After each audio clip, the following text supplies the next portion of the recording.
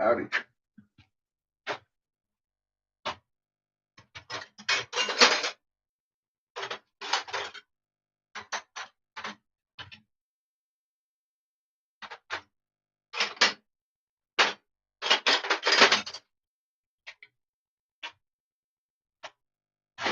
A couple of cans. I gotta get the oxygen on. I'm not gonna leave you silent though. Move off where we left off yesterday. Howdy, howdy. How y'all doing tonight this evening? We got Zach Sitchin here real quick. I'll be right back. And they circled around it twice. Lower toward the strange planet they came, mountains sky high, tears in the surface, tears in the surface they noticed. Where Ea's chariot had once landed, they saw that it was located by a lakeside. Slowed by Lamu net power in the chariot sky chamber, they readied.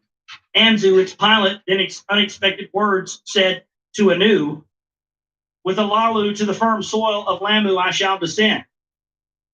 With the sky chamber to the chariot to return, I wish not." So he's saying he wants to stay down there with him.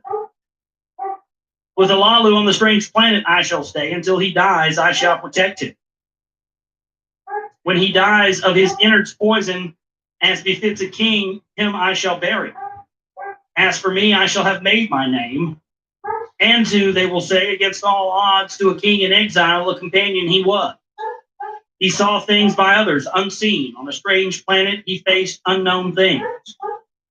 Anzu, they will to the end of time shall say, has fallen like a hero. There were tears in the eyes of Alalu. There was amazement in the heart of Anu. Your wish shall be honored. To Anzu, Anu said, hereby let a promise by me to you be made. By my raised hand to you I this swear. On the next journey, a chariot by Lamu shall circuit and orbit. Its skyship to you shall descend. If alive, it shall find you, the master of Lamu, you shall be proclaimed. So he's making him the king of Mars here. When a way station on Lamu's shell has been established, its commander you shall be. Anzu bowed his head. So be it. To Anu, he said. Very good. Into the sky chamber, Alalu and Anzu were ushered.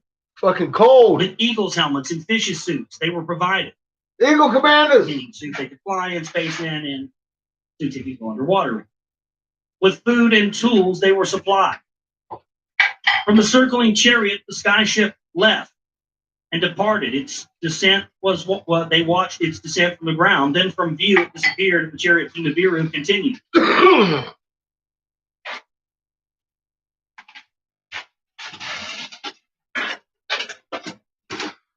So, scrolls down. Here it is. Where? For 9 years, how's everybody doing? Was Alu the king on Nibiru. I'll fucking freeze him. My butt off.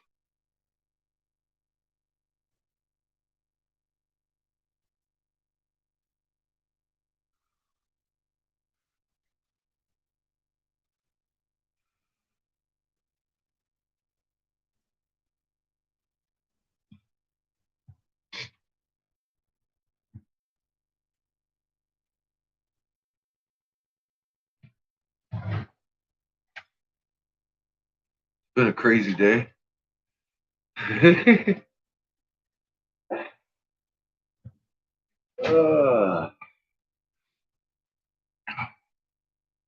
Where to begin? Let's see. How about these new cats I ran into?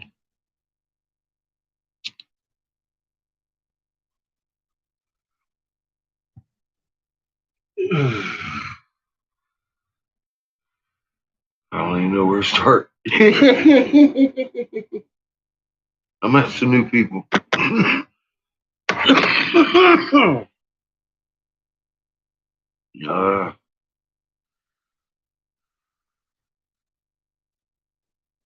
I think you might. I think this. I think I might have met the other assistant and the white brother dude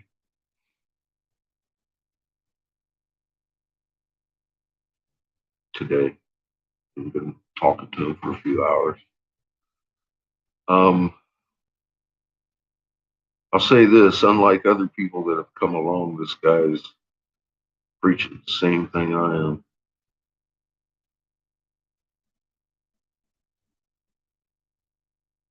I don't know.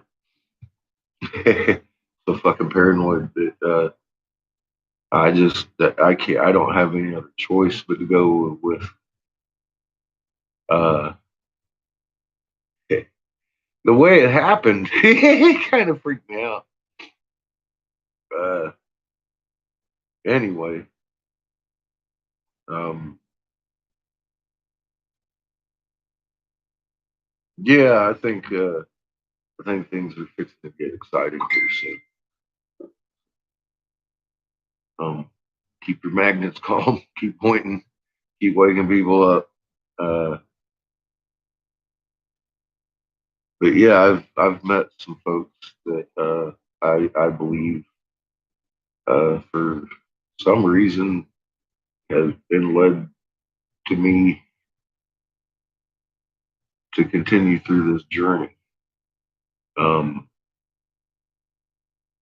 like I said, I came home to wait. I think waiting time's coming to an end. There's a couple of things. It's just been a weird day. I want to make some bubblerz, smoke some pot.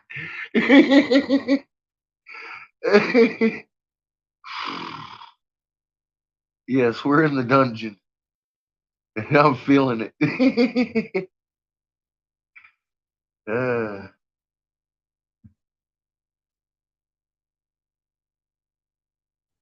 uh, you're cold too, huh? Uh,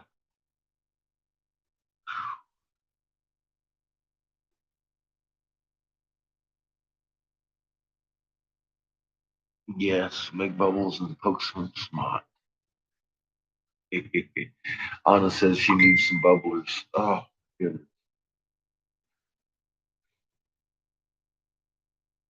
Uh, I'm getting notifications all over the place here. Uh-oh.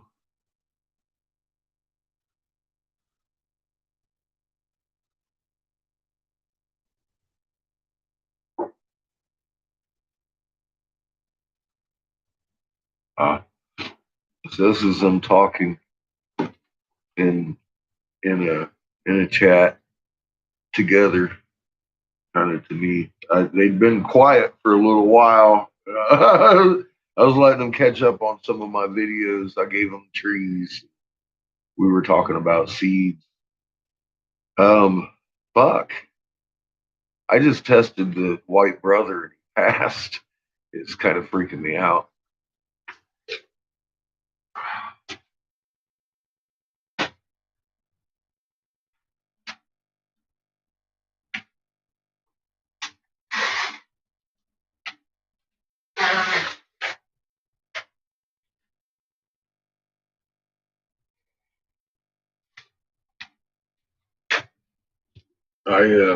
I've been telling you I'm not that guy. I'm just one of the assistants. I'm a very specifically named assistant. But yeah, I think things get strange from here on out.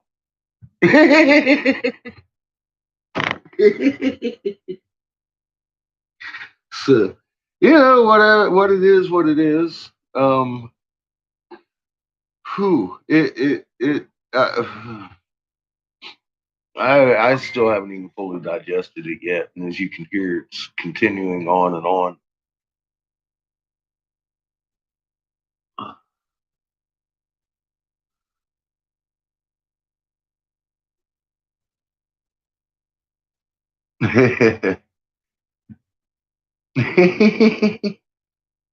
It gets downright shitty in California sometimes, CH.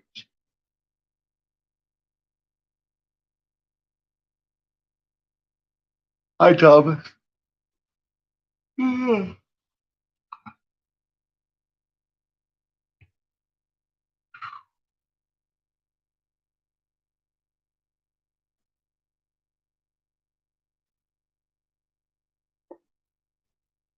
he came out of different avenues. Whew,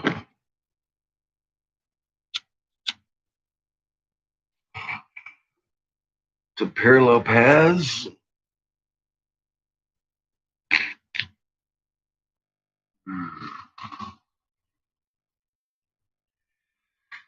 Mama keeps goosing me, saying this is him, this is him. I'm like, all right. And I've tested his ass too. I'm like, yeah. And yeah, he passed. That's what makes me nervous.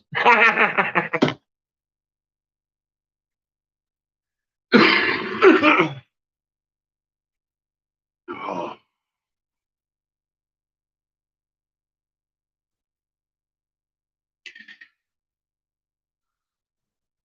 not long. Not long now, folks. Before we see the end of this. Get your prostrations right. They do.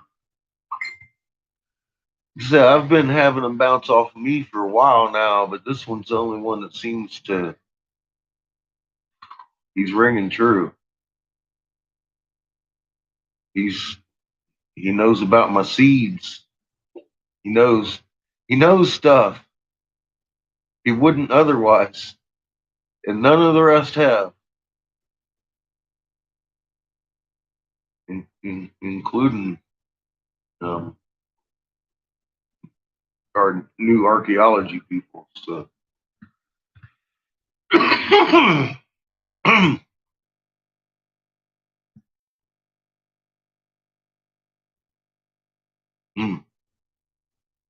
Yeah, I've been on this one for a few hours now.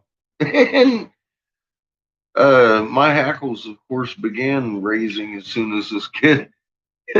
He's got a 19-year-old assistant. I'm guessing. I don't know where he came from, but it was funny because the kid approached me first and started. I was like, man, what the fuck do you want? You know me. You know, he's poking around. He's a 19-year-old, and he kind of hit me as, who is this? What the fuck is going on here? This kid. And I don't remember what I said to him, but he said something about you can't run away from this. Well, you know me. I'm like, oh, is this a challenge? How about I invite you to my house? I'll run to yours. We could talk about this if you're threatening me. And he wasn't.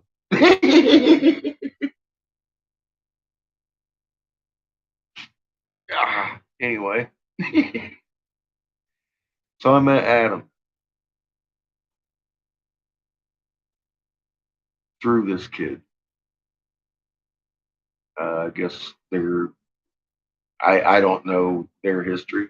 I just met them both today.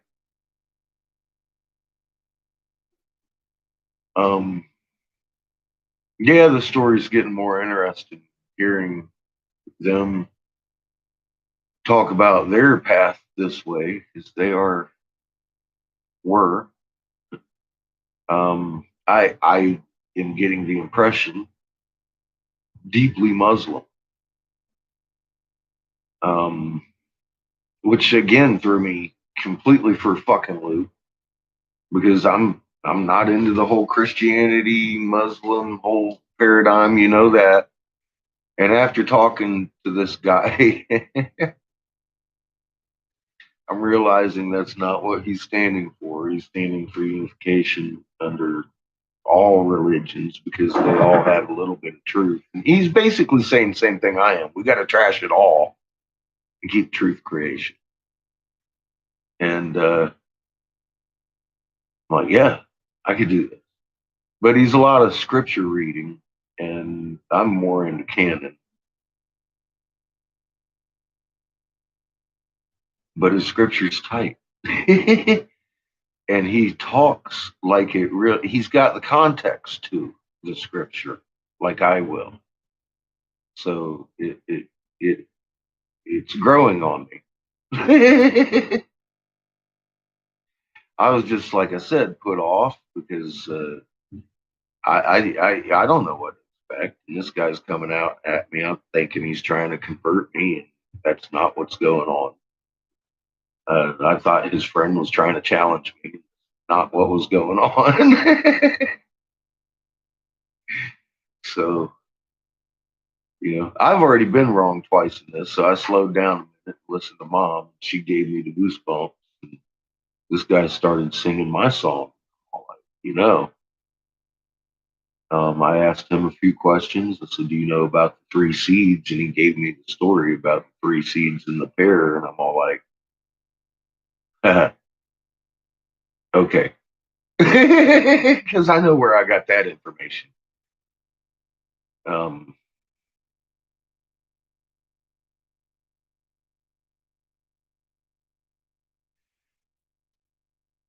I don't know what's going to happen tomorrow. I'm just saying today's been an odd day.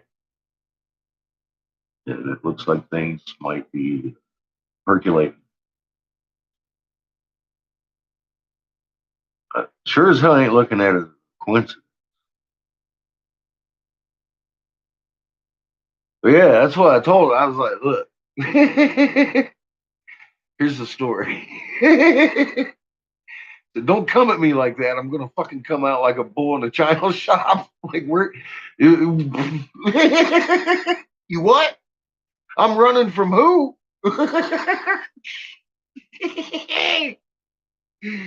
I did. I come off like I was ready to go, man. I was like, I don't give a fuck where you at.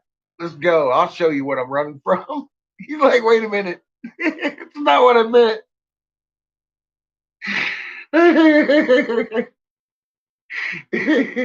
Oh well. They know who they're dealing with.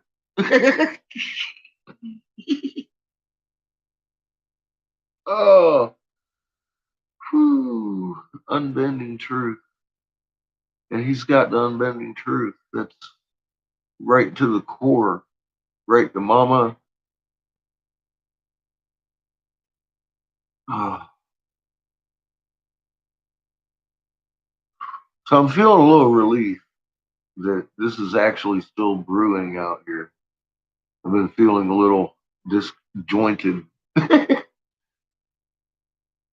So I think he's got to lead into more elders than I know. And I'm just going to leave the ball in his court, let him pass around, and see who wants to talk.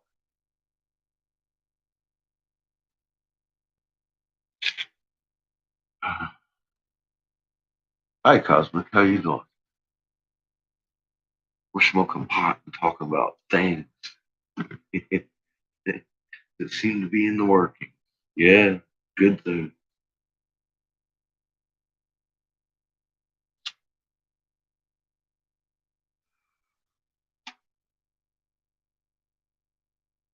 I told him about what the Hopi did, how I had to go to the Navajo instead. And I don't know. Like I said, we'll see what comes out of this.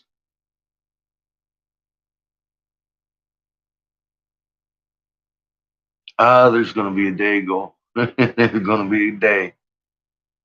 The golden day where everybody lights up one way or another.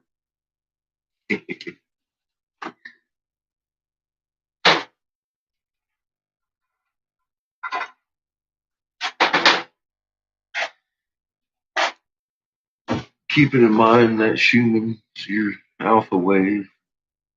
She's got your heart. Creator's in this.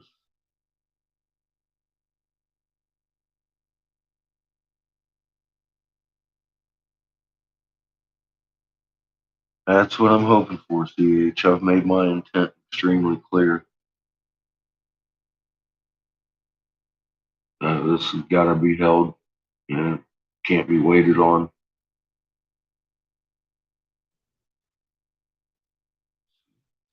We'll see. I don't know. Like I said, I've been more feeling him out than anything. Haven't devised any strategies on what to do this year. Unless that's what all that dinging was going on. I don't know. I don't know what I did with my contact tracer now. Oh, shit. It's right in front of me.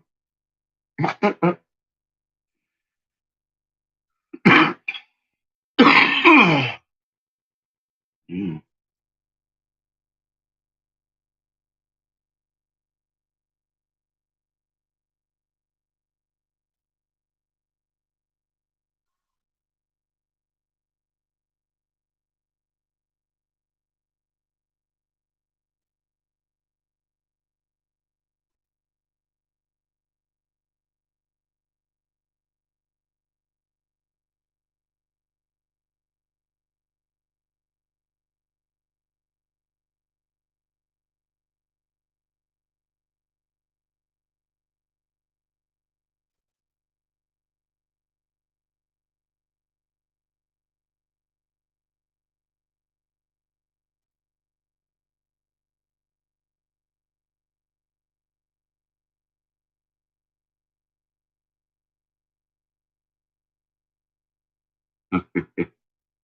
I point at the moon and I have 5 government people come at me talking about, no, it's just normal field rotation for 7 years.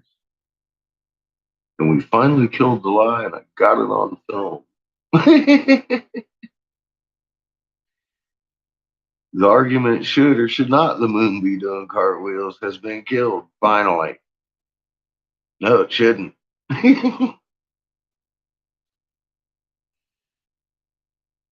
Not unless you're looking for a sign. See, we was giving them signs and ain't nobody been looking. That's the kicker. Nobody seems to have eyes unless they're looking at a screen.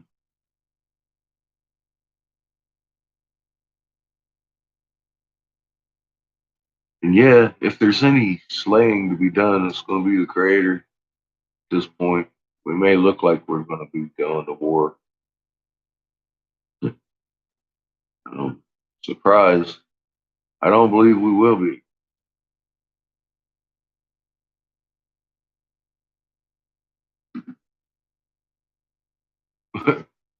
Random.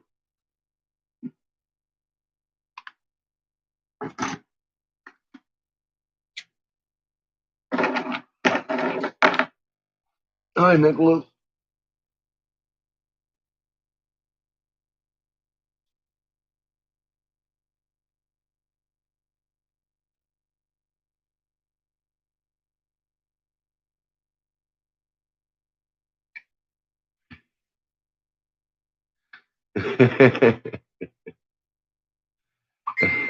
Nice. It's a dead situation, isn't it? It's a dead situation. I was so happy to make that flick.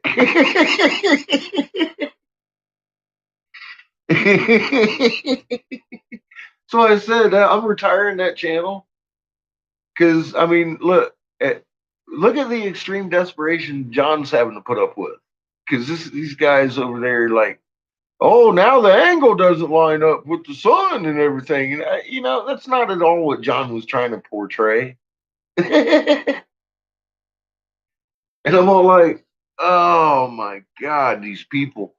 They're just gonna push it. They've been trying to get me to give up my channel to prove fucking Polaris ain't our fucking pole star no more. And I'm all like, you know what? Dude, you did this for 7 years with the fucking moon shit. We won. Ugh. Give it up. Fuck, if the moon's flipping, of course the Polaris is off. Do the math.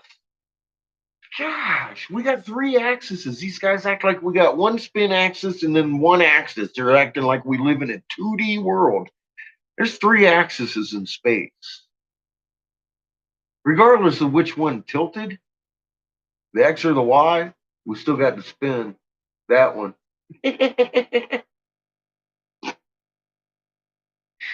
We laid down on our side and we're rolling. As simple as that. Give a fuck. We're 90 degrees opposed in the ecliptic. We used to be 23. The math says 66.6 degree tilt.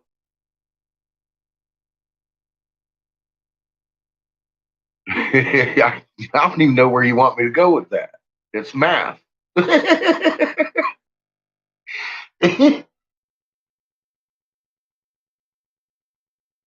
Yeah, he's putting up with this shit. They need to leave him alone too. I mean, I'm documenting, I'm helping report them. They don't have anything constructive to say. Just start attacking people. It's not okay. This guy that's bothering him now, the fucking what is it, the Jimmy Fish or whatever he named himself. I, he's a new guy. He was born on the 7th. 2 days after I got a promissory note, I wouldn't be hearing from my own namesake again. And he sure sounds like one of these trolls. He's out to kill truth and or kill lies, he says. I'm all like, well, dude, look, man, I don't give a fuck what you say about Polaris. I don't give a fuck. I don't give a fuck if Polaris is sitting there fucking spinning like this. I really don't. The whole point is the moon's doing cartwheels every night with the shadow, and it ain't right. I don't give a fuck about your Polaris. Most people don't even know how to find Polaris or have any idea what fucking portion of the sky it's in. But they can see the moon. What I'm concerned about is waking up friends and families. And the big argument has always been field book of rotation. Guess what? It's dead. I'm done. that fucking channel's retired. We got field rotation, buried it. We got unified field, proven. We got omnipresence, proven. We got Mother Earth, proven. We got your heart magnet, proven. And teaching you how to read hieroglyphs. That's enough for one channel, right? I mean, done. I was watching a video on my trees that only had 396 fucking views on it today. Passed it around. Some of the most important information I have on that channel.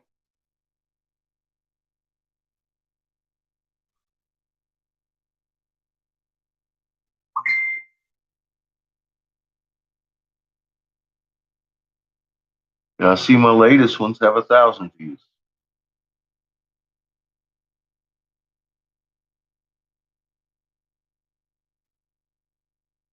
It is fair enough. If people are fucking harassing, what are you supposed to do? If they're picking on people and shit, yeah, you got to start exposing these people. This is fucking bullshit. We've been taking enough of this bullshit.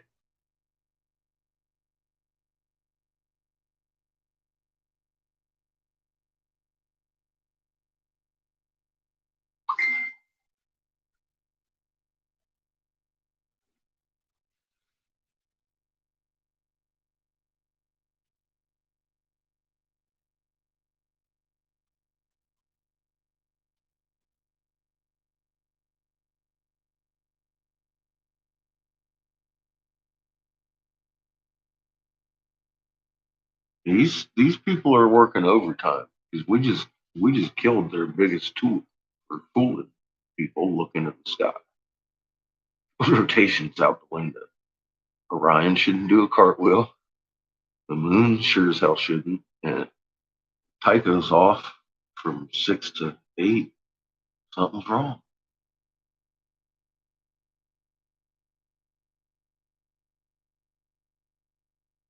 Yeah, this is what I'm saying. That's just that simple. Um, I don't give a fuck what they do at this point. It should be easy to wake up people now. It's been a bitch with this field rotation shit.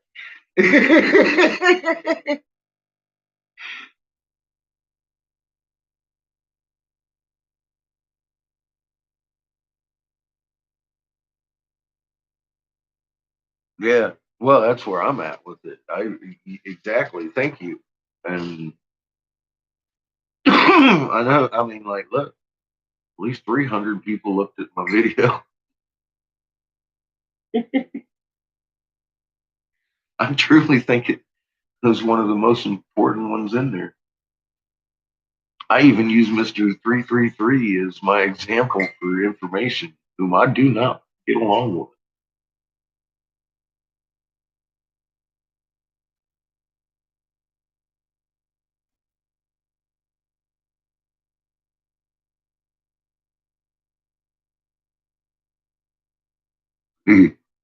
Yeah, they gotta live with their own eyes. As I don't take pictures in general. Uh, I expect people to look. I've I've held that standard since I started this. I don't see,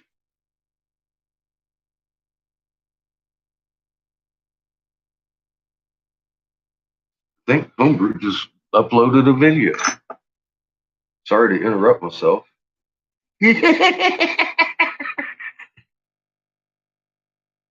I'm gonna check real quick.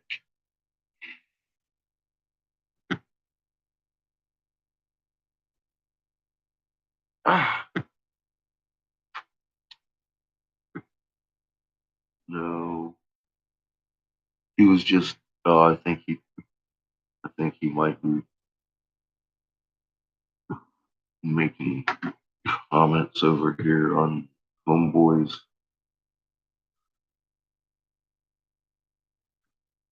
50 million fucking reply feed, or maybe he killed it.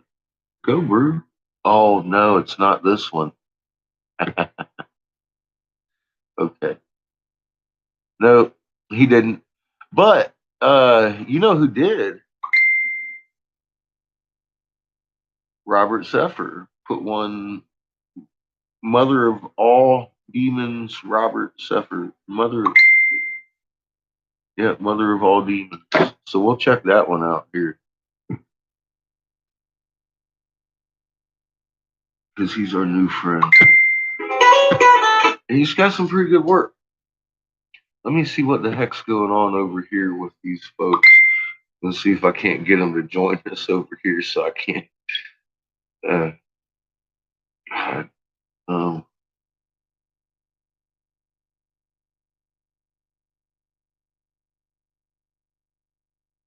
I poking. What?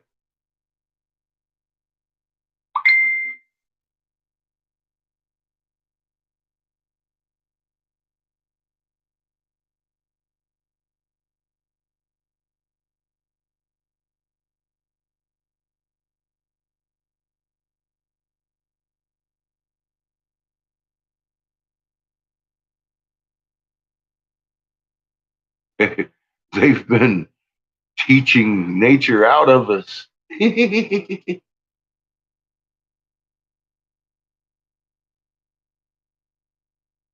I'm actually doing a live over here in my catfish's corner, by the way. I have uh, quite about a dozen folks in here right now. We're puffing a little Mary. I'm going to make some bubblers tonight.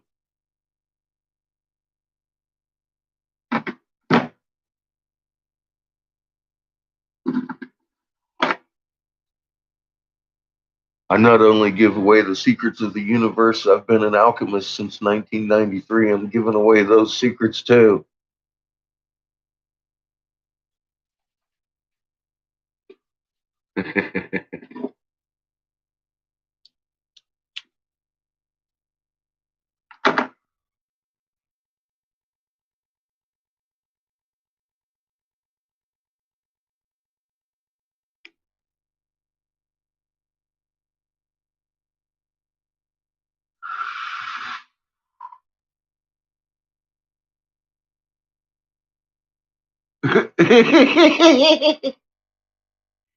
Yeah, I guess that's official. Or are we still fighting that in the Supreme Court? What's going on?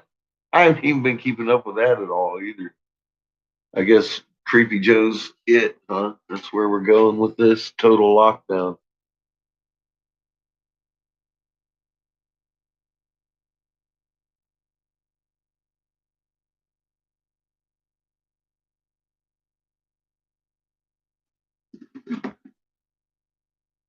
made a couple of videos explaining it in depth.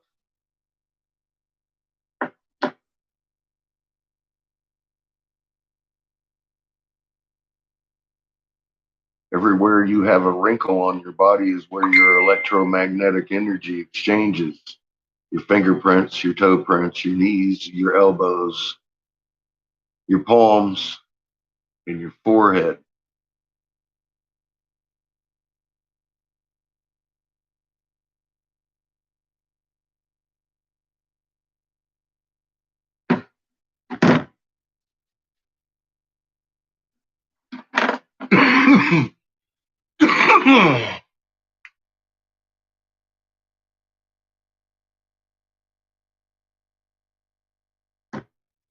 Yeah, my older videos, well, shit, some of my newer ones are really worthy too.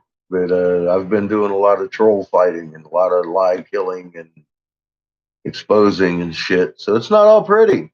Well, you know how it goes. This is war for truth.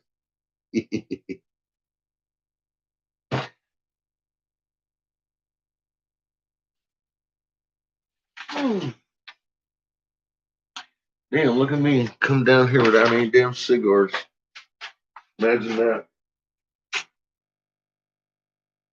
Oh.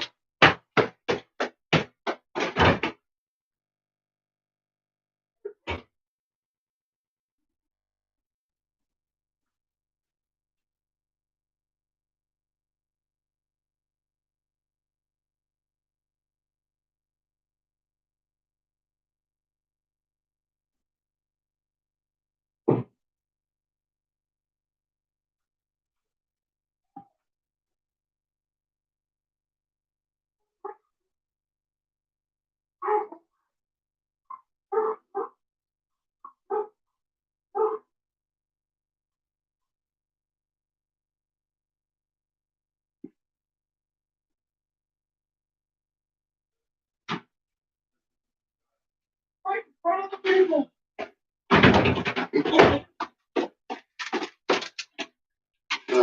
All right. I should have turned on some more Josh. It's all right. We'll get plenty of listening to him because I want to listen to it while I'm blowing tonight.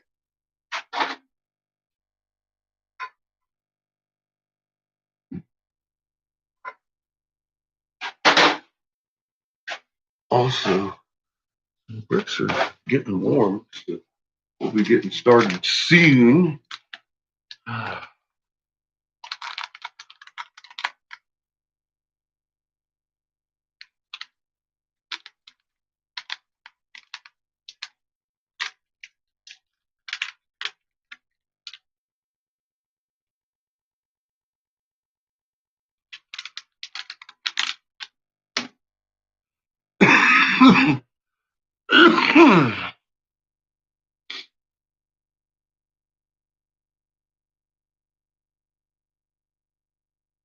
Well, sometimes we gotta expose everything that we're. But last 2 weeks have been fun. I don't think for any of us. And I know it's been rough on some of you for a while.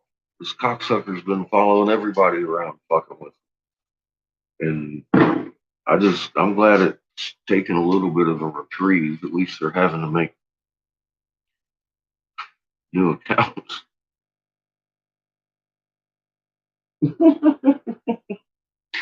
New arguments, which are weak as fuck.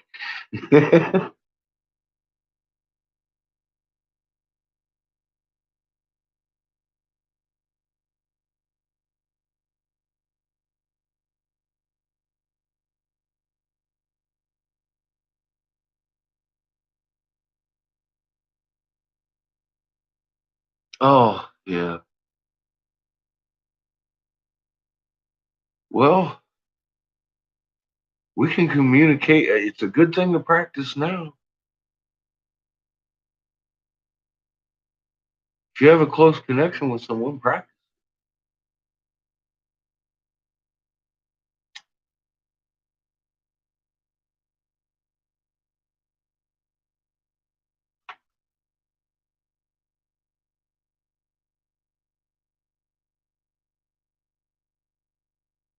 I know this much. I've had a few folks ask me to come help them with something, and I've had no problem. It's an intent, and it's a direct intent. You know, it's that's kind of just the best words I've got for it. I don't know how to describe it. It's something new to me too, but it's human nature for us to be able to communicate real time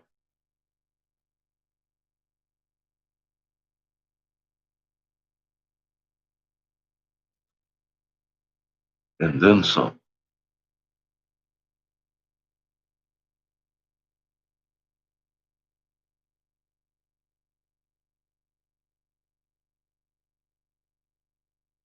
Yeah, scalar physics. It applies to human beings. That's just incredible. Still, I mean, it's still a new toy. Of course, it's incredible. I didn't even unwrap that thing yet. I'm still just looking at it in awe and be like, look, I got a magnet. I got a fucking magnet. I don't even know what to do with it, but I got a fucking magnet. You know what I mean? It's fucking awesome. I know what we I know what we could do with it. I don't know how to do it yet. It's just human nature. So we all do know how to do it. That's the whole problem. We've been trained poodles and we're not poodles. Simple as that.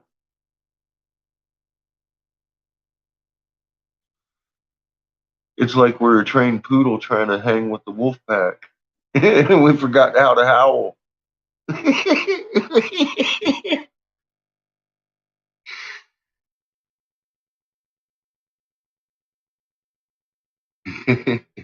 Scalar.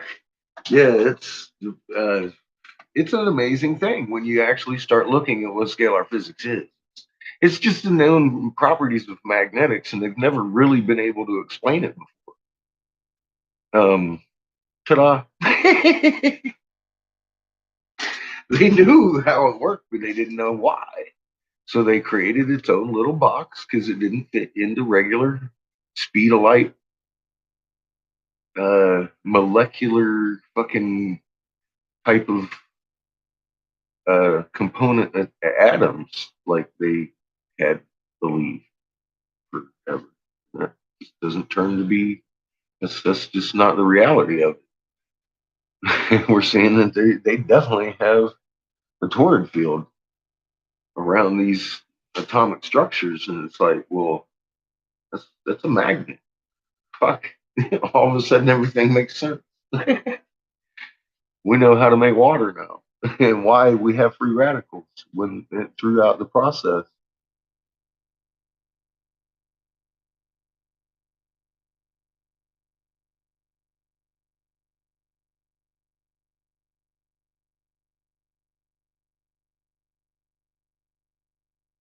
Well, I love that animal magnetism thing. Robert Seffer, that one that freaking yes, they were on to it, but they couldn't pin it on it because they didn't have what we have now. I've always just banged my head and thought, man, these fucking amazing minds couldn't figure this out. But we were handed the easy version. It's like, here, look, man, you can fucking people need this. I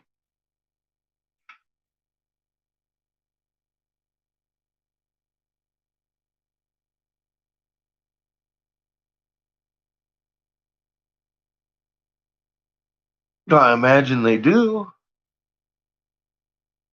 It's called physics, general physics, relativity. All of that is physics. So, and you could astound your professor, have him shit in his pants in one day. He'd give you an A. He'd be like, "Fuck, Einstein, sit down."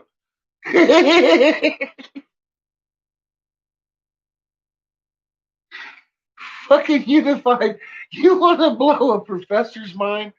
Get up on a chalkboard and show them from atomic to the fucking galactic with 1748 hertz oscillations of your hairs and follicles and your electromagnetic energy and individual fingerprints. All the way through your biology to the fucking galactic. I bet you'd pass.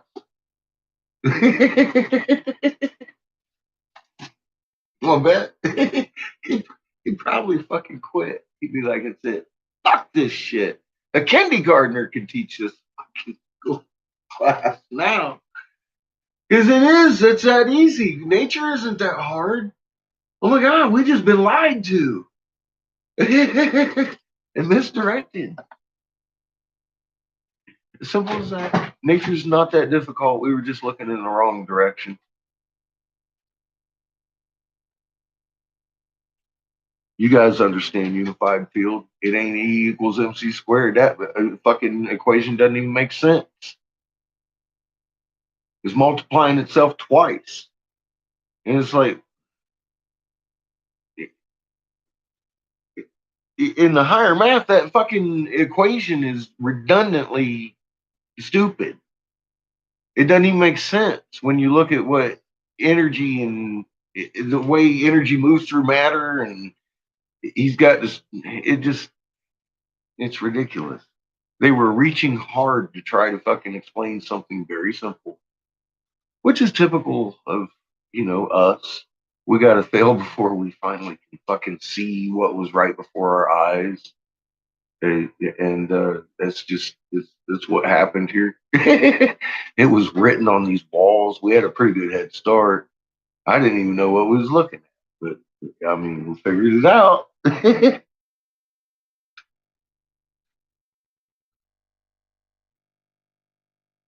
Yeah, damn straight. I mean, come on.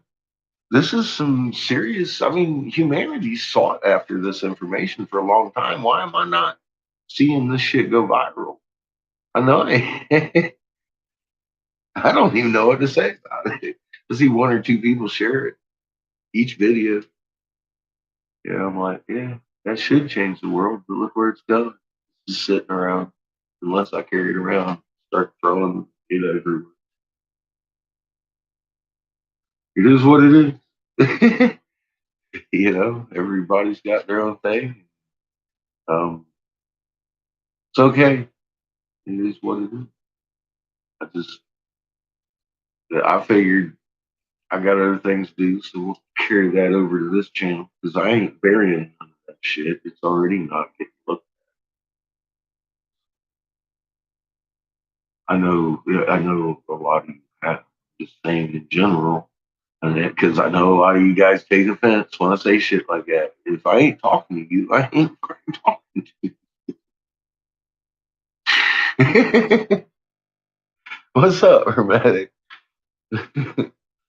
It's going good, man.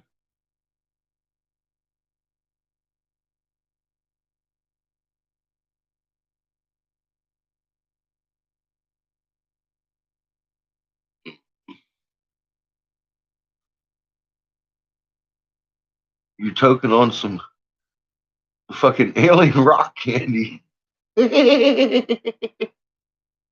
That's, that sounds almost juicy, like a juicy fruit. I've got what is this? Lemon truck driver, lemon trucker, a little bit of wax. Pretty good stuff. It's sticky.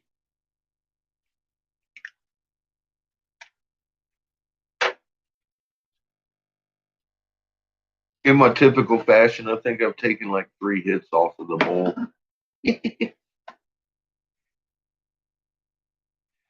It's pretty good. I want to get a couple bubblers done. Um, actually, I think 3 or 4.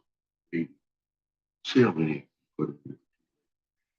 I don't know if I want to make a big one, 2, or just some small ones.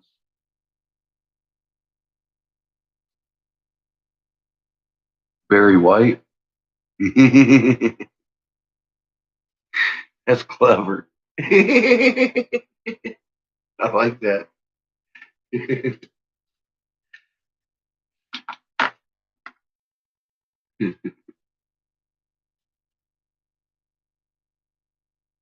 probably some damn fine stuff right there.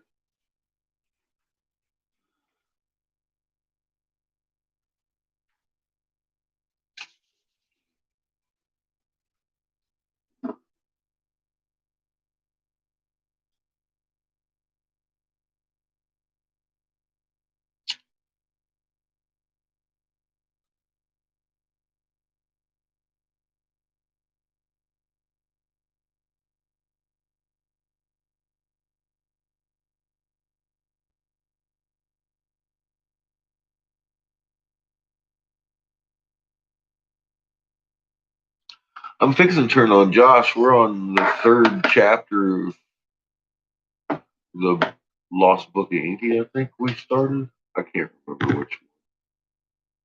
Oh, well, we were going to go with, actually, Robert Seffer has a new one that I wanted to hear. He's got Mother of All Demons. So I want to see what the hell this is. He just put it up tonight. So it's new from one of our new friends of research. See what he's got.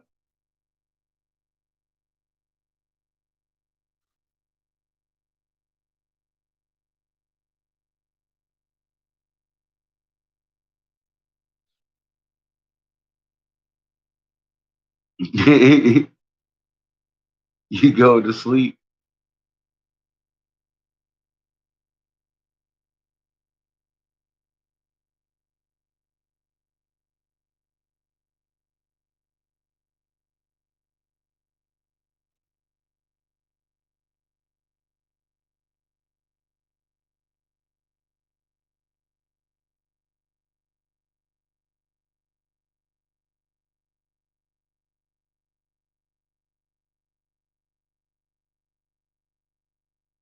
Green crack.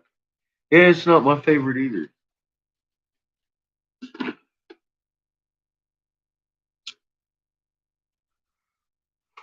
Oh, I hate it or not. Just saying.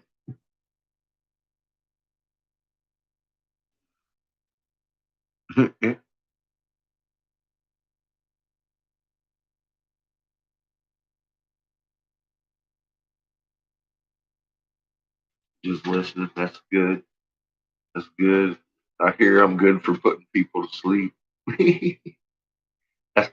I get on a ramble. Like you wake up.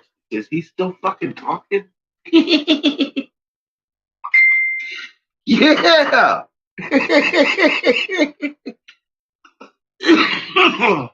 Yeah, I am.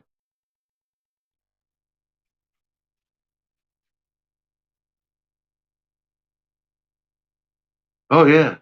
Yeah, it's that's the only way I would believe this. If I could prove it. Like I said, the sparrow cell thing. Amazing. It's like a 2 year old invention.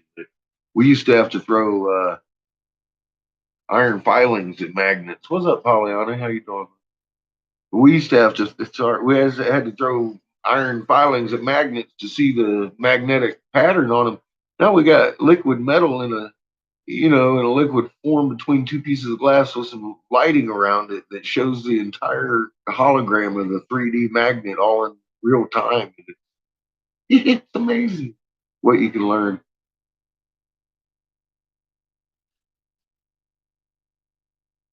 I've been sending folks to a guy named Scientific Lee. He's got a video called The Motion of Everything, a field defined. You take that little golden Peruvian plane I got there, and you'll start seeing that's a halo wave on the wings and shit instead of pretty design. That's schematic, how to make that thing fly. And you'll never look at the other carvings like the pine cone or the beards on the Sumerians or Ra and Horus and all of this magnet signature and frequency ever the same again. That's the language we spoke, the creation, physics.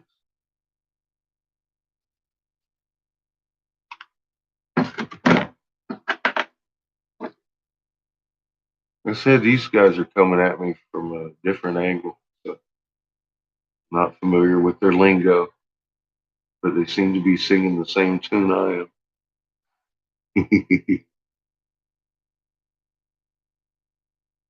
I'm doing okay. Um, I think I might have actually met the white brother and other assistant today. It's been an odd day.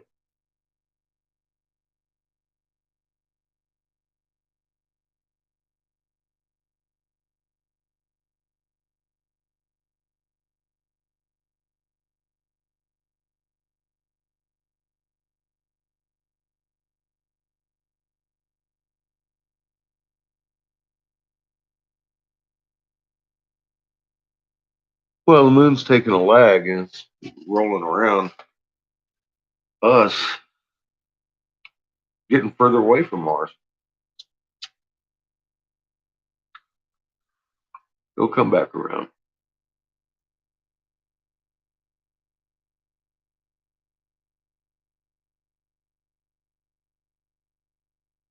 If you watch it, there's an actual cycle to the skies that's off. You can see the moon is actually, you can watch it orbit around us if you're paying attention.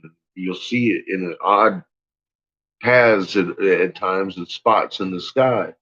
Like last month was very noticeably way to the north up here when everybody in southern Australia was like Mary, like where the hell did my moon go? Like, the fuck do you mean where it's right there in the north? She's like, well, I don't see shit out there in the dark. Telling me she don't see shit. I'm like, well, where the fuck are you? She's like, Australia. I was like, well, I know we got other people live in Australia see the moon. And I got to thinking, well, oh, they're probably in North Australia where most people are. So let me ask Mary the most important question. Where at in Australia? She says, as far as you can fucking throw stones, motherfucker, I'm all the way down there. I was like, I think I know why you can't see your fucking moon now.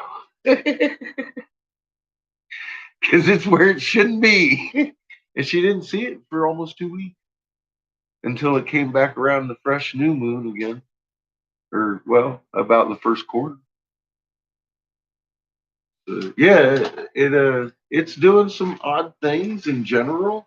And having you folks around telling me what your sky looks like gives me a global picture of, yeah, it's fucked up. In every aspect of the fucking word. So, thank you. Thank you for helping. Yeah, nothing's normal, of course. I think we've covered that on the previous channel.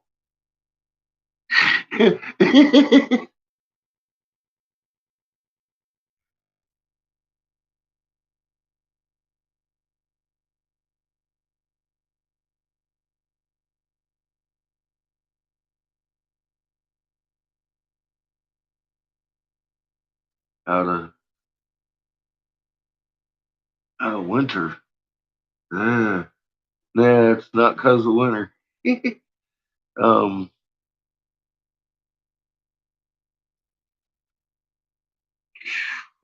yeah, it's a little. It's 2 foot corn. 2 foot corn. I just, yeah. What do you do with that? I can't get it out of my head. I'm surrounded by 2 foot corn everywhere I go. I'm in the middle of cow fields that didn't get harvested this year. It's very acutely aware to me that fucking the corn is 2 foot tall. uh,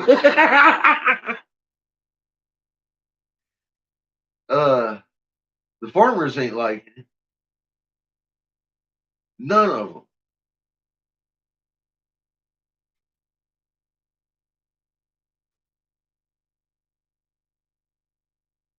The cows, the fucking feeder lots, the Fucking none of them.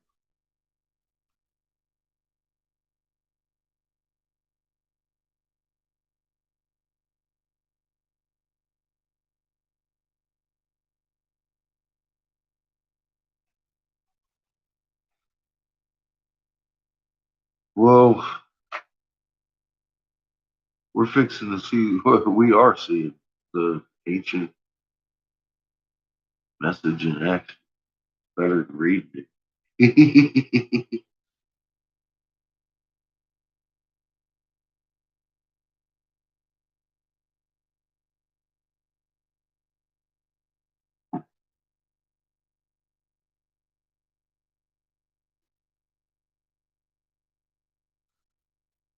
um, yeah.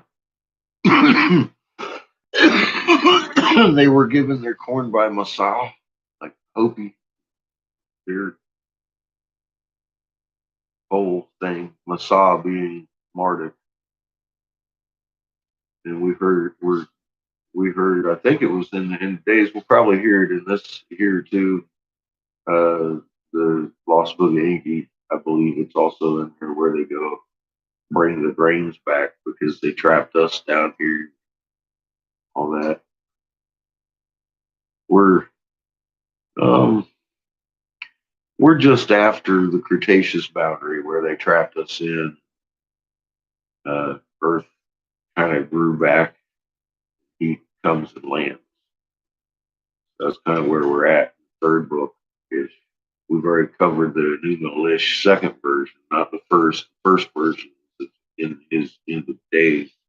It's the oldest version available to man. The second one was tampered with a little bit. I don't understand why, but it was later tampered heinously by Marduk when he took fucking claim for the entire universe's creation and shit. That's actually the third version, the Enuma Elite. And yeah, we heard the second version last night. And when we get to the end of days, I believe he repeats, he might give the first version in this book too, like in this set of, because there's different versions throughout history. I can point out like just hearing them because I've read so much of the cuneiform, just tablets like as we're listening to Sitchin's work, he'll throw out a tablet name. Go look it up. It exists.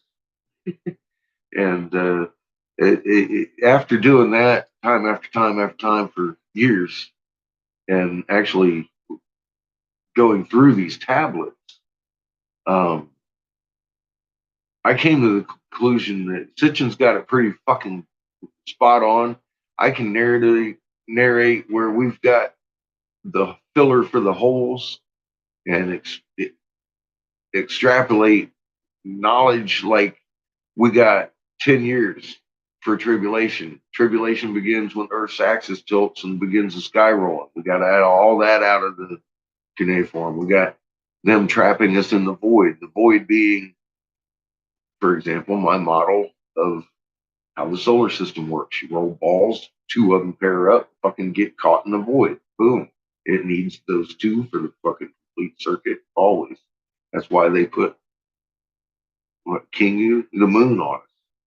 We needed that to lock us into orbit around this little sun. I mean, they gave us pretty much everything I've ever wanted to know. And every time I listen to them, I hear something else that I missed the first time. I'm like, oh. So I really like listening. He's keeping in mind that the cuneiform, basically the language of the gods, is the writings of a victor of war. And they had what's the first rule in war? You dehumanize your enemy, right? We were not dragging knuckles, folks. We were not primitive, as they say. We had a written language they didn't even understand. And we hear these things in their own admission. And throughout all these stories, one commonality between Enlil and Enki, the creator of all, haunts them in their dreams and gets more and more profound. They should have listened.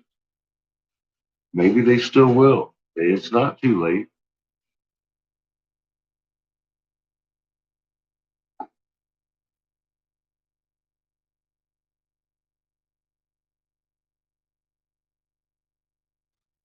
Mm-hmm. Everything connects. We got why and how. It ain't a guess now. It's fucking magnet.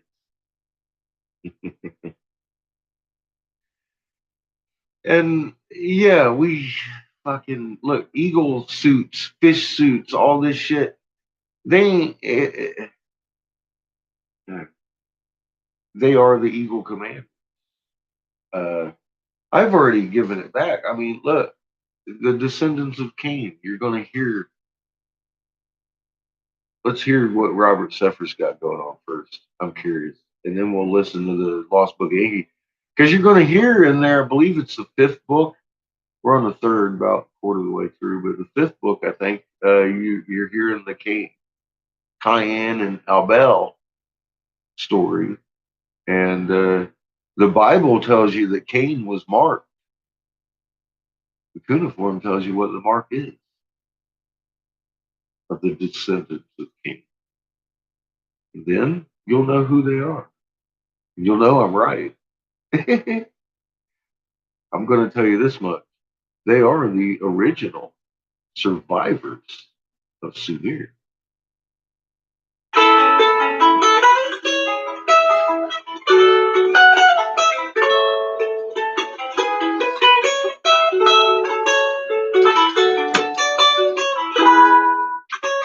So this is Robert Seffer. Like I said, I've not heard this, but I want to. So I'm going to go ahead and prep up my bubblerz.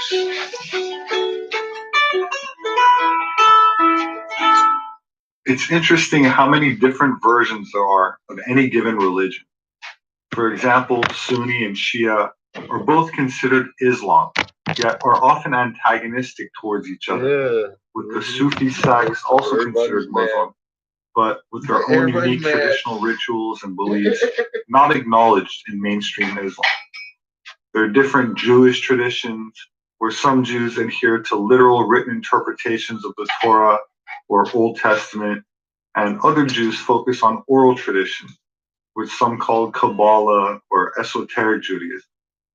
And likewise, Christianity also has many offshoots, where there's the Roman Catholic Church headed by the Pope, and then there are Protestant groups which do not recognize the Pope, and then there are Gnostic sects, which is a form of esoteric Christianity that's considered heretical by most of the other groups. Apocrypha is a plural word that originally denoted hidden or secret teachings to be read only by initiates into a given Christian group. It comes from Greek and is formed from the combination of words apo, which means away, and kritin, which means to hide or conceal.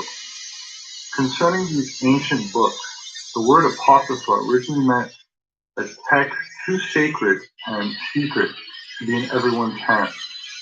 The term was first applied to writings which were kept secret because they were the vehicles of esoteric knowledge considered too profound or too sacred to be disclosed to anyone other than the initiated. Later, the church applied it to writings that in some way was seen as anything like that is not of creation. False, bad, or heretical. Usually punishable by torture and death, such as being burned alive. Some of these apocryphal biblical texts were only discovered recently, like the Gospel of Thomas, which was found in 1945 near Nag Hammadi, Egypt, which was only translated and made public for the first time within the last few decades. That means that much of these ancient writings, which deal directly with Jesus, even quoting him, were not known at the time the King James Bible was being compiled and edited, even though some of the manuscripts, like the Gospel of Thomas, were dated all the way back to the 2nd century. The texts in the Bible, as we know it today, were first canonized by the Church at the end of the 4th century, but before then, hundreds of other religious texts circulated across the Christian world that were once held to be true by Christian followers, even after the canonization of the Bible. Yep. More than 300 Christian apocryphal texts that weren't included in the final version of the Bible are known to exist today.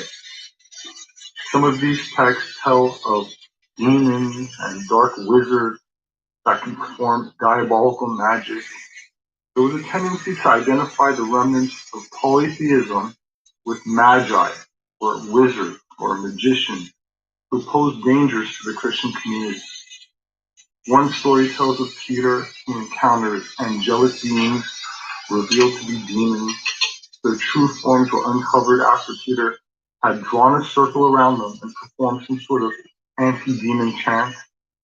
After the demons were revealed, they banter with Peter about mistreatment of the Lord against their kind compared to sinful humans. Some of the more famous, banned, or forbidden texts associated with the Bible include the Book of Enoch, who is the great-grandfather of Noah, which contains unique material on the origins of demons, giants, and fallen angels who come upon the earth and mated with human women, who then gave birth to hybrid offspring. The relationship between Enoch and the Essenes is documented even before the discovery of the Dead Sea Scrolls. And I already covered the Essenes in a prior video, which I'll leave a link to in the description. And while classical rabbinical literature is characterized by a near silence concerning Enoch, the Book of Enoch plays an important role in the history of Jewish mysticism.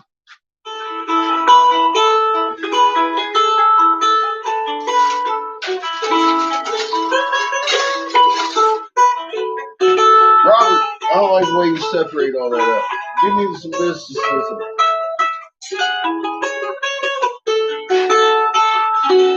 Oh shit, are we coming to the end of this already, Robert? Are you done with the mother of all goddesses? No, you ain't even started. 3 other yet. demonic Okay, mothers there are we go. mentioned in Jewish magical He ain't even and got started Kabbalistic yet. texts, besides Lilith, which I already covered in the prior video, which I'll link to in the description. The other 3 are Nama, Hello, Wolverine. Egrat, and Makara. Welcome to the chats. Only one of these, however, is We're listening the to mother like of all archaeology. demons, and described as the Or what's mother it? of Ashmedai, Anthropology. prince of demons. My bad. This would be the Wrongology. figure named Nama, which happens to be a fairly common name among women in modern Israel. While much has been written about Lilith, and myths concerning her have become quite famous, especially during and after medieval times, little has been written about Nama outside of the Zohar, a foundational work of Jewish mysticism. The name first appears in the 4th chapter of the book of Genesis of the Bible as a descendant of a dynasty that originated with Cain, who murdered his brother, and continued with Enoch, who is sometimes associated with the angel Metatron. According to the Midrash, which is an ancient commentary on Hebrew scriptures starting from the 2nd century, which is somewhat similar to the Talmud, Nama was the wife of Noah and sister of Tubal-Cain, known for being the first blacksmith. Another interpretation has her as the wife of one of his sons. In any event, Naamah was allegedly so beautiful that she was responsible for the incident mentioned in Genesis 6, where, quote, the sons of God saw that the daughters of humans were beautiful, and they took wives for themselves, whomever they chose. In other words, the ancient Midrash claims that she was one of the daughters of humans that caused the angels to descend to earth and to fornicate with them. The Watchers. The workers of Mars. They rebelled.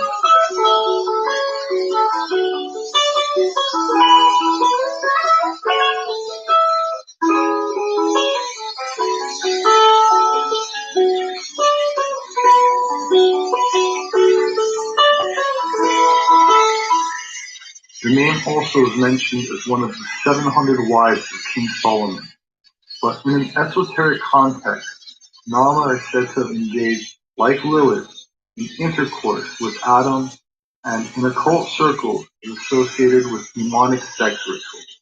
Her demonic character appears more clearly in the Zohar Hadash, where it is written, quote, Yitzhak said, "Why is it written, and the sister of Tubal-Cain was Naamah?" Well, Rabbi Yitzhak said, she was a righteous woman and pleasing Naamah in her deeds. Rabbi Abahu said, the simple sense of scripture indicates that she was learned in metalworking, like her brother Tubal-Cain, as implied by what is written. He was a progenitor of every implement of bronze and iron, and the sister of Tubal-Cain, Naamah. He invented this craft and his sister with him, as is written. And the sister of Tubal-Cain, Naamah, she was skilled like him. The and of and the sister joins the preceding statement. Rabbi Bo said, she was the mother of demons, she bore them. For look, the mother of Ashmedai, king of demons, is named Naamah. Many people have a problem understanding how it could be that Noah, a man who the Bible describes as being a righteous man, blameless among the people of his time, would marry a woman who became the mother of demons. In another version, she is said to be the only woman in the generation of the flood who maintained her purity. So on one hand, she is seen as a righteous woman, and on the other hand, a beautiful temptress. I'll get back to this seeming contradiction a little later. Rabbi Baha'i ben Asher wrote the following about the four human mothers, among them Naamah, in his commentary on the Torah. Well, we have a tradition that four women became the mothers of demons. There were Lilith, Naamah, Egrat, and Makalat. Each one of them disposes of whole camps of followers, and spiritually negative aura emanates from them all. It is said that each one of them is dominant during one of the 4 seasons of the year, and that they gather at the mountain Mishpeh. This mountain is located near mountains called Hoshet, which means darkness, and each one holds sway during one of the 4 seasons of the year, from sundown until midnight. They and all the members of their respective camp. Now, this description mirrors stories from European folklore about witches who would gather for communal celebrations at certain times of the year, including Samhain or Halloween, which I recently covered in the video last week, which is one of the 8 pagan holidays celebrated during the year, but the 4 representing the seasonal shifts would be Yule for the winter solstice, Ostara for the spring equinox, Litha for the summer solstice, and Melon for the autumn equinox. The sages divided the years into 4 periods, beginning in the months of Tishrei, Tevet, Nisan, and Tammuz. In ancient pre-Christian cultures, whether you call them Phoenician, Babylonian, Egyptian, Aryan, or pagan, these specific times of the season, which correlated to certain positioning of the gods or celestial bodies in the heavens, were a time of what anthropologists call fertility rites, which academia claims are religious rituals that are intended to stimulate reproduction. But in mystery schools and secret societies, the rituals are not about reproduction, but the harnessing of sex energy in alignment with the natural world, which oftentimes coincides with animal sacrifice of some kind with the goal of achieving some sort of magical purpose. Like Lilith, Naamah's main task as a demon was to seduce men in their dreams, trying to get them to release a nocturnal emission. It is this seduction that gives her her dual identity, as in the context of occult ritual, the beauty and charm of a woman can be the key to arousing and alchemically transmitting creative energy, but if self-discipline is not practiced, she can also be the cause of a loss of life force, or what the French refer to as la petite mort, which translates to the little death. and in esoteric terms is equated with a brief loss or weakening of consciousness, whereas in my past videos I call spilling the cup of Hermes. So this is how a woman can be seen as either spiritually empowering, infusing a man with prana, chi, vril, or life force energy, and at the same time have the potential to make a man weak and lose his power, the way Delilah did to Samson by symbolically cutting his hair, which traditionally was grown as a vow of chastity, which did not mean refraining from women, but refraining from the traditional climax, and instead transmuting the energy instead of expelling it.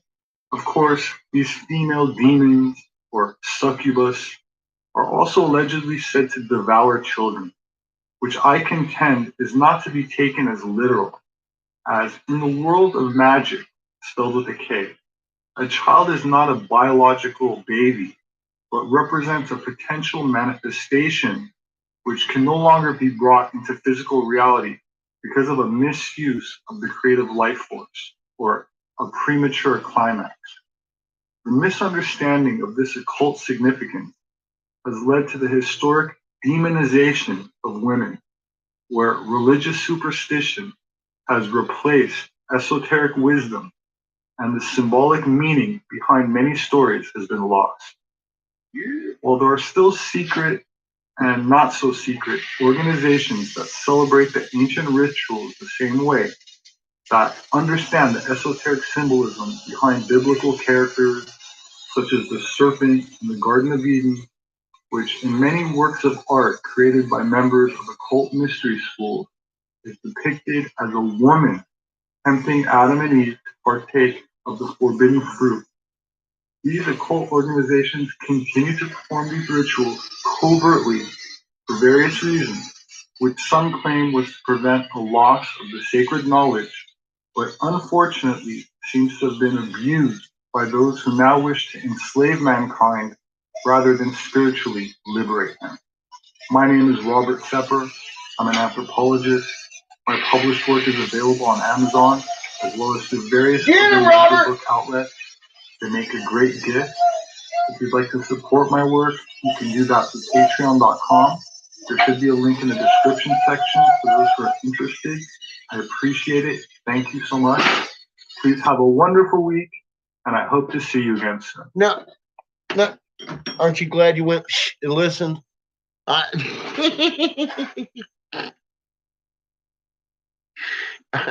like In the year guy. 1695, oh, shit, don't right start at the with end me of the about 17th century. 1695 Mysteries Fallen Civilization. I have a thumbs up to give old Robert. That's pretty good.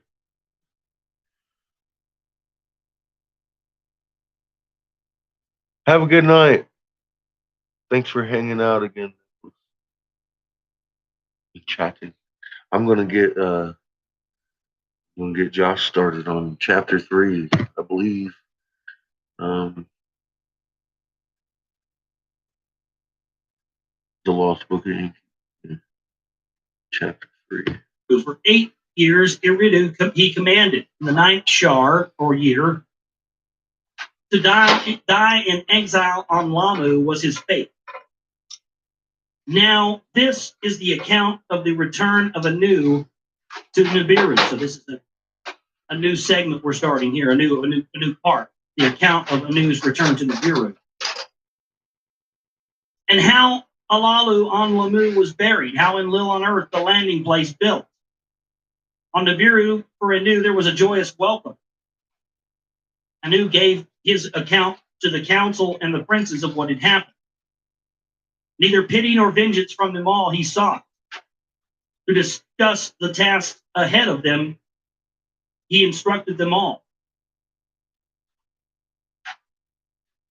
And he outlined a great vision that he had, a great vision to let the council know about. He wanted to establish way stations from Nibiru to Earth and have all of the sun's family in one kingdom. The first on Lamu to be fashioned, the moon for the plans He also considered on the other planets or their circling host stations to set up. So he wanted to set up stations on moons on other planets as well. And have a constant caravan of ships just going back and forth between every planet. Sounds smart to me. We will bring the gold from Earth without any interruptions to Nibiru. Perhaps we will find gold elsewhere. So they're saying, we're going to bring all the gold from Earth, and maybe we'll find it on some of these other planets where we have way stations set up as well. The counselors, the princes, the servants, all considered Anu's plan. The salvation of Nibiru they saw in the promise of his plan. Savants and commanders' knowledge of the celestial gods perfected. They added a new kind of rocket ship, so a new technology to their chariots and skyships. So their technology apparently has already evolved at this point of the telling of the story. Heroes were selected for the task. I'm guessing heroes. They keep saying heroes. I'm guessing those are like people of extraordinary strength. And for the task, there was much to learn. The plans were beamed over, I guess, sent by a laser fax machine, laser email to Enlil and Enki, and they were told to hurry their preparations on Earth. On Earth, there was much discussion of what had happened and what there is to be done. Enki, Alligar, to be of Eridu, the overseer, made his own steps to the Abzu he directed. Where to obtain gold from the Earth's bowels, he then determined.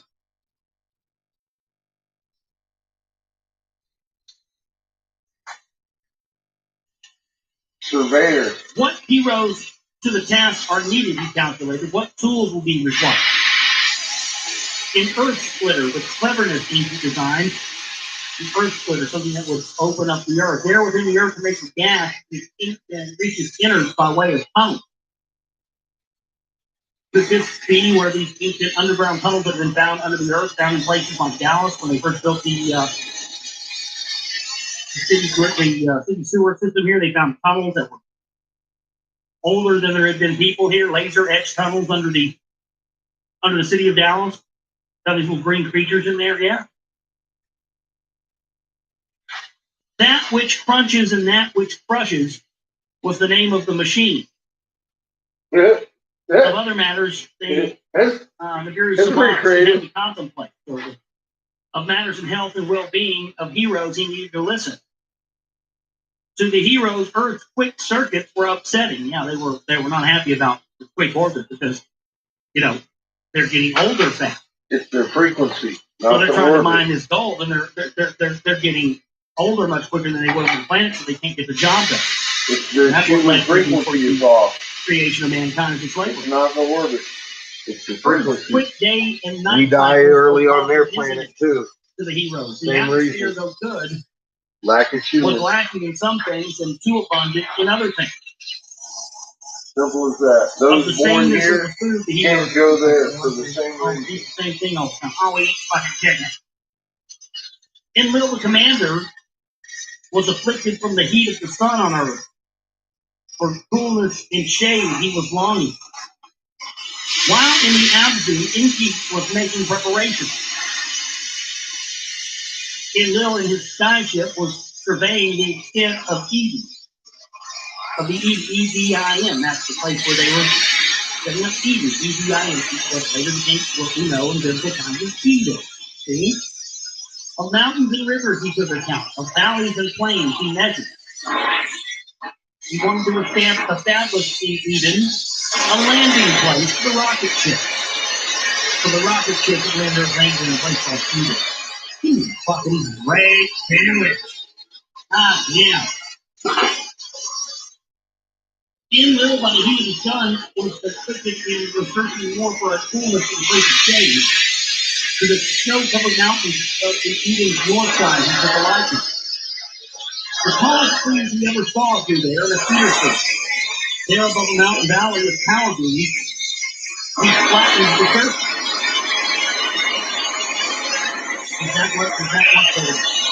tops of the mountains in Brazil? You know where the Nazca lines are at? The tops of the mountains are just sheared off as if by a laser. Is that what he did? Yeah. Flattening the surface of this mountain valley? Very well could be. Great stones from the hillside the heroes quarried and cut to size. To uphold the platform with skyships, they carried and placed them there with satisfaction. Kitty Gaga, baby. He was satisfied with the handiwork. A work beyond belief, indeed it was. The structure of everlasting. An abode for himself on the crest of a mountain was his desire. Of the tall trees in the cedar forest, long beams were prepared. Of them, the construction of an abode for himself he decreed. The abode of the North Crest, he named it. On Nibiru, a new celestial chariot was soaring off for preparation. New kinds of rocket ships, sky ships, and that which Enki had designed was transporting people. A fresh group of 50 from Nibiru was taking. Chosen females were among them. By Ninmah, exalted lady, were they commanded. In succor and healing, they were trained. Ninmah, exalted lady, a daughter of Anu she was, a half-sister, not a full sister of Enki, Enlil she was. She was greatly learned in the treating of ailments. She excelled in that. To the complaints from earth, she gave much attention. A healing she prepared.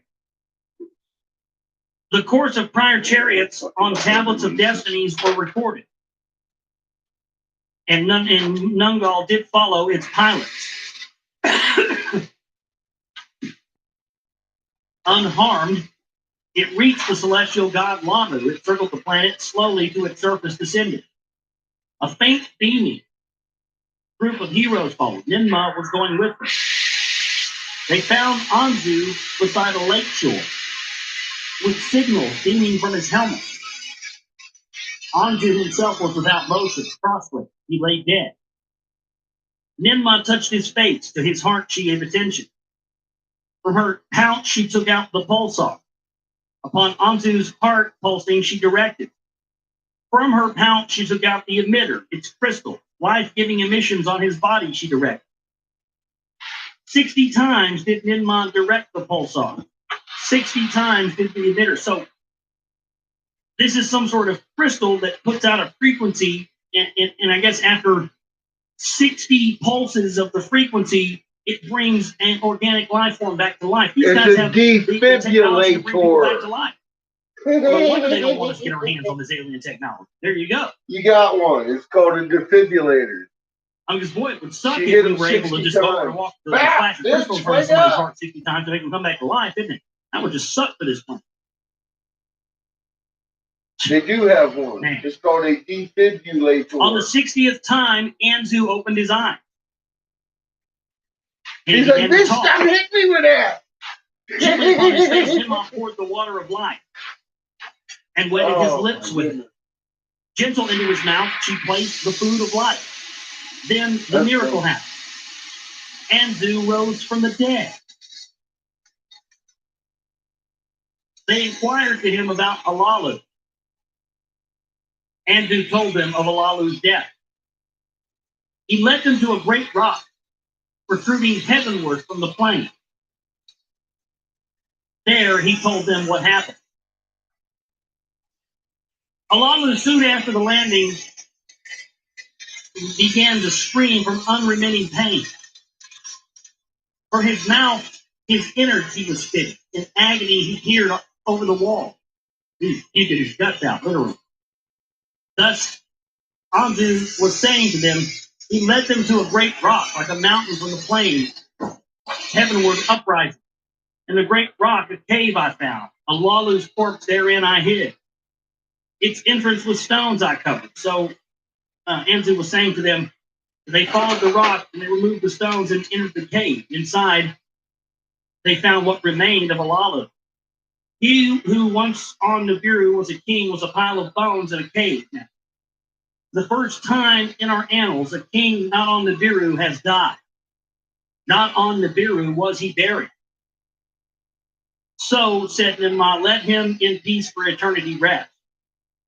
They then again covered the cave entrance with stone.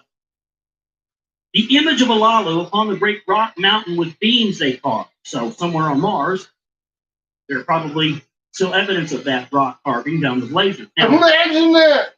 some of the rock carvings we've seen on Earth appear to be Like the face on Mars. stuff we've seen in Egypt. Come on, we've seen now. in South America, all over the place. Wake up. Samir. So there again, whoever these people are, they have that technology. They showed him wearing an eagle's helmet. Oh, I see what you're saying. Now I get it. Okay. So on top of the great mountain. Oh my God. This is on top of the face. Yeah.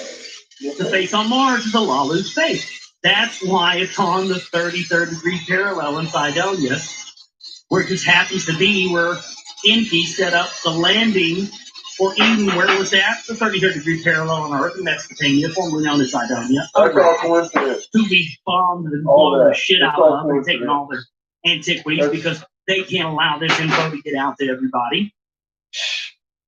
And he had a helmet on. And the guy on the face on Mars has what? A helmet.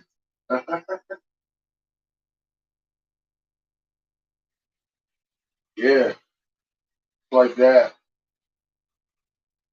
It's unbelievable. That's believable. That's exactly what it was. It just takes a It while was to get used to it. a helmet. They're saying right here that they laser etched into this rock on this mountain an image of Alalu wearing a helmet with his face uncovered. My goodness. Let the image of Alalu forever gaze up towards Nibiru, toward Earth, whose gold he discovered. That explains the face on Mars and why they wanted to cover that up here. There you go. So Ninmah, exalted lady, in the name of her father Anu, did declare, as for you, Anzu, to you, Anu, the king of his promise, he shall be keeping. 20 heroes which you hear shall remain. The way station's building to begin. Rocket ships from Earth, the golden oars, shall here deliver. Celestial chariots from here, the gold to Nibiru shall then transport. Hundreds of heroes shall make their abode on Lamu, on Mars. You, Anzu, shall be their commander. Thus, I believe it's did the great 400. lady, in the name of her father Anu, to Anzu say, my life I owe to you, great lady. My gratitude to Anu shall not have any limits. From the planet Lamu, the chariot departed toward Earth and continued on its journey. Lamu being Mars again. So that's the end of, I guess, the fourth tablet. The next chapter is the synopsis of the fifth tablet. And we'll pick up on that next time on the broadcast. Man, oh man, oh man. Very, very interesting stuff there tonight. The whole thing about...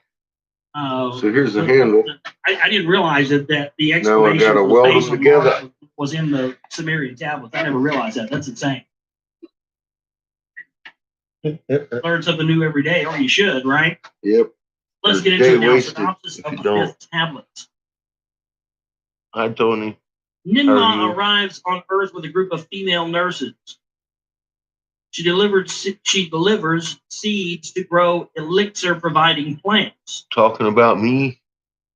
I didn't do What, marijuana, it. psilocybin, The moon's flipping out. peyote, Is Marfugal talking about that? Really? hemp. Damn it. Now I got to take a break. That's probably what it was. She brings in little news of their out-of-wedlock son in their time. I got to wait on this thing to Enki establishes equalize an in abode and mining temperature. sites. In the Eden, Enlil builds space and other facilities. He's building a spaceport. I get into listening to Josh The read Virians this shit on Earth. too. So Who that's on Earth good. involved Marfugal's the talking about the moon Anunnaki, flipping, the huh? Anunnaki, number 600. So 600 originally brought down the Earth. I did not know that. 300 Igigi Right. operate the facilities Hi, on Nikki. Lamu or Mars. Exile for date raping Sud, and Lil learns of the hidden weapons. That's cool. What was he talking about? I guess the moon? Doing cartwheels? That's awesome. Really said date raping in the scenario text. Date rape, huh? Okay. People won't be able to not look now. That's good stuff. I like hearing that. Thank you. Really said date rape in there. So that what is that something he's doing? He did today? Cocaine, what he wrote down. I don't know. Maybe he misinterpreted. Oh yeah, it says date rape. I lost my high tech button. I had to find it again. Is that something he did today?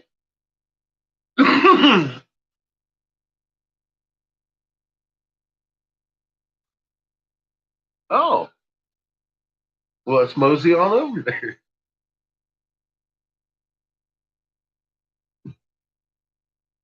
If I can find it.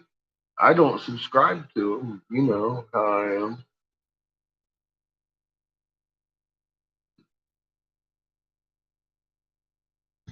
I'm not even. Okay, so oh. Thank God YouTube knew who I was looking for. I sure as fuck didn't know. Before they were gone, YouTube down. Huh. Crazy. If you look at all of the people that did video, everybody talks about this moon video, but there's none. It disappeared. What was that? What was that soldier saying? You guys get what I'm saying? This is what that sent me on another thing down. And when I talked to people, when I did that video, I had one of the biggest videos out there. People came to me. They looked me up. They didn't know who I was, but they said, "Hey, this is what I know," and it was freaky. And it wasn't even related to the moon. They said, "But hey, this is that." And it was like 2 months where I was getting really just scary emails about Earth dying. And some of them were obviously fake or people just trying to rile me up. But there was a couple that we still talk to. So thank you guys for all coming here. Dex, thank you for being awesome tonight. You are an awesome co-host / genius. Hey, we got to cut the tube. It's cutting right now, literally. All right. Heads up. If you want to see the shoutro, head over to D Live. Thank you all for being here. Big shout out to Susan Donahue. No matter what, be shouting her out. Wes Romans 1093. So now I'm gonna have to listen to ACB on this. mandatory V scenes. We've got Beach Girl. Planet X is real. Copernicus mapped a winged planet with a long oval orbit. We will put that on the scroller tomorrow night. Redbird, Morgan Whalen, whiskey glass. Awesome. I will look it up. And then country singer Doshi Bai. Well, that's awesome. I will have to look them up. Phil D187, thank you so much. Roy Edmonds, Dusty Digger, you guys are all great. Thank you so much tonight. Love you. Now it is officially time for the shoutro. It's not an outro. It's not a shout out.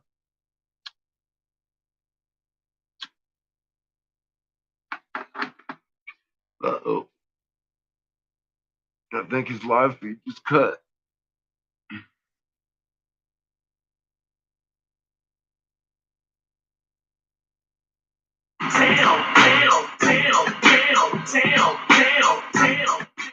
Idea what's going to happen in the future. I personally, again, this is something that I have personally done and I know will save lives if this happens.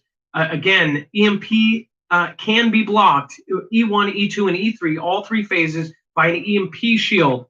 You can go to Malquist, which was second in command. So maybe T-Man said, I don't like that guy.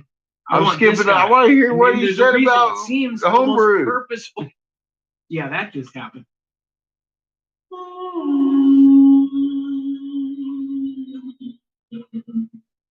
Well, there's a lot of action in the skies. A lot of sky activity, whether it's, when there's something really, really big that's getting ready to take place, and they all know it. So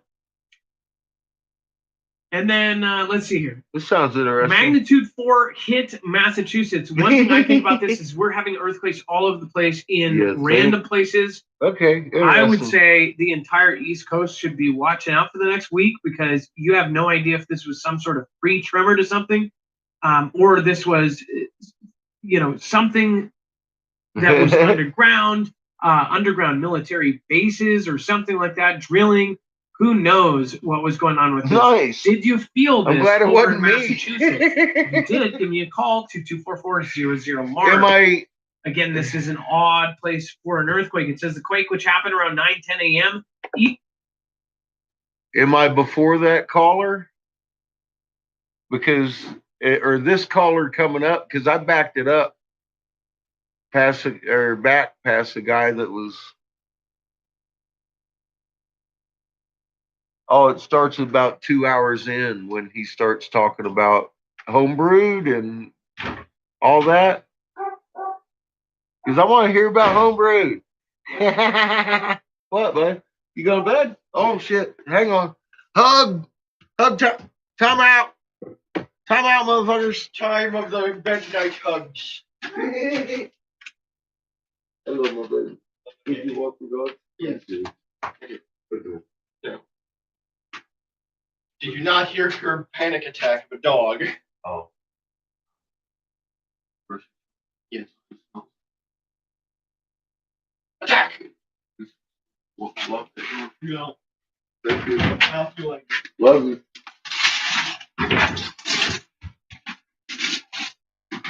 Oh, okay, I'm back.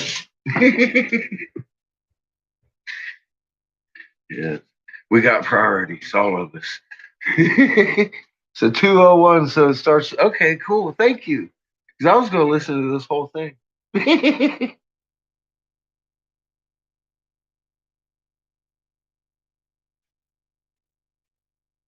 Oh, okay. So they weren't talking too much about it in here. 2 hours in, because it's only 201 long. Something that was underground, underground military bases or something like that, drilling. Who knows? This 201 Just long. scary emails about Earth that, and some of them were obviously fake or people just trying to rile me up. But there was a couple that we still talk to. So thank you guys for all coming here. Dex, thank you for being awesome tonight. You are an awesome co-host / Yeah, man. genius. Hey, we got to cut the tube. It's cutting right now, literally. All right. Heads up. If you want to see the shoutro, head over to D Live. Thank you all for being here. Big shout out to Susan Don. But thank you so much. That's huge. That's a big thing over on D Live. NPC. I want to share that and kind of.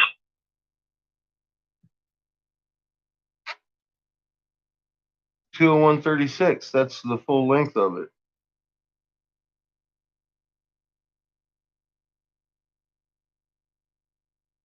You're sending me right to the end of the live cast.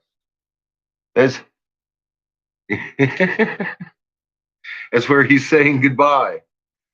So that was it.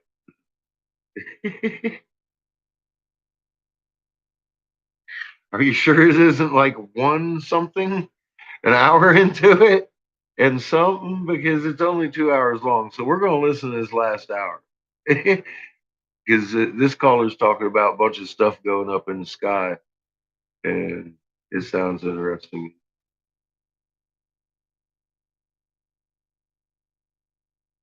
I can say that and still make it work. It's kind of like when you trip and you start to run and look around. He's live, man. Oh. What is going on? We'll call you BB. What's up, Mars? Hey, it's Backass. What's going on, Mars? Hey, how are you, Backass? So we've got a video. Hey, what are we looking at?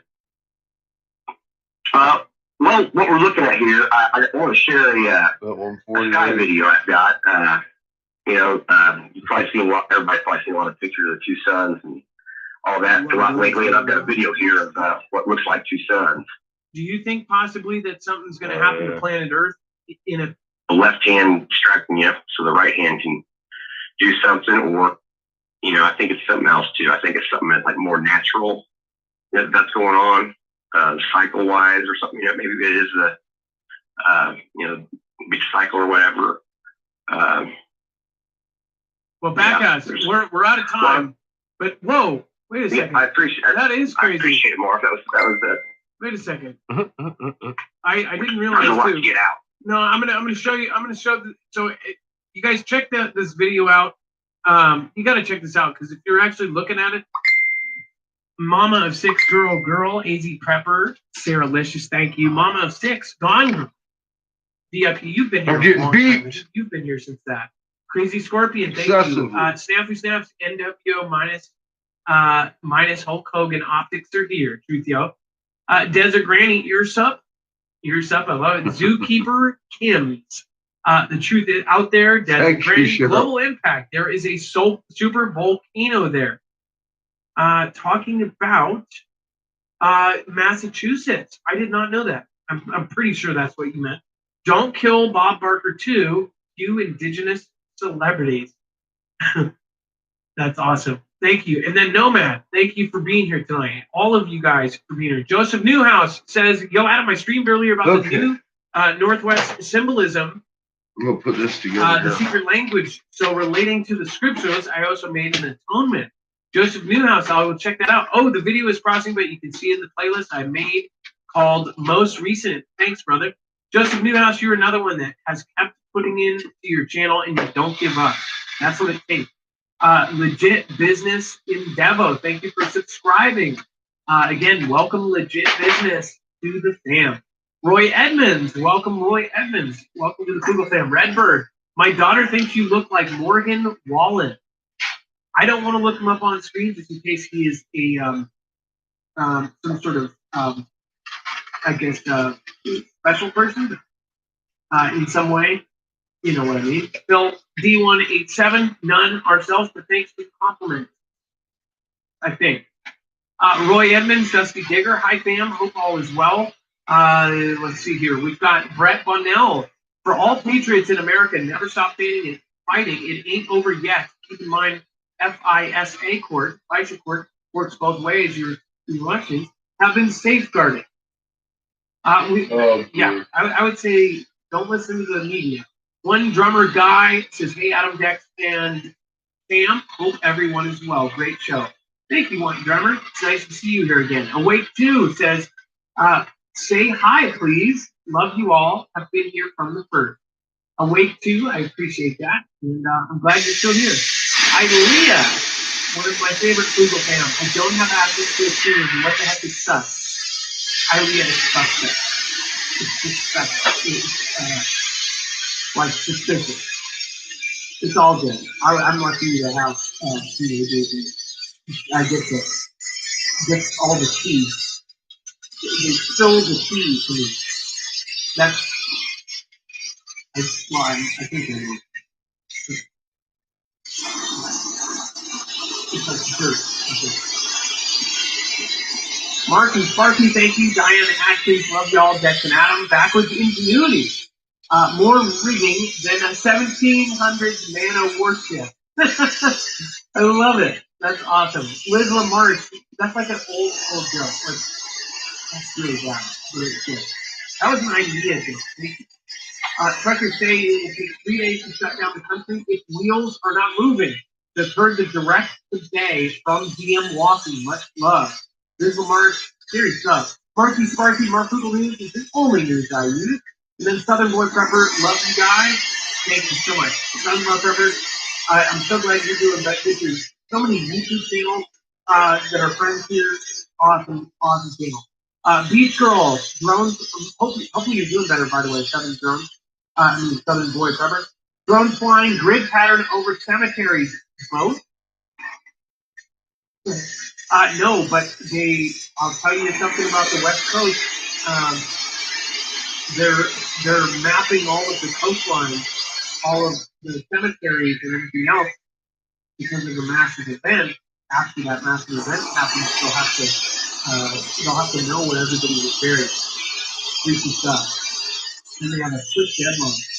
If you guys didn't see that show, that was about a year ago. You need to look into the trucking strike coming this month against the IDEN. It will cripple many states. Mountain Grizzly ASMR, have to check out your channel, obviously his channel. Hopefully, I don't know what's going to happen at this point. There's so much craziness. What do you guys think about it? It's honestly just getting absolutely nuts. Tons of planes in the night sky in Indiana.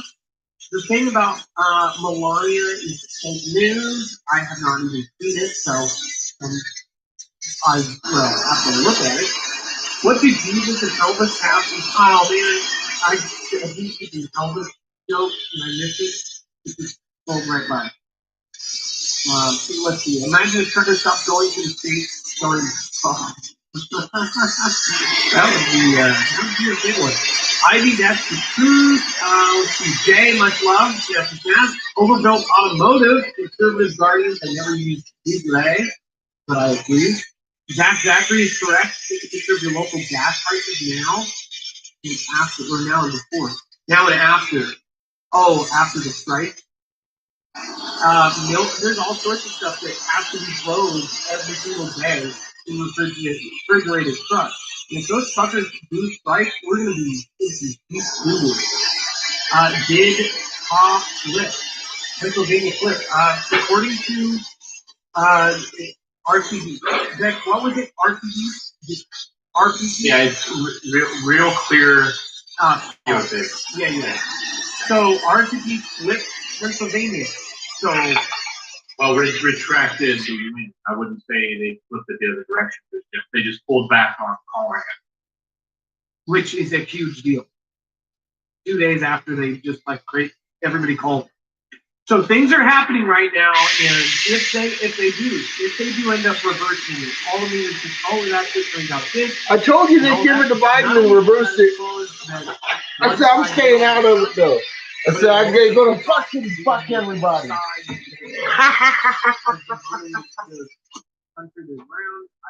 I'm gonna go over his blow. If you are supporting, you're probably not even part.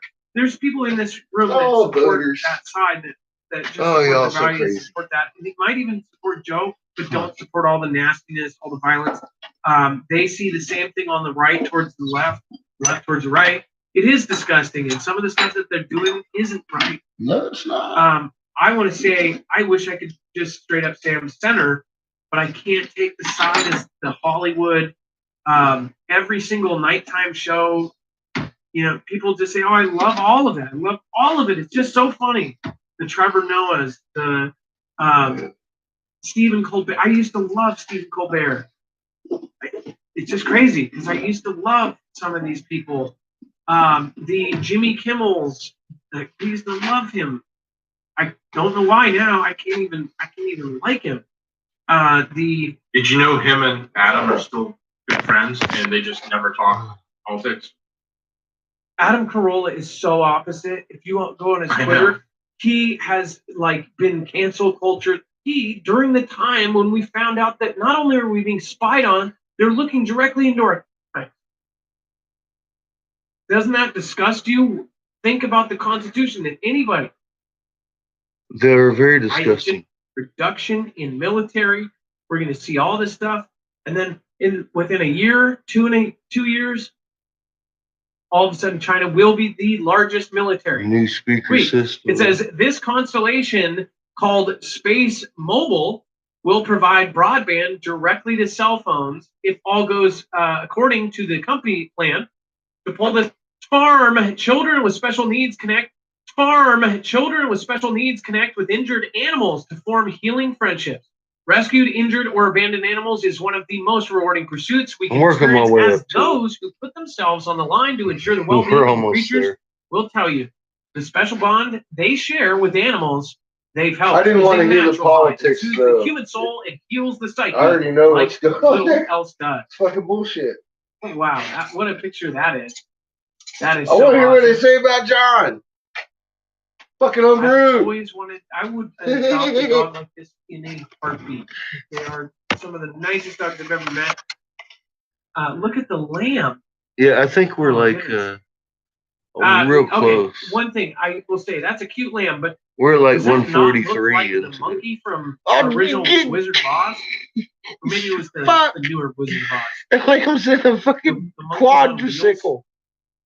I'm just saying, if that came around the corner, I'd probably need new pants.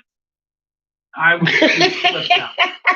Says now one Texas animal sanctuary Google is gonna taking shit this himself, concept he of food said. safety even further. He said, I see that go Austin's come to me. brainchild of Jamie Shit Wallace Reiner. The project succeeded as she observed the interaction between her autistic son and his service dog, Angel. Oh, Says, quote, we have always loved animals, but when Angel joined our family, it became insanely clear how the love of an animal can literally be miraculous. By the way, that was them saying literally. She said, Angel gave my son confidence and strength beyond anything I was capable of doing as his mother. She provided protection from his fears, understanding of his thoughts, and power over his disability. Knowing firsthand that one of the most difficult emotional challenges for children who are differently able or whose behavior or appearances sets them apart from their peers comes from the feeling that they don't fit in. Wallace Griner and her husband, David Griner, purchased an old ranch in Lander, Texas, with the dreams of turning it into a judgment-free animal sanctuary and rehabilitation center. It says that, but more than that, it would also offer a safe haven to kids with special needs, disabilities, mental health issues, or histories of past emotional trauma. Wallace and Griner says Safe in Austin's mission is to rescue animals from severe abuse of or neglect, rehabilitate, and rehome the ones that are able, and offer a safe and loving forever home for the rest. Once they are healthy enough to, and we have enough earned their trust, we introduce our rescues to children that come from similar backgrounds of abuse, neglect, and or special needs.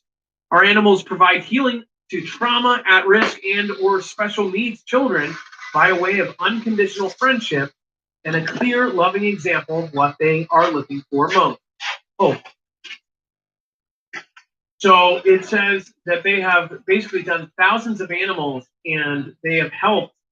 They have a current menagerie of 20 dogs, 14 cats, 8 horses, which those are huge animals to take care of. That's a lot of work. 32 goats. See, who takes in goats? 4 rabbits, 3 tortoises, 1 parrot, 4 turkeys, numerous chickens, 18 pigs, and 14 cows. Partridge in a pear tree. In other news, they got a little bit of it all. When S hits the fan. Says Peter, a 250-pound potbelly pig, is a crowd-pleasing favorite with visitors, as is Ruby Sue, a paralyzed calf who preambulates pretty handily thanks to her own specially built wheelchair. I'm guessing that, actually, we didn't see that one. That's pretty amazing. Look at that. Pretty cool. So, by the way, and this is like the cutest dog. I want one of these white Ingles. We actually specifically looked for one of these white mixes with the Labrador, and we could not find them anywhere.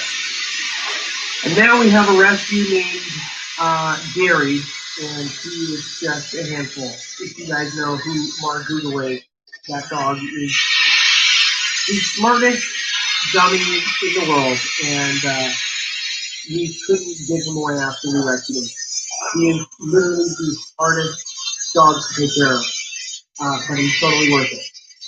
Jack, you know all about that. You have a rescue, and every storm that you have is basically a whole ordeal. I have 4 holes in my sheetrock now. I've repaired, no, I have 5. I've repaired 4 of them, and I got a new one. There's a tunnel through the wall. So, Gary does not do that, but Gary goes into every garbage. He figured out, he went through every fence board. He knows it's every fence board to find the one that he can nudge open. Then he gets out and he gets out of the yard. The entire neighborhood knows who our dog is because he gets out, runs, and now the neighbors just go home, Gary, go home, Gary. And then he starts running home. He can be 5 blocks away and they'll say, go home, Gary, and he'll just run right back in. and he knows he's in trouble. He's so smart that he knows when he's in trouble. That's it. If you haven't had a dog yet that knows when they're in trouble, even if it's something they've done 3 hours later, that really shows you that they remember, they're sitting there, they know. That means they're extremely smart. I don't think all breeds are all the same. They are. But he was a hunting dog. You know, that dog is Patches is just like that. If you love animals as much as we do, make sure to put crazy that like like on this that.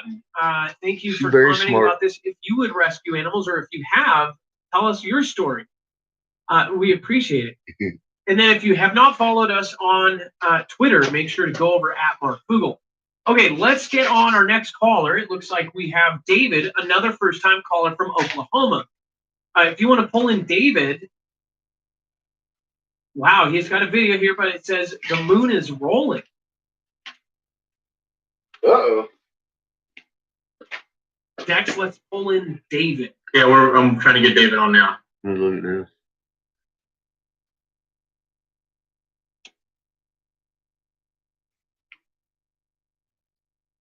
There we go. David, you are live on Marfugel News. How's it going, man? Good. So what is the video that we have here? I've got a link. Well, it's homebrewed. He gives a pretty good explanation of it. Homebrewed. It's actually cartwheeling 180 degrees every night. Well, that's our look of it. That's the appearance. What your previous caller alluded to was some celestial bodies that are coming into our atmosphere, are going to pass by the Earth. And I recognize that video. what these people are saying is it's because the tilt of the Earth gives us this appearance of the moon. If you notice the moon the way it should be in the northern hemisphere, we ought to see the light of the moon on either the right or the left side. Like lately, it's been a third quarter moon, which is actually a half moon. And when it's been rising with the light on the bottom, which is actually impossible in the northern hemisphere. If you watch it, by the time it gets to the median or at the top of the sky, then it would be setting in the right position where it's lit only on the left side. By the time that it sits, it has gone to the top of the moon is lit, which means it's moving 180 degrees from when it's rising. But in the northern hemisphere, the termination line should be vertical. You see what I'm saying? Well, okay. Well, so if you look at a natural moon, from our perspective in the northern hemisphere, the light should either be on the left side or on the right side, unless it's a full moon. Right? I'm trying to think too, because I've noticed some weird stuff about it as well. But I'm thinking, but what if so you're not talking about when Earth is in the middle of the sun and the moon? Always. No. I mean, we go through a moon phase, and the moon will change like 6 degrees as it goes through its phases. So it's a new moon where we can't see it, and then it goes through a waxing crescent, and then to a half moon, and then to a waning crescent, and it just keeps going through that cycle, right? But the line is always vertical. There is a little tilt during the equinox to where it's not exactly vertical. But the thing is, if you watch the moon, I don't care what position it is, even if it's a full moon, you just watch that Tycho crater, or people see different things in the moon, like the Chinese see bunny rabbit ears, excuse me. Or people see different things, but if you watch even a full moon, you'll see it not rotating, but cartwheeling or rolling. It's totally abnormal. So the first guy to discover this, as far as I know, is this guy Catfish Briggs, who's on this homebrewed site, and he was a navigator for the Navy. So he had to learn. He was on a guided missile cruiser. He had to learn to navigate the ship if they had to shut down all their controls. So he had to navigate by the moon. Well, he noticed some 10 years ago that the moon was no longer able to navigate by it because it's rolling. So if we have a half moon in the northern hemisphere, and say it's lit on the left side, it will stay on the left side the whole night, right? But the way it is now, if it comes up with a half moon lit on the left side, by the time it sits, the light will be on the right side. And either the moon's clear out of orbit, or what has happened, I believe, and what these men are saying, is that these celestial bodies that are coming in, one of the reasons maybe for the shutdown, Another light to source? keep people in their place, is these magnets. I mean, these celestial bodies that are coming in are huge. And like everything in our solar system, they have a magnetic pole. So it's pulling on all the poles on the North and South Pole, and it's tilting the Earth. So our observation of the moon is abnormal. I mean, anybody that's looked at the moon, like I'm a little bit up in the years, I'm over 50, so I've been watching it for a long time. And either the moon is lit on the left or the right side. But the last two nights I've been watching it, and it starts being lit on the bottom. And you'd only see that if you were in the equator, around the equator. Yep, that's an equatorial moon. That's why all the mosques have it. It's very strange, but I'm amazed at the amount of people that just don't notice it or they don't even care.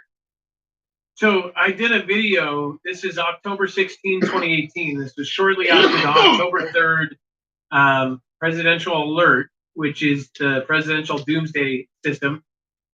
And this, basically what was pointed out, it was all over the internet, and YouTube went completely down across the world. And YouTube is separated by a ton of different servers. There should be no way that all of it goes down at once, because it's kind of like, there's multiple home bases. Not all of them should go down. Mm-hmm. And some of the theories, again, were that it was voluntary and that they might have been cleaning something off. Well, it was down, they said that all these people said that they saw the video, and basically what it was is a soldier went live, and within 30 minutes it was 300,000 views, and it was going super viral. It was on trending, and it got smashed because it was so real.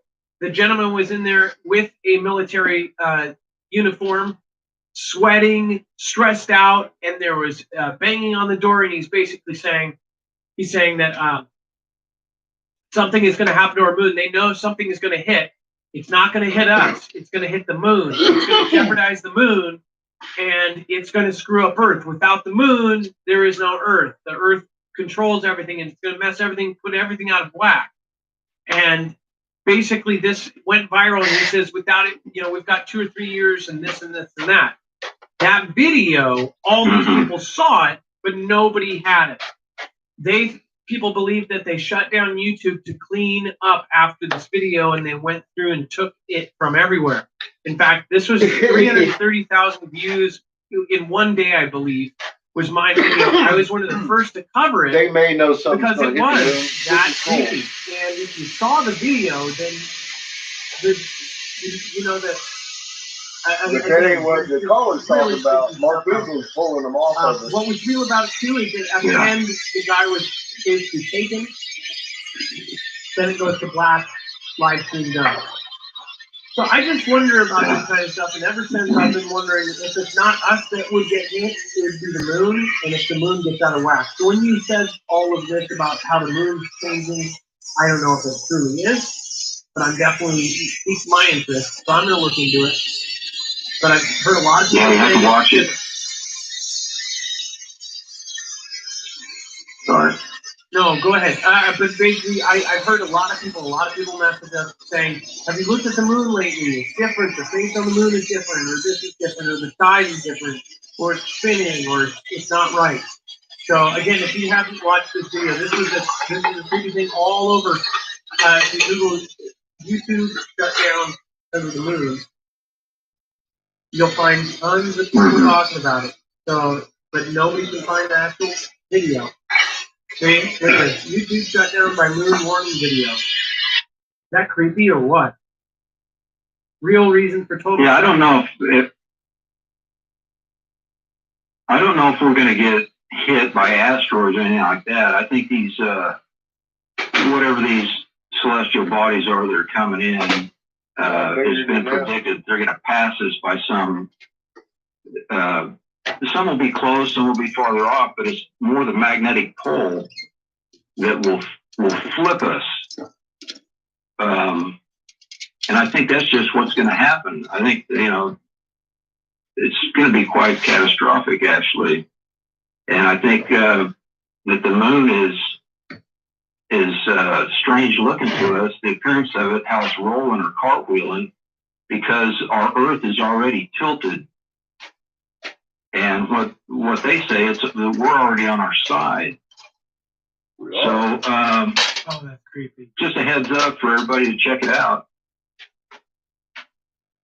Okay, well, thank you so much. And I get what you're saying. Also, the poles. What if the poles have been shifting and now, but the moon stayed the same? That's another thing. That's exactly what happened. That's pretty crazy. Yeah, that's it. Yeah. Well, thank you so much for calling, David. Scary.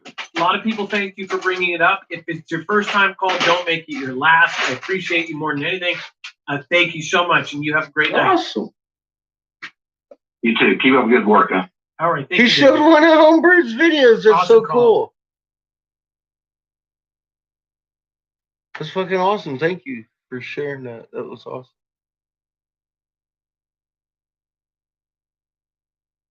Yeah, Marfugel.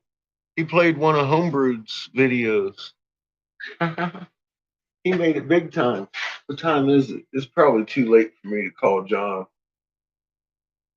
Yeah, I ain't gonna fuck with him this late. I'd probably want to punch me if I dinged me.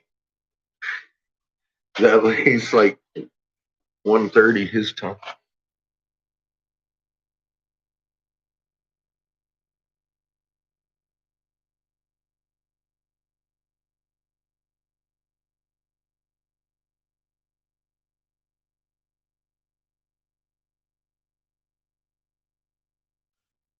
That's freaking awesome. I'm glad that was awesome. That was an awesome call. I'm glad that got called in.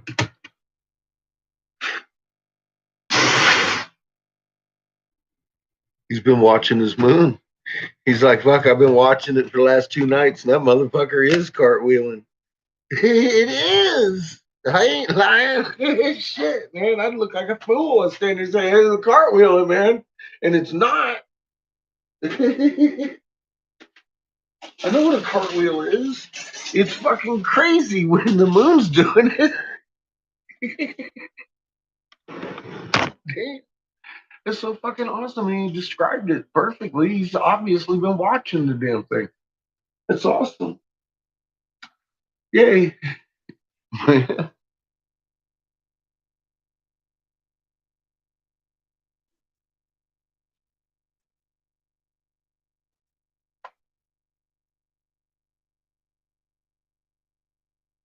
Yeah, it's supposed to be an equatorial moon, but it's been happening here for almost 10 years now.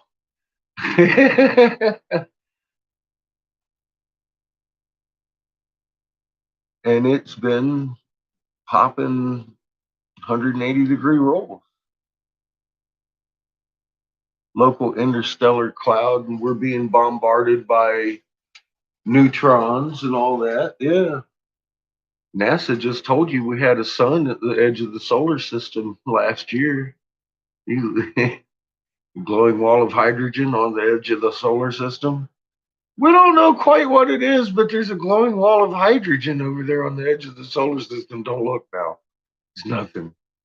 It's not. It's nothing. Don't look at that.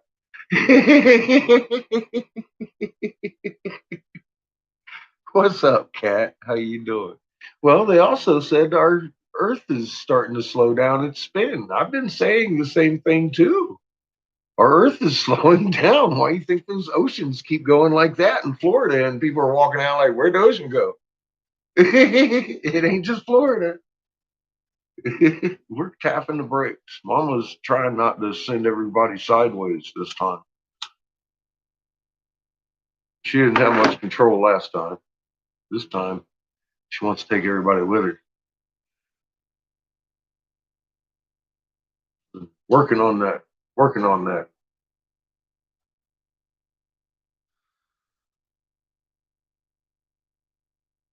Well, shoot. Looks like we got a couple of new folks in here, huh?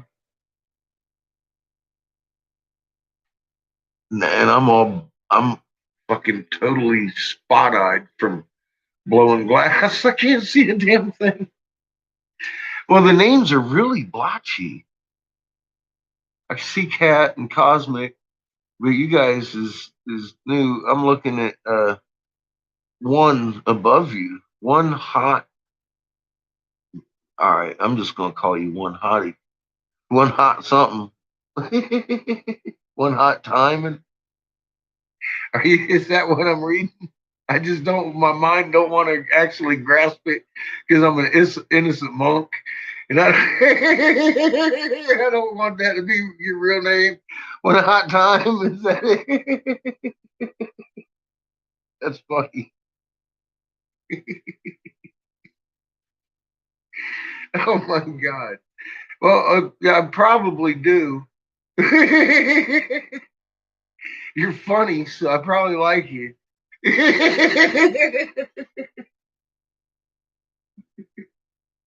That's good shit.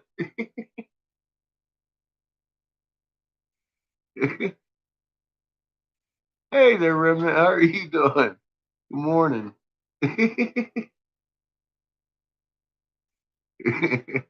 One hot minute. Okay, yeah, you've been around. God, it took me a minute, man. I just blowing glass blinds me for a few minutes till I get my eyeballs back. And they make my chat fuzzy. I don't know why they do that to me. I got a good computer. I should be able to handle the resolution. Yes. Ah, definitely we got a lot. That's the best medicine. That and goosebumps, as we've come to find out.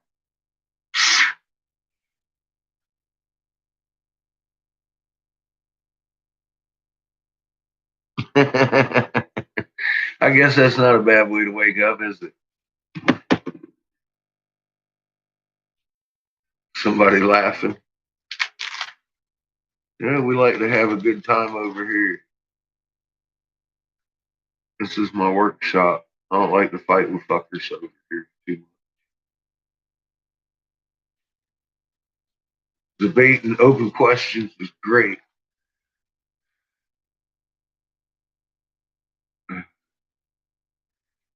But we've already established the damn thing's doing cartwheels and it shouldn't be. So we ain't going to argue about that on this channel at all. Had enough of that over there.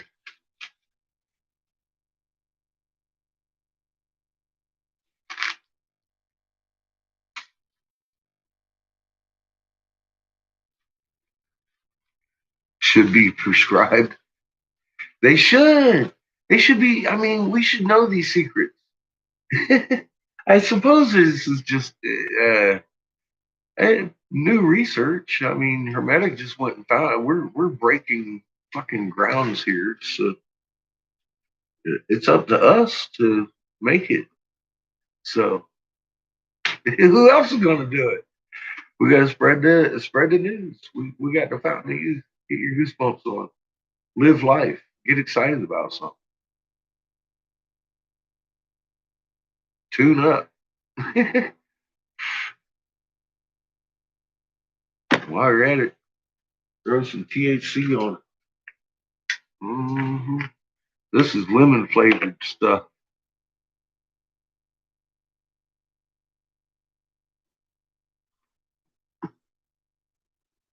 Of the THC variety. It's sticky like a booger.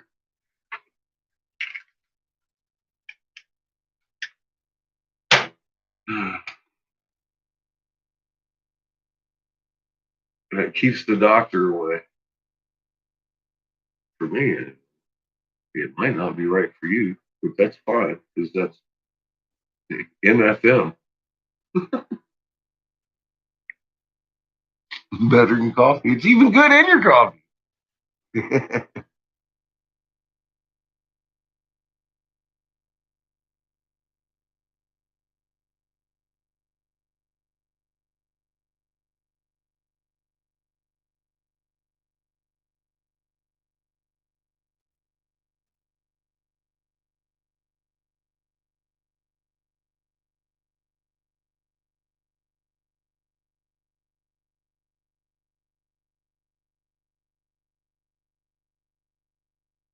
Yeah, we're good.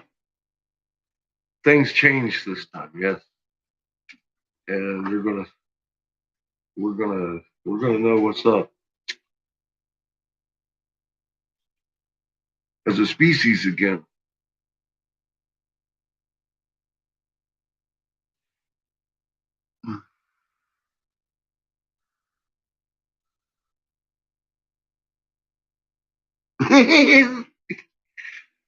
Yes.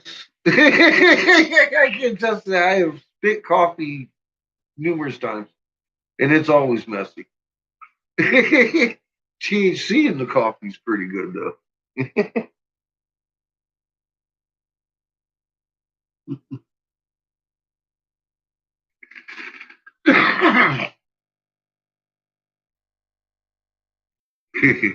Spoiler alert.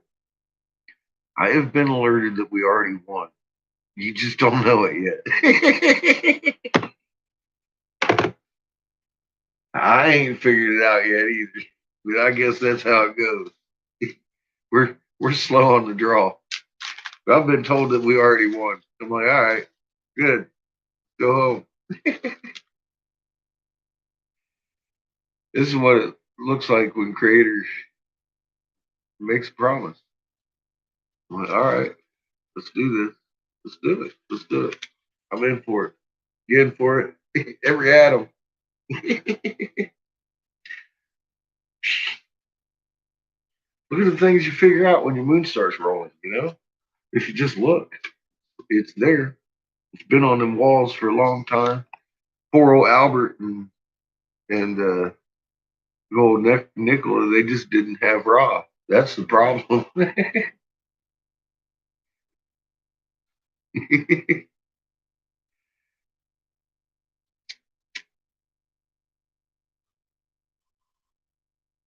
If we hadn't been drawing those things on the walls, I mean, I'd still be just as lost as I was before. They helped. I didn't even know we had a magnet. I still can't. I found out I got a magnet from a fucking hieroglyph. Not a doctor. I went and looked at the doctor. They knew we had a magnet. I'm like, what the fuck? I'm reading it on the wall over here. No one told me.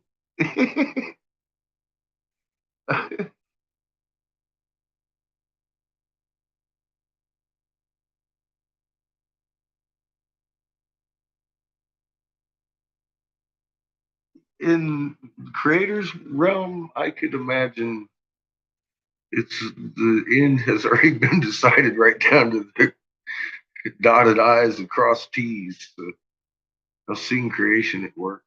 I'm impressed.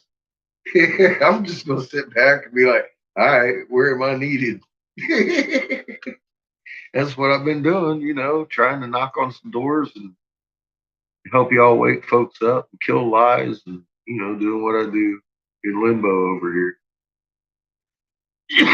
And I think that ended today, awkwardly enough. I've been approached.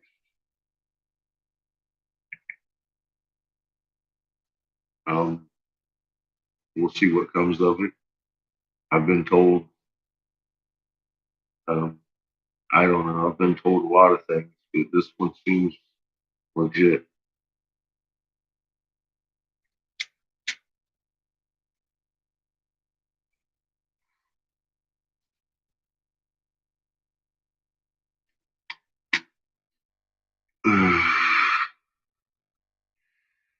Put it this way, I've sniffed out quite a few frauds that tried to come at me like some kind of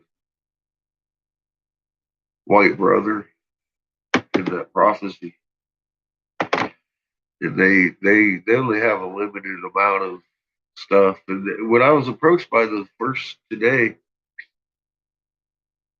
he's got. I'm not sure if I met the other assistant or what this other guy holds in it. He's 19. And hi Renee, how are you? So this kid had tried to talk to me and he kind of freaked me out. And I don't remember what I said to him, but he came back with me. Nice. Good to hear.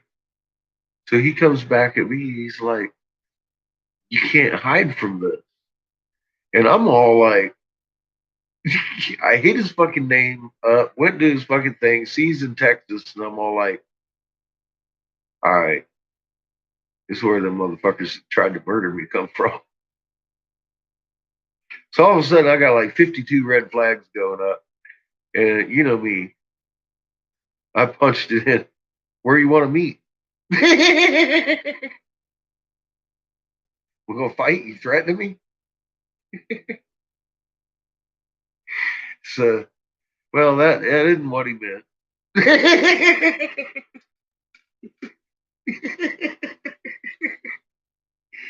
He's just a young, and I'm a little over the fucking bullshit. And I saw some weird shit coming at me, and I'm all like, "Let's do it! I ain't trying to run, motherfucker." So we talked, and then I met Adam, which is I'm being told the true white brother. Now, this whole day has been just a great big old wow, because it's not what I expected.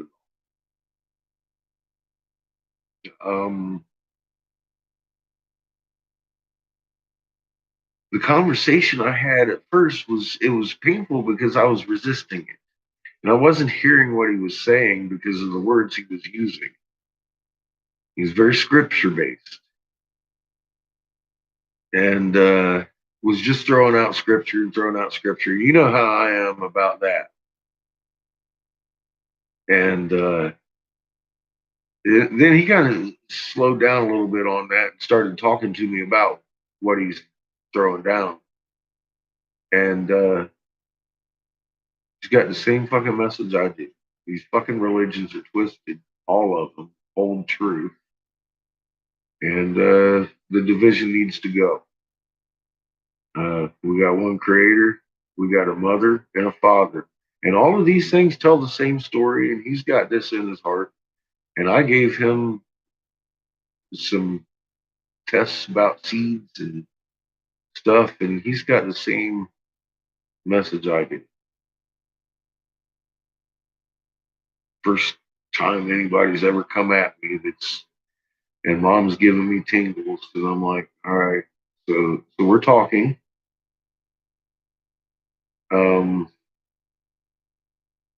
Apparently he's already, I don't know what his story is, so I'd hate to elaborate really any further about it, but I just want to let y'all know.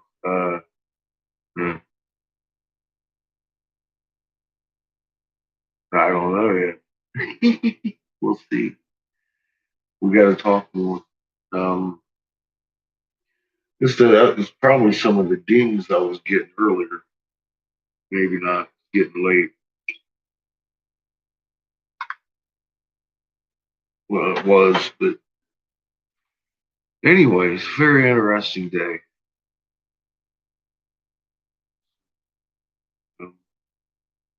Tomorrow's Tuesday. We'll see what that brings. Hopefully, good thing. for everybody. Anyway, I'm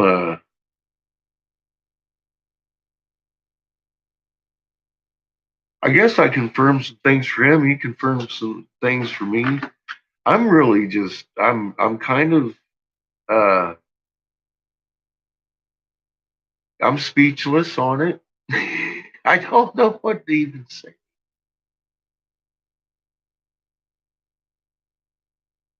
I think the right person has actually contacted, and he's got a helper already.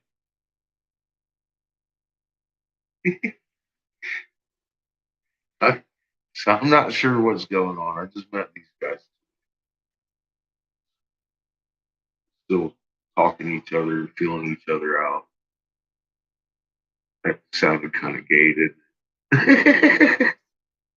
Not what I meant. Fuck. Ain't nobody feeling nothing. I don't nobody. Just take that one back. We can have fun with that all day, right? Shit. Just keep talking, old man.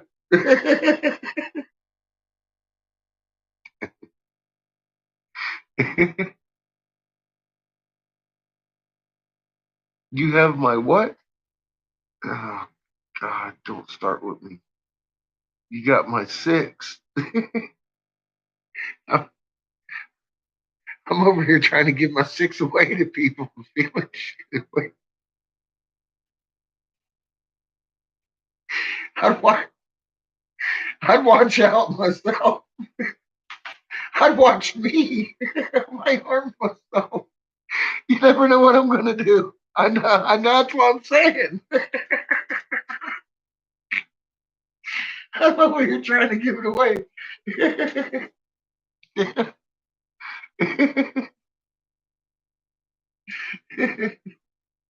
Oh, dude. Yeah, I thank you. Thank you. It just wow. See, I know Mama got all our back. It just this guy kind of freaked me out because he knows stuff that he shouldn't know unless he's been talking to the same people I've been talking to.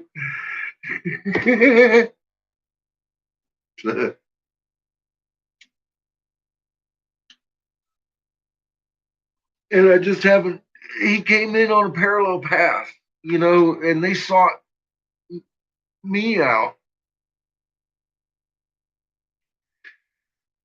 Uh, a guy named Adam and shit, I forget the kid's name. He's a guy too.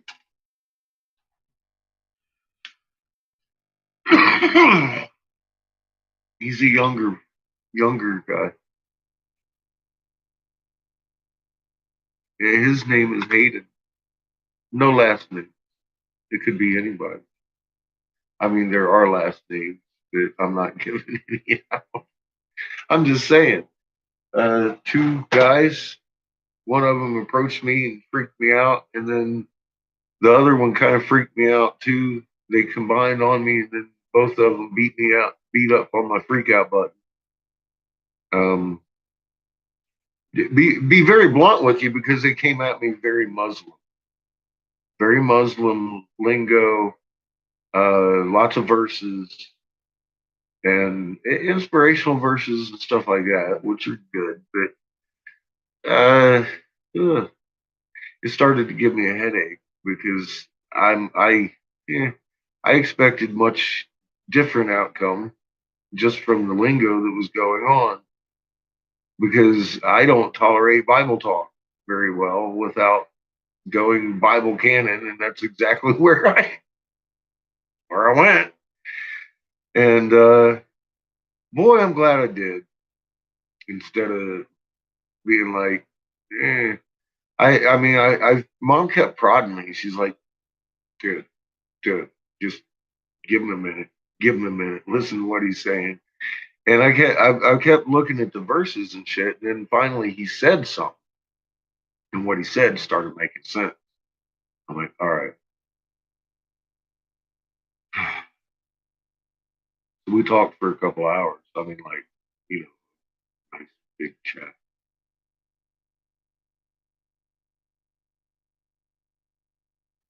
Is he an alien? No. I know.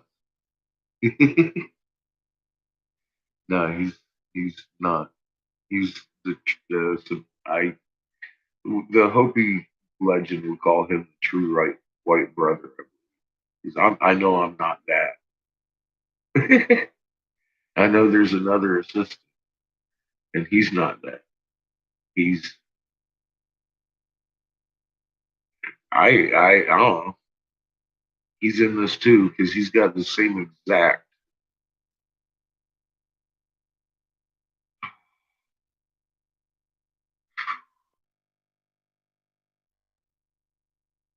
There's some details that he knows.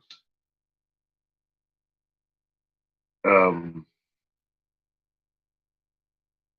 only way he would know is, like I said, if he's been speaking with the same people I have, the Earth creator.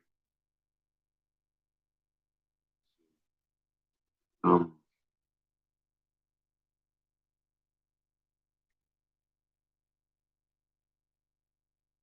Nobody else that's ever come at me has been able to talk to me about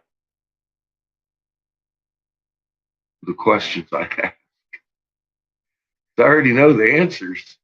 I just want to see if they do. And this guy does. So, yeah, it's got me a little bit off. I didn't expect it to happen today, or I mean, without warning. So I'm just letting you guys know what I know, what happened today, and I and how I feel. I don't know how to feel. I'm just ready. We'll see what happens. Probably. That's all I got on that.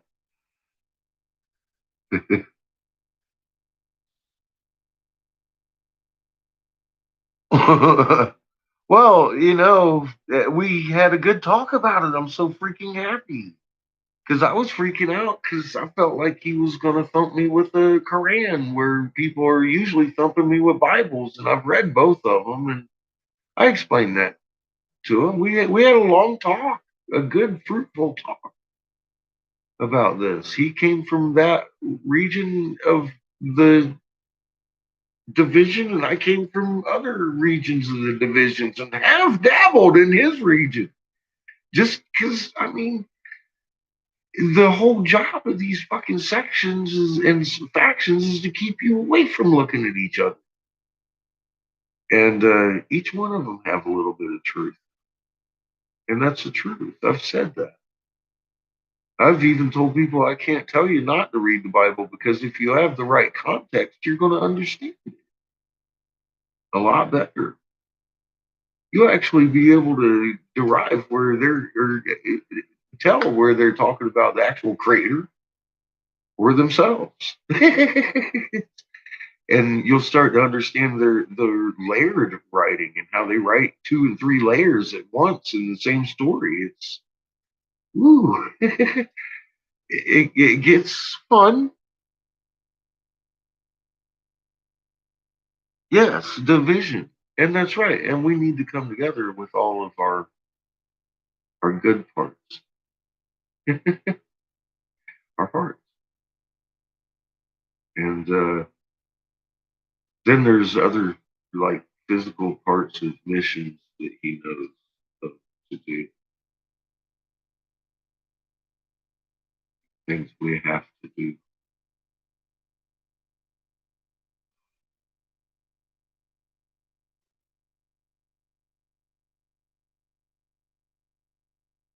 Um,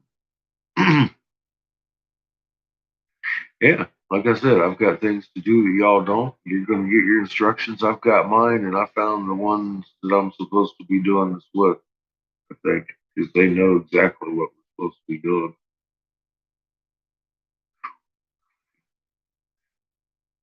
And Mama's got my back. I know y'all got my back. I'm just every new step of this makes. I thought it was real yesterday. It's even more real today.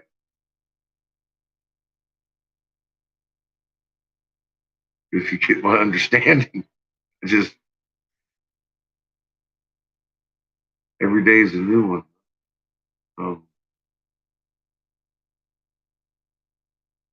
More confirmation. Um, something's happening. So what? I can only imagine Ra's going to be revealing himself. I keep saying this. It's going to be a hell of a day. Get ready to prostrate oneself. I got to tell you, this it's become apparent to me. I'm I'm not sure if it's become apparent to everybody. I'm gonna have to share a little something with you. All right. So I've been telling you the goal is to get back behind Raw, right? It's our son. We might be actually playing Moon for a little bit around her brother Talk because we don't have a moon of our own. And we need to complete a circuit to stick in the sun. We've seen that in physics.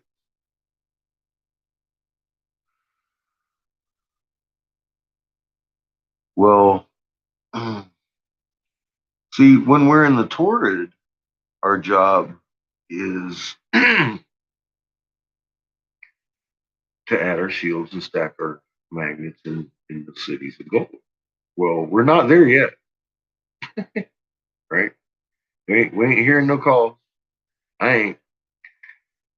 Uh, we're good. We're gonna be on the surface when we pop out of this void. um, what that looks like, I'm not sure.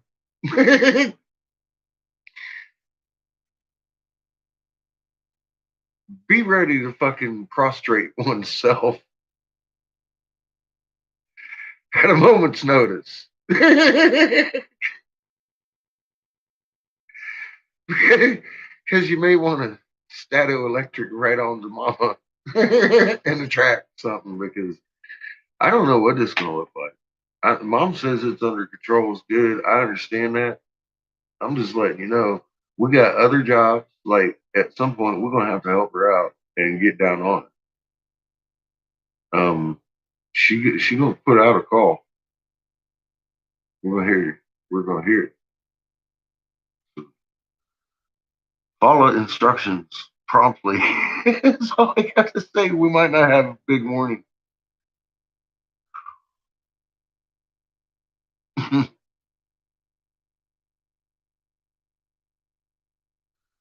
Oh, it's going to be documented.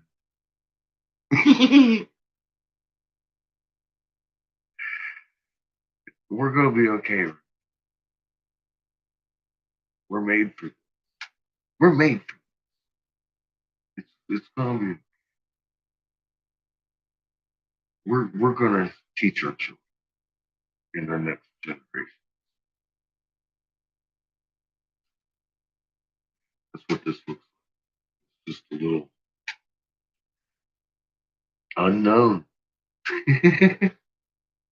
little unknown to us. It's brand new. We're going to be okay. We're made for this. Physics demands that we're here for this. Without us, she can't survive. She's not going to let us all perish.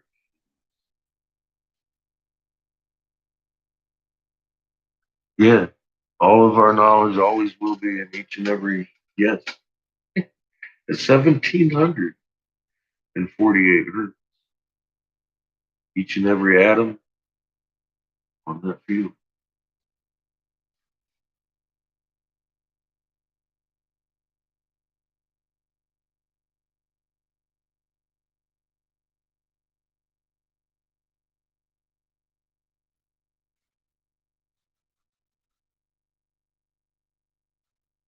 Well, this is it's our biology and our human nature. We just didn't know it, and we didn't have. Without the knowledge, you're surely going to die.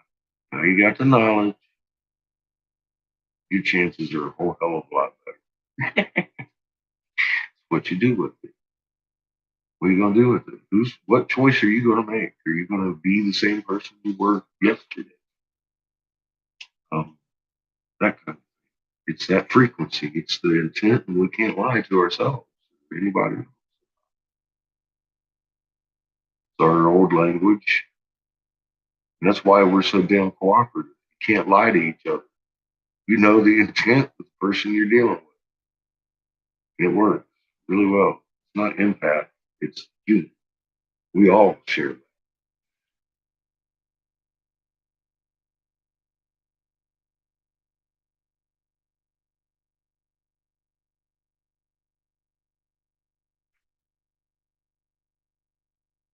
It's that. That's what the magnet is. That's our spark of life. That's the connection to all, the creator. Um, every life has one. Why we can talk to animals. They can know when their owner's home a block away. They feel you coming.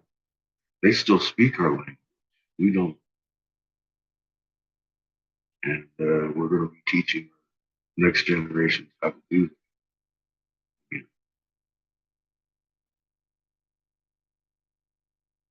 We definitely got it right about this time. And what happened when we divided. We can't do that. Silly. It gets people hurt.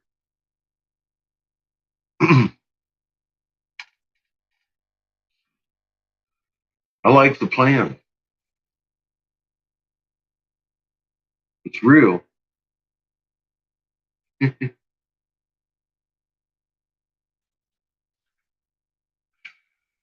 It's well beyond anything I'd ever imagined.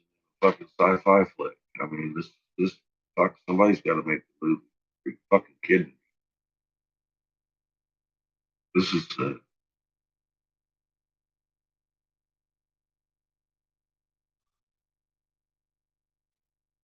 1748.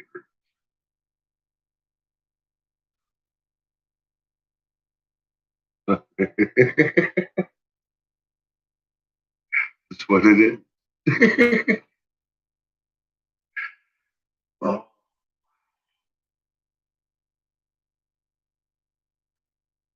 I've been goosebumps all night. I don't think it's cold. I'm sitting here like I'm not cold.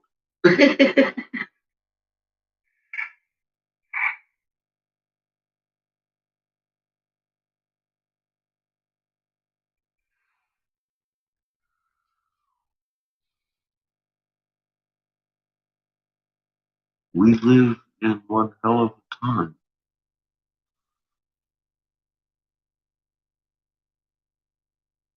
We live in a hell of a time. You know, if we'd have been 100 years ago, we wouldn't have had the knowing. We would all we had was would have been faith and belief. What the fuck did that get us? We live in the now where we know who we are, or we have a creator. We've proven omnipresence and fucking unified field and all these crazy things. Just in a year.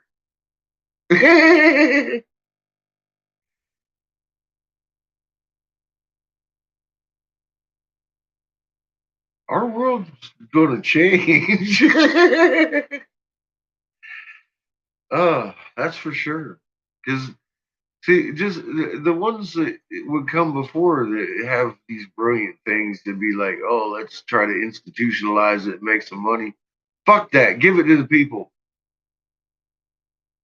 Everybody's wanted this information. Everybody deserves this information. This is our heritage. This is our biology. This is our purpose in creation. This is our creator and our mother, the Trinity. We are the children. This is the whole deal. Everybody's always wanted to know, why are we here? To add their magnet to mom and protect all life. You read it in a book called Steward, bitches. See, I need myself a fucking beat. Yes. Where the hell's my bubblerz? What's up, cat? What's up? I need some beats.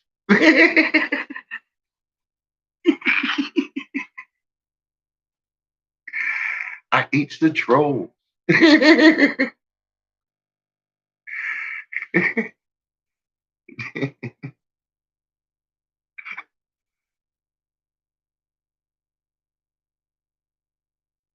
goosebumps are your fault. Just wait one hot minute now.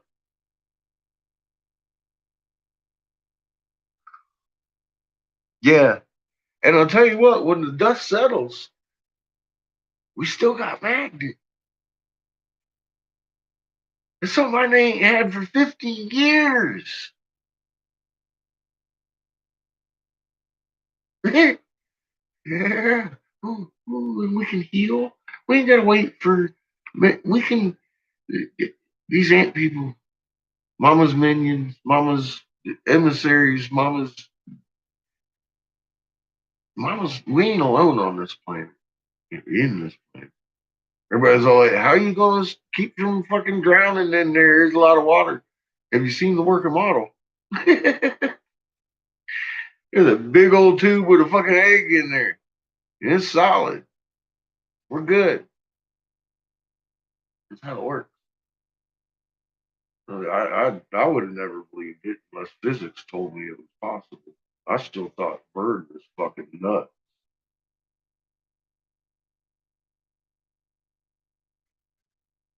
What the fuck is there a hole going through the planet for if we got a molten core? That doesn't even make sense. And big cave, okay, but I mean, like, are you fucking kidding me? Well, no, actually. Come to find out.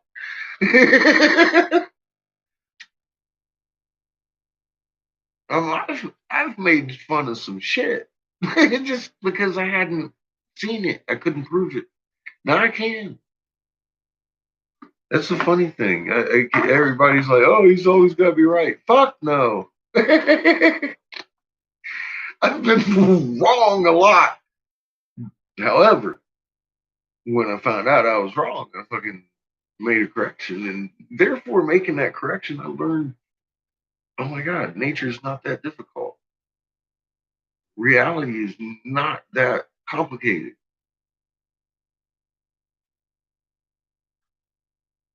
We just been throwing a bunch of grassy knolls.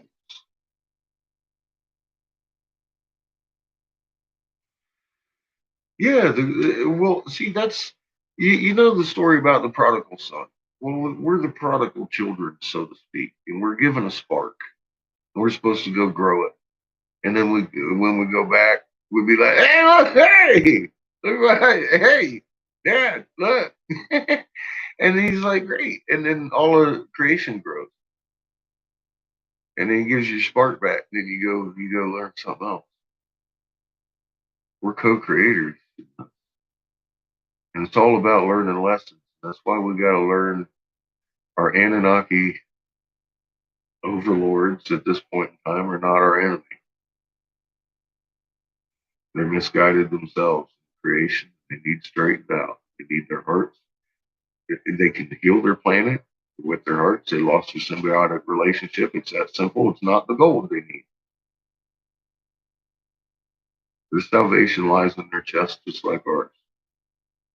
How creation works. They lost that information before they came here, obviously.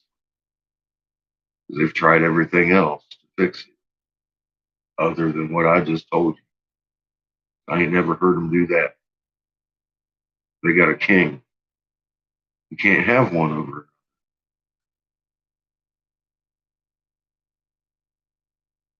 She needs shields too. Mother Earth, that's very imminent. and needs to happen. That's her aunt. She has feelings. Mom's already been hurt enough. I don't want her aunt being took out too, just because of this. And think of the fucking lessons learned. I mean, if they go back and then poop poop, everybody grows, right? Okay, that's the whole. So no malice. We can end this without. We're not murderers. We're not killers. We're healers.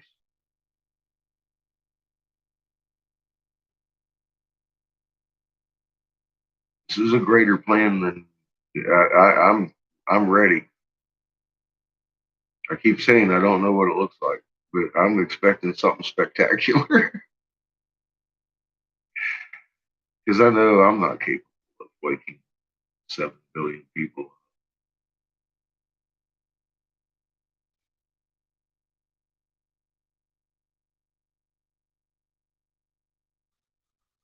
Well, yeah, and they've told us that too, Jacqueline. Hi, how are you?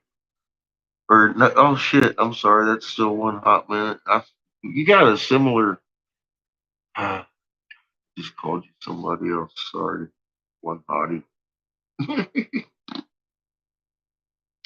just fucking up with you left and right tonight, ain't I? I mean, shut up, old man. Put fucking Josh back on.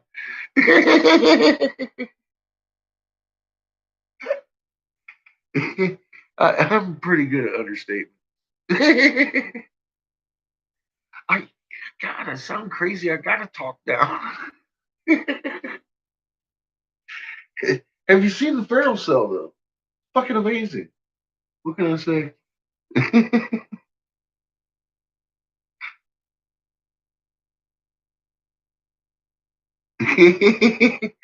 Yeah, that's what I'm saying. We live. I mean, imagine, man, if we missed this by fucking 100 years or something, I'd be pissed. I'd be like, wait, what? What? You could have waited. This is the show to see right here. This is where we regain our humanity.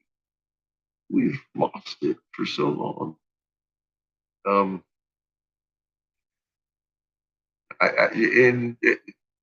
many already got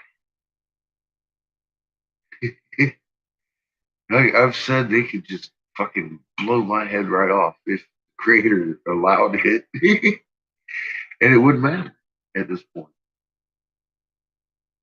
Because I didn't keep it to myself. I didn't try to monetize off of it. Fucking be a dickhead like everybody else in history. I was like, you know what we need to do? What have I tried to do all my life? Change the world fucking for the best. Everybody should grow marijuana in their fucking garden because it's the best medicine you could ever eat. And if you ate it, you wouldn't have the fucking problem with the fucking cancers and the problems we have with our health. It's our food. It ain't a coincidence our bodies need that shit. That's been my fight forever. Well, what's this fight? It's 10 times more of that. And that's the understatement of the week. Fucking Captain Obvious over here. And I'll tell you, it's pretty exciting. Because, wow, this should be shared. Everybody needs to know. Our world wouldn't be, yeah, if we knew this, I mean, like, look, put us 20 years ago and we figured this out. Where would we be today?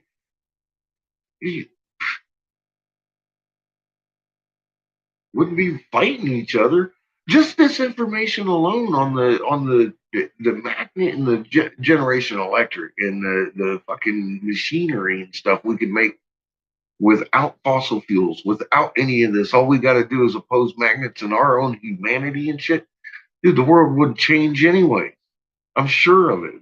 That's what. Get this shit out there so we can stop this bloodbath. So I know we ain't capable of it, but something's coming. Yeah, seeds are good to hold on to because I'm going to Johnny Appleseed some shit going on. Tell you what, I got a bunch of seeds bunch of jars laying around. Fucking Johnny Appleseed with the fucking pot. Now the first harvest, I'm gonna try and pollinate all of them. Need more seed. Can't have enough. Of course, you're gonna have roughage and stuff that you can eat, and make fibers out of, whatever, et cetera, But I mean, first harvest is gonna be seed.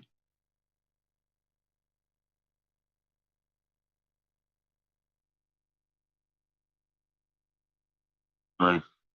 I have vegetable seeds and stuff too. I've probably got 10,000 hemp seed, marijuana seeds.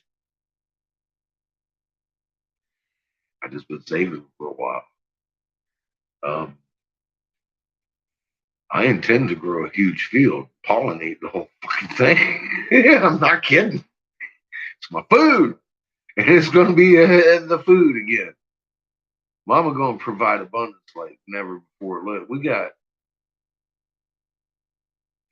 it's already starting too, and I'm starting to see somewhere where there's showing foliage that hasn't been seen on Earth since BC era, starting to sprout in different areas and shit. It's like, well, because these seeds that this beautiful lady used to provide abundance with have been laying in the soil, waiting on the right energy to fucking sprout.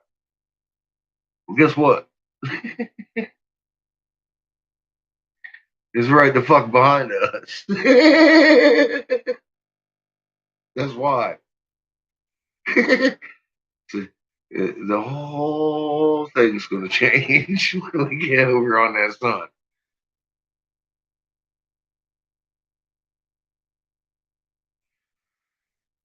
Yeah, these everything's going to be different. Us children, our next generations are going to be taller, bigger, more energy, moving through matter makes us taller by nature. We've been seeing a trend of that over the last 20 years, people getting taller.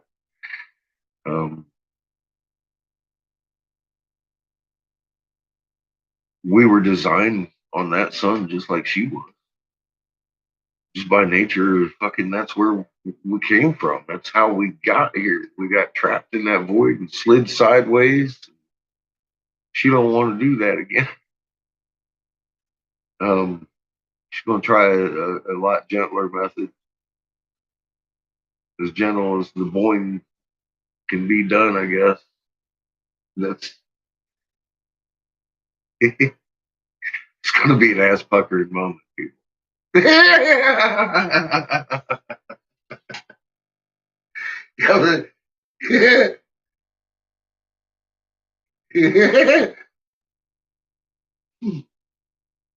don't even know what that looks like in my head. I can't even do it. I'm like, yeah. I don't know. I'm getting vertigo. Shit. Oh man. Bye-bye, Kingu. Here goes the moon. Oh, it's going to be interesting. I wonder how that looks. I don't know. We're going to see. It's for sure. We're lined up like balls, are we? Uh-oh. On the alignment area, who's lining up? Probably everybody. Why? We already got them lined up behind us right now, Cat. Go look. Well, it's morning for you. You can't go look. You gotta wait till dark. You go out inside your light dome and look at these fucking dark things in your sky. You're fucking within lunar distance, bro. I know it sounds crazy the moon's slipping. I know it sounds crazy there's planets back here that you can actually see with fucking naked eye that are massive in your fucking night sky. Only until you look. then you're gonna find yourself sitting on, almost sitting on grass. There's gonna probably be a little thin layer of shit between you and the ground.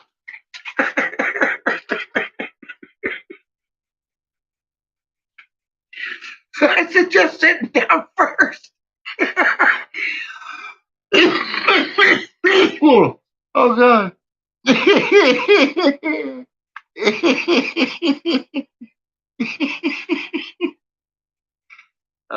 Just to get ready for what's coming. Oh fuck.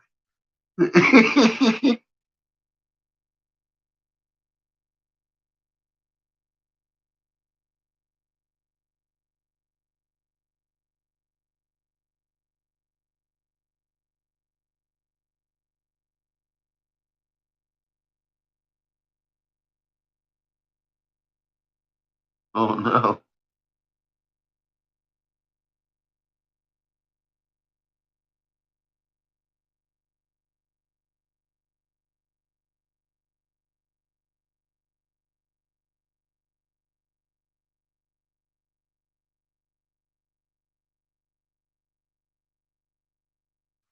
I'm not sure what's in my blood. Not too worried about it. I know I'm RH negative. But are you a dead man? It's all good. I planned on doing that sometime anyway.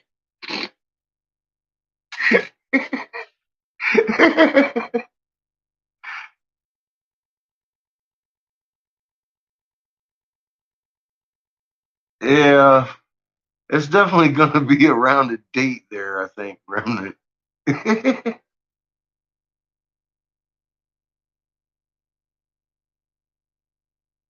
Yeah, I'm fine. I've lived. I've learned the secrets of the universe. Woohoo! What a good life. Woo! If I could go out laughing now, that'd be a topper. He laughed himself to death. Fucking A, I did.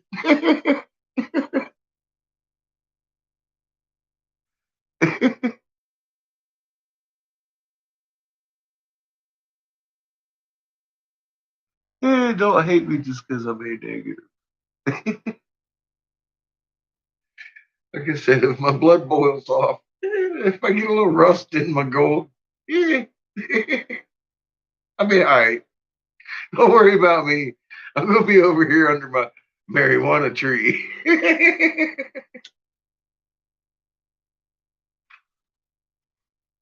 See, this is my final goal after all this shit and all this shit and all this shit. You know what I want to do? Because I'm gonna be down to Mama's Tord for a while. I want to plant me some seeds.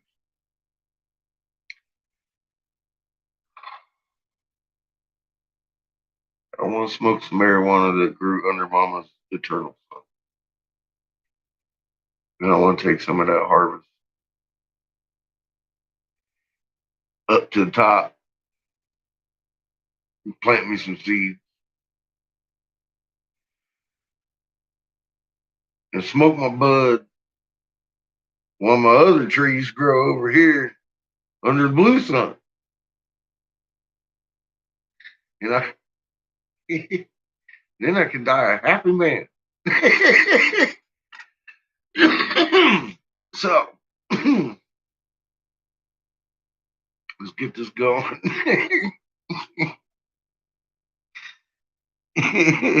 That's what I'm saying. Yes. Fucking UV sun. Maybe that shit would be like, what? Buds the size of footballs. Crystals the size of thumbs. Like, what the fuck is that? Just don't put that in your bowl. That'll hurt you.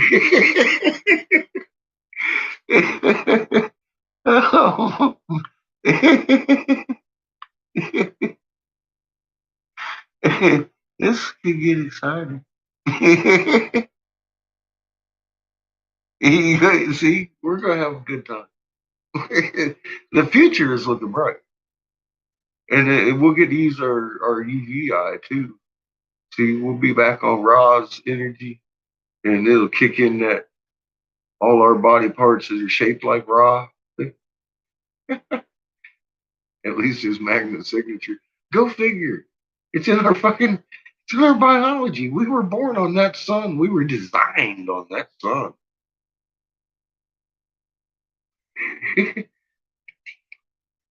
Okay, I get it.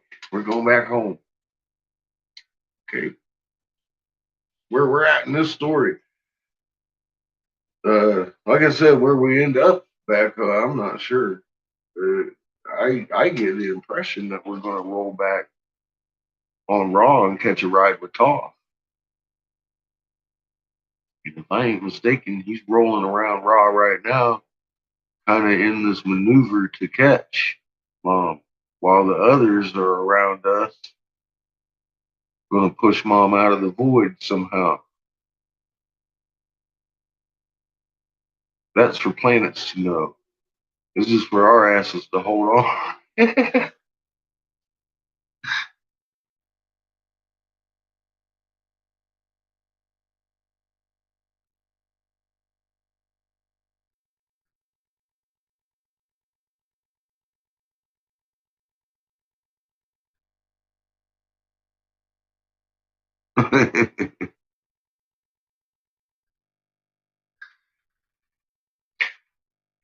That's the best Mary.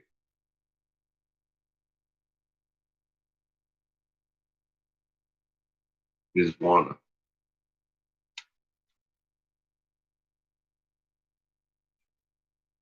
I'm married to my love, though, of glass. Mary's kind of my side hoe.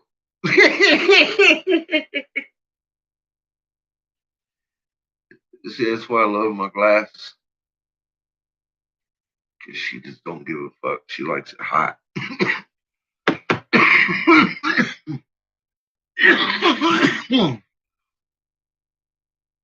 As long as I give her my full attention when I'm working her, she's just fine.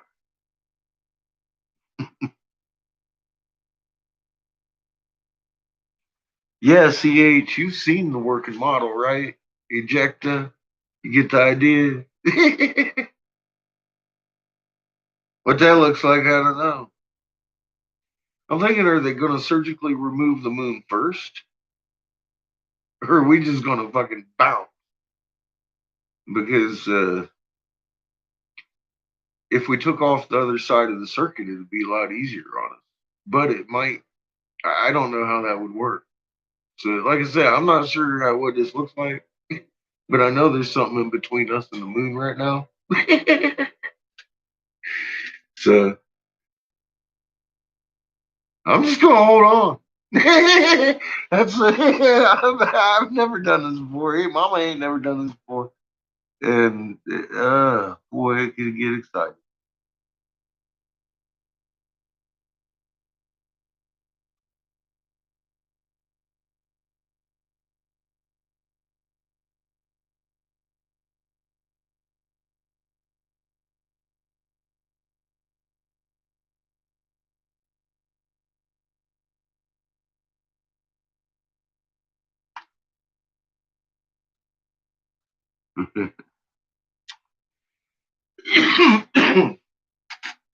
Oh, I still got another bubbler to make tonight. Well, if my oxygen holds out, it probably will. Should.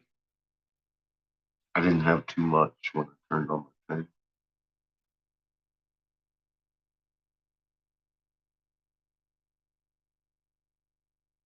tank. and man fucked. Boy, I'll tell you. Oh, while I was sitting here, I wanted to look at something. I haven't looked at it in a couple hours. Excuse me. I check my mind. I gotta see what's going on here. Yeah, it's very cold. It was breath cold. Like I could see my shit earlier. I wasn't liking it at all. She must still be eating pretty good.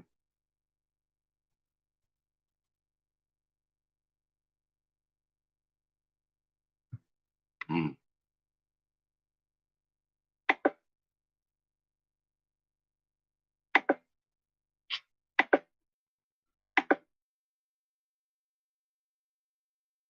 Oh dear. Well. Mm.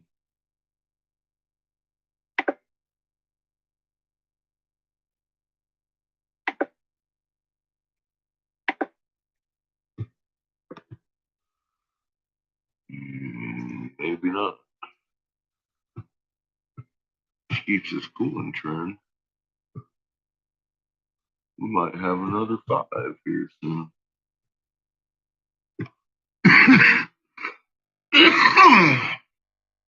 Or bigger.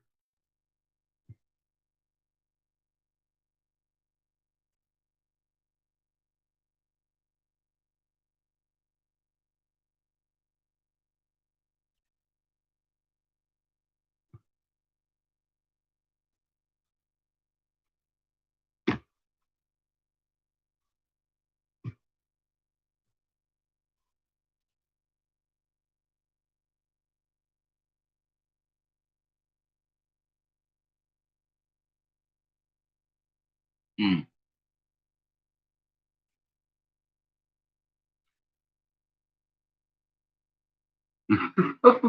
Fuck.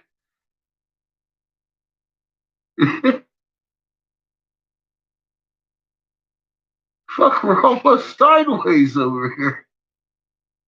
At one point today, that's fucking crazy.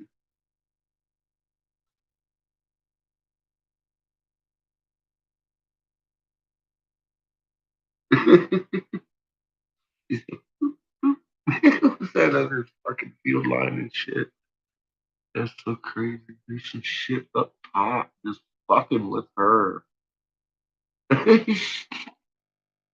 She's pulling in the bottom like steroids on the fucking induction because she's shielding the top because there's something up there. And she's touching it.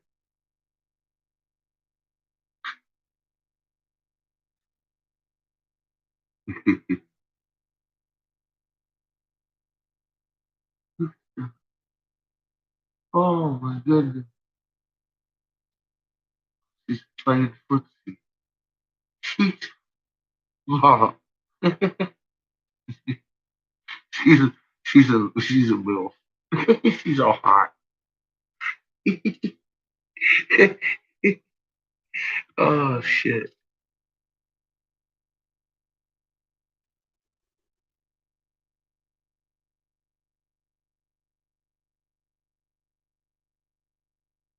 I want to look at the compression or the my bad.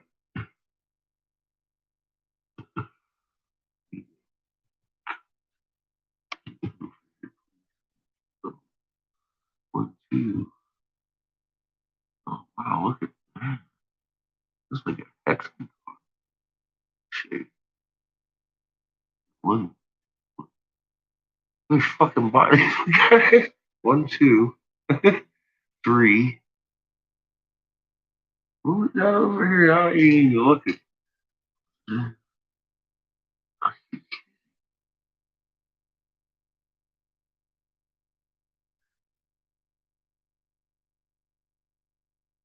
looks like we've actually got a moon on either side of it. Well within moon distance.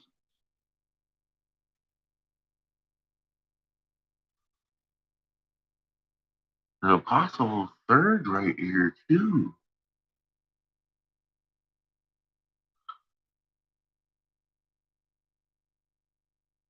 These things, oh wow, that crunch. Where the hell did that come from?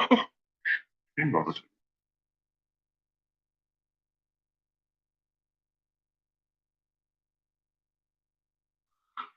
Well, it's been an active day while we've been sitting here chatting, hasn't it?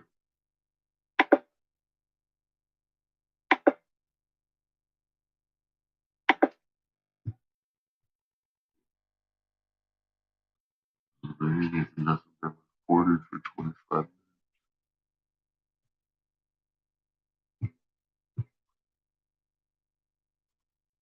So I don't know what's going on with the quake map just yet. I'm expecting a pop here in the next hour, over 5 though, for sure. I've been wrong before, but we'll see.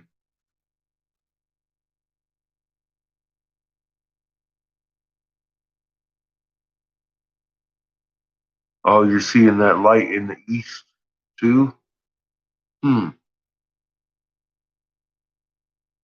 I haven't explored that one yet. Remnant. Hi, Polycentric. How are you doing?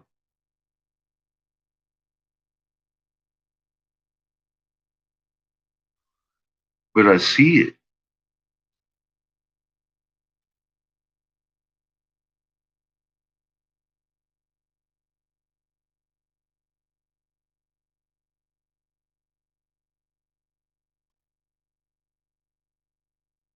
Cool. I'll have to check it out. Good to hear, Polly. Yeah, I'll have to check that out.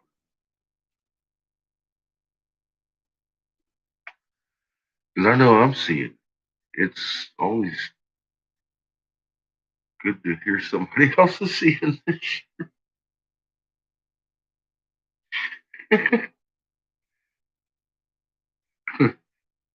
Been standing around pointing at the moon for 10 years talking about, huh? I've got people seeing the same things I'm seeing. Fucking awesome.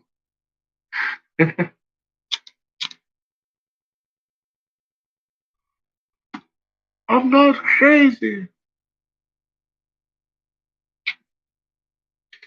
What's crazy at this point is somebody would actually think that everything's normal or even man-made.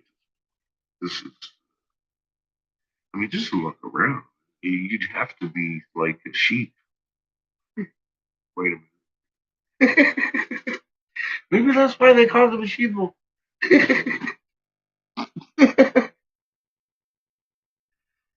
Oh, man.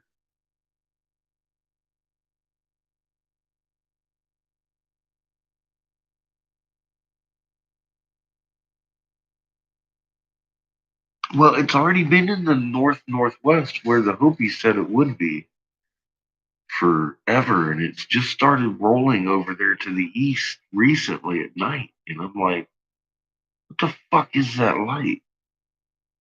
Because the north is still lit. I'm thinking we might be seeing shine off a Toth. I'm not sure.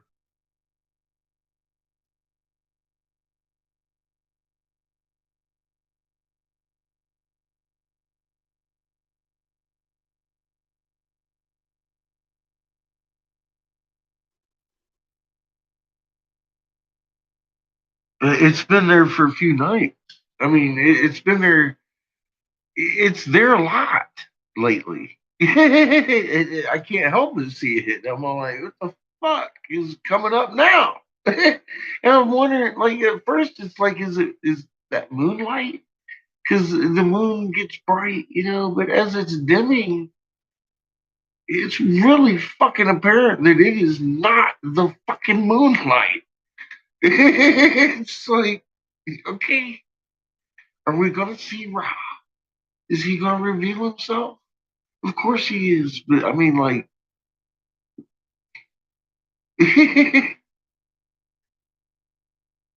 it's fucking is lighting up our sky at night. But I mean, yeah, people's heads are on the pillow, and my fucking camera ain't gonna pick up that shit. I keep telling people you gotta get outside at night anyway, because you gotta see this shit. Our sky ain't right. I'm glad you're seeing it. Our sky ain't right. Our sky ain't right.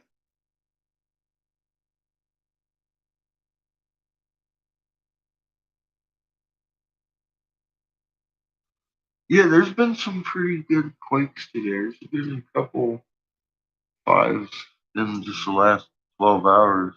The rapidity has slowed down. Because I believe Talk is actually rolling away from some footage I saw. He might be going around orbit behind Ra to catch Mom, I think. She ain't never seen this work. I ain't never seen this work. So I'm just telling you what, yeah, I'm like getting the picture. I'm like, all right. So it's a very short time. We're probably going to be like rolling back. Then we got a couple years for perihelia, I guess. I don't know how that works. How long does it take a star to move in for that? I don't know. It takes years. In Hubble data, sometimes it takes a lot of years. Sometimes it's quick. I don't think we're going to be in that quick category. I think we're going to have about 3.5 to 4 years of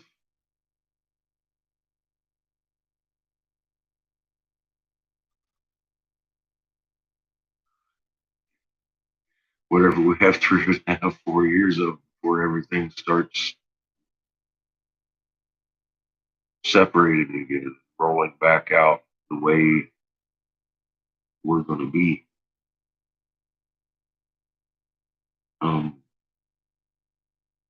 For another, fuck, I don't know how. I don't know how long. But we got a fucked up timeline here. I can only imagine.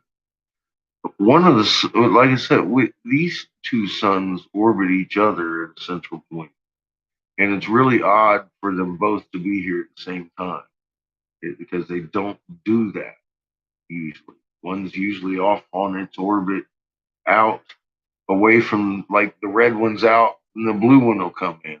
The red one will come in, and the fucking blue one will be out on its orbit. But at this point, they're all three coming to a convergence center, and it's like it's an actual one sun. They sing a note. The three, we're gonna have a sun chord singing for one. Literally. What does that do? You know, I don't know. There'd be a broad range of things I could imagine, from nothing to holy, are you fucking kidding me? Shit.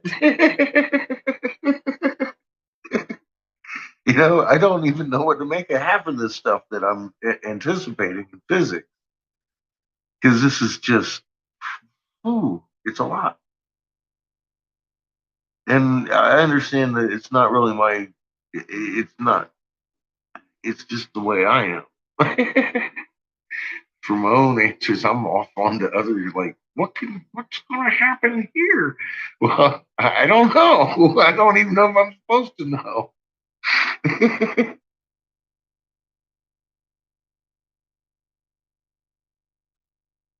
Yeah, by the sun, while the sun took off and Ra rolled in up at the North Pole, I saw that. See, yeah, he's bigger than ours already in the sky up there.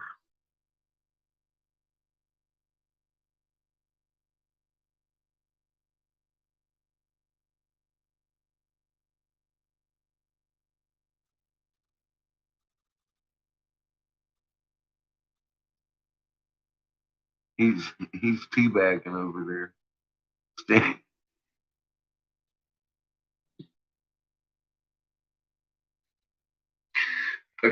Fucking Orion.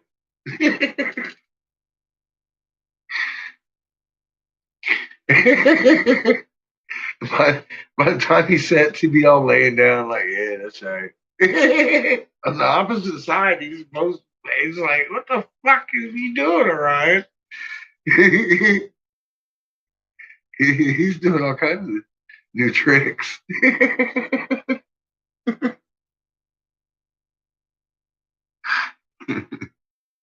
It does. It's big. People are going to poop themselves.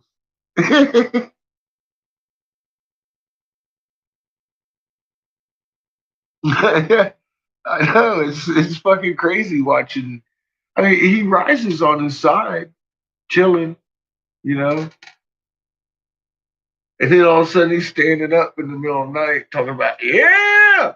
And then after he's done his business, he's like laying on his other side. It's like, that looks like a full night.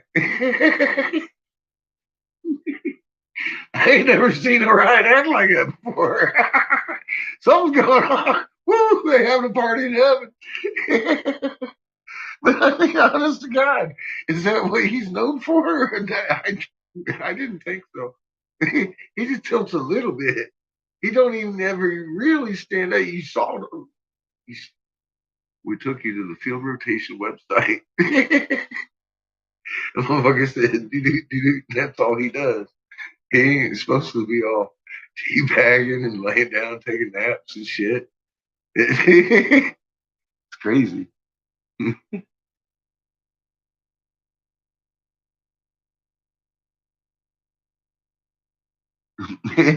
See how he is? See how he is, hot minute? Look at him. Fucking crazy Ryan doing shit. I like that caller tonight. That's awesome. Say he's been watching the moon for the last 2 nights, and he described it real good. Look, I've been watching it for 50 fucking years, and I just sat there and watched the moon, and then a motherfucker ain't that right. I'm glad. I'm glad he brought it up too. People be looking. It's awesome. Awesome shit.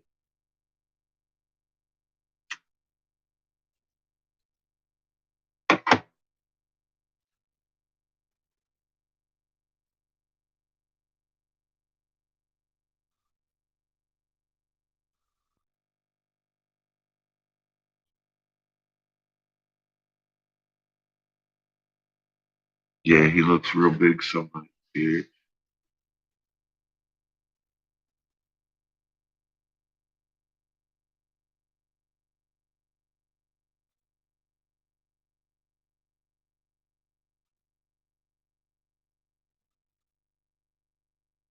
Yeah, it's all our DNA is going to be lit up like a Christmas tree. We were formed on that energy. Our body parts are shaped like the magnet signature of Ra. you know, which I mean, like, look at the fucking peanut man. Everybody's always talking about peanut man. It's fucking look, it's a Ra thing, and it's like, no, that's a magnet signature, Ra. But that's us. We were formed like that on that sun, not this one.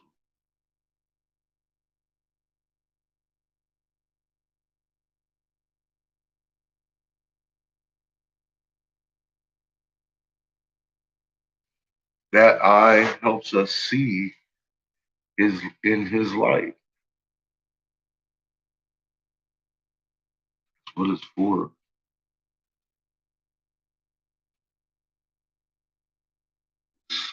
It's a UV thing. Why it's actually attached to our optics, I guess. I've read that it is. Um, which again totally makes sense if it is. It's just we don't have use for it very much in this blinding sun.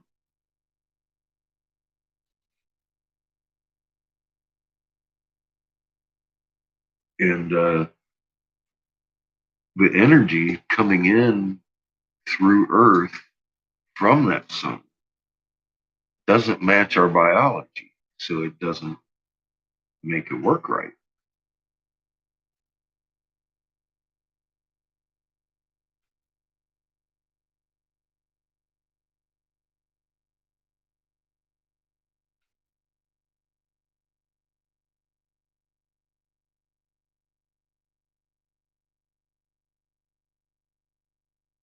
Yeah, when you get two rainbows out of that same pyramid, you got two light sources, especially if both rainbows look different.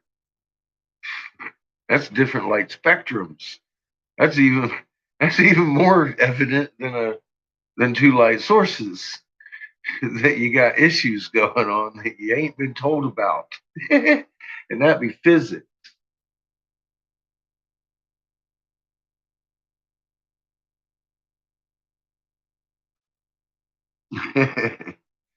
Pink Floyd was telling you. It's like, here's how the prism works. Yeah. That has changed. I'm with you. I'm with you. Like I said, my 16-year-old pointed out the whole light spectrum thing. He's like, look, Dad, there's different light spectrums. I was like, I'll be damned, they are, aren't they? Because the top rainbow is not red, orange, yellow, green, blue, indigo, and violet. It is not Roy G. Biv at all. It's it's more like a kind of bright red, real little tiny yellow, a little tiny green. And it goes. I don't even see any blue in it in most of these pictures you get. And the double, in the one I saw, it was almost all purple and dark reds, dark. On this spectrum was big. I was like, oh. And look at them. Look at your Google double rainbow and go look. like I require. Every word I say should be Googled. That sounds crazy. But go look at them. You can see they're not the same light spectrum. And if they are, somebody probably photoshopped that shit. Because my double rainbow wasn't the same light spectrum.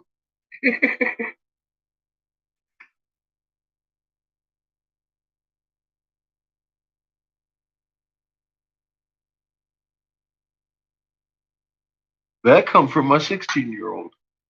We drive down the road. He's like, look, man, there's a different spectrum. I was like, well, fuck you, you little geek.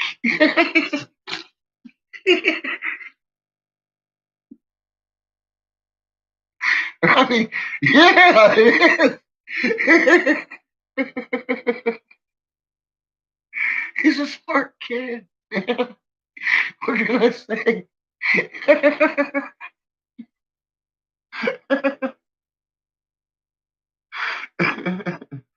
Oh man.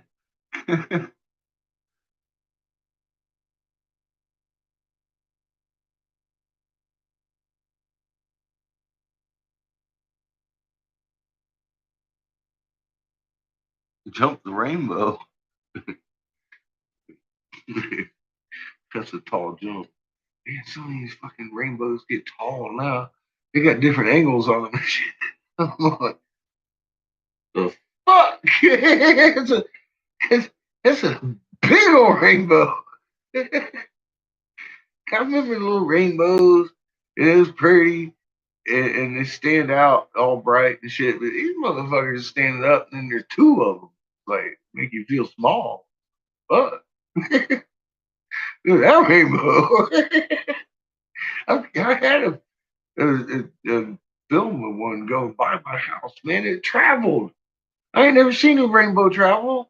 I was like, man, that's definitely got to be a reflection off of some fucking planets that we just ain't seeing. It's causing a fucking prism for that fucking light to bounce off. The only thing I can think of, because I ain't never seen a fucking rainbow that tall. Double rainbow. Traveling across my fucking horizon.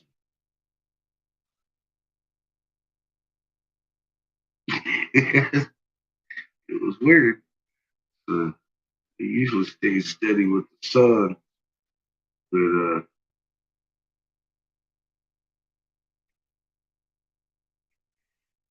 I'm pretty sure it's on my page still. Actually, that footage, you can see the rainbow moving across behind the house. Huge. Look at that. Wasn't it just over there a minute? Look at the motherfucking rolling. It's moving. It's pretty weird. Well, it's the planets that are behind us, pretty much. When they were moving in, they were almost visible. And there's a big one and a little one in front of it. And we see it in goes. Now you can go out and look at them at night because they're in position. They've been there for a while.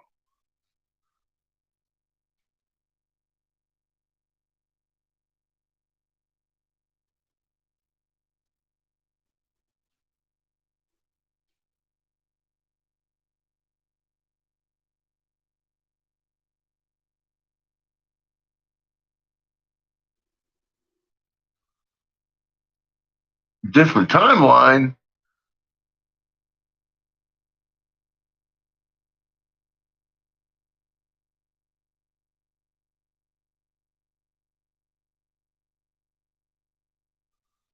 I'm going to try and stick on this one. I just learned about this shit. I want to skip around the timelines now. Unless I can go back and talk to Albert about this shit. Be like, look, you got to double check my work, Albert. I'll give you a little credit. John and I taking that Nobel.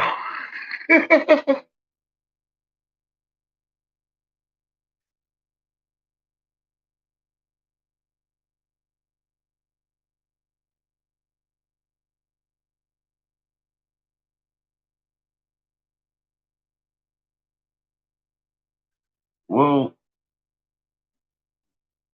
yeah, one, but I'm not sure on the technique on that. We can do interstellar travel too. Yeah, we're children of creation. We have magnets. You're used to it. It'll be okay.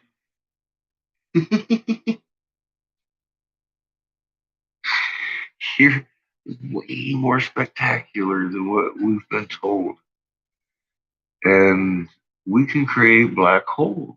Like I said, these things have time dilation associated with them, and we can definitely interstellar travel.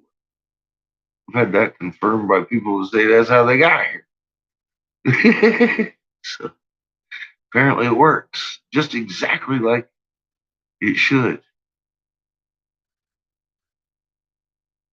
If everything's a magnet, and vibration and straight intent of the heart, we can go anywhere we want. And if we do it right through a love seat, love circle, love, black hole created by love, meek folks in a Hallback array, well then we'll arrive on said destination as a various colored mist and acclimatize immediately to that planet's frequencies. No lack of human frequency. So, if you travel in a spaceship to Nibiru, you're going to do what? What happens every time they get one of us to take us over there? We get sick, we lose our minds, and we die shortly after because we don't have a human frequency. And they didn't know that. You can tell that from fucking listening to their own words about all of this shit. Well, that's the reason they die early here.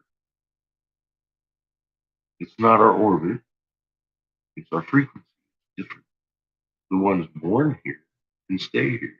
Their lives are short too, because their entire biology was not created on this planet. They didn't come here in the straight heart of creation. That's a failsafe. That's a safety switch. It's like you don't belong here. That's a brilliant creator.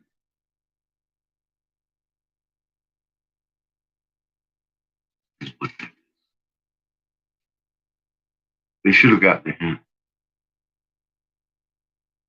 I hope they do. I hope they do, because this is new information to us, new information to them, and it's old information. It's the stuff we had when they came here. All they had to do was ask. They were dickheads. But you know, that's one hell of a lesson to learn, isn't it?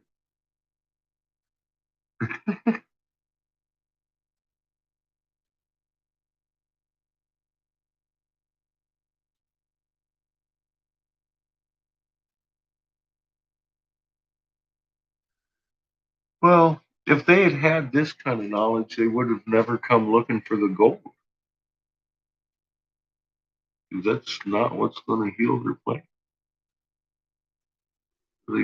As I understand, they got streets of gold up there now, and they still fucking need more. That's what I hear.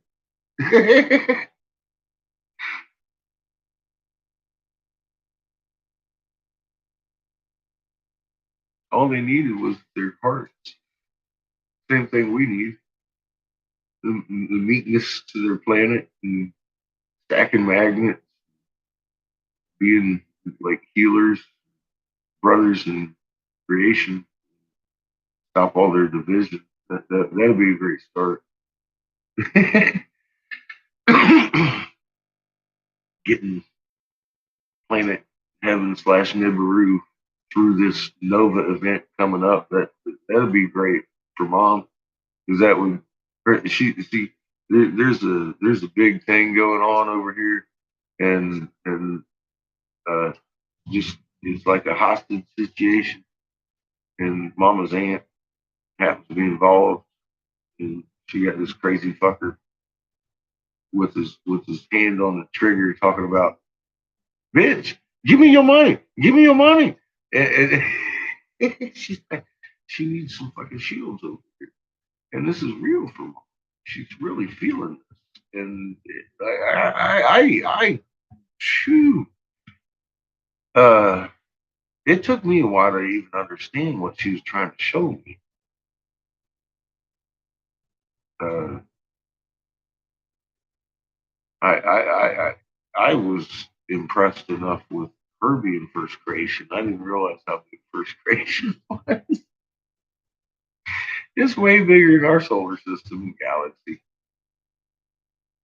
We're just in a little section of forest. Woohoo!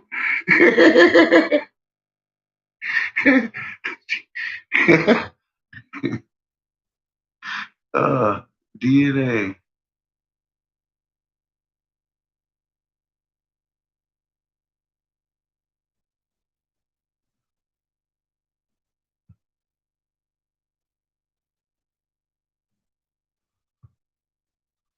What? That's all the gold you got? Y'all better go get some more.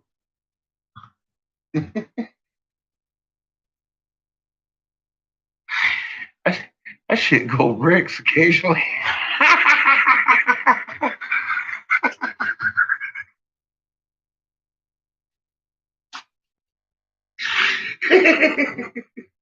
It just happens.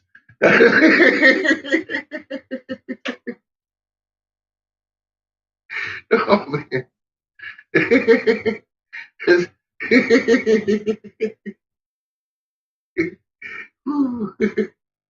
This shit's some fucking gold bricks right there, buddy. So, yeah, it's been a saying of mine for a long time.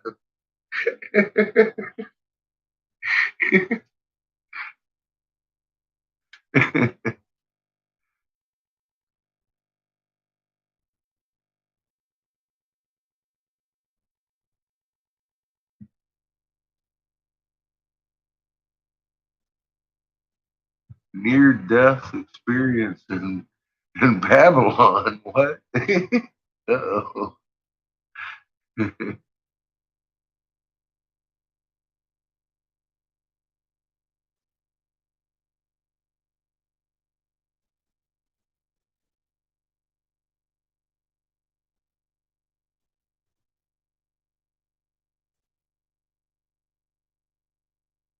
Attempting to remote view.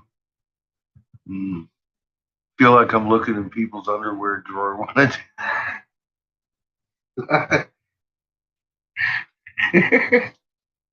it's, it's how I started feeling when I started feeling people's hearts and understanding what was going on. Oh, too much information.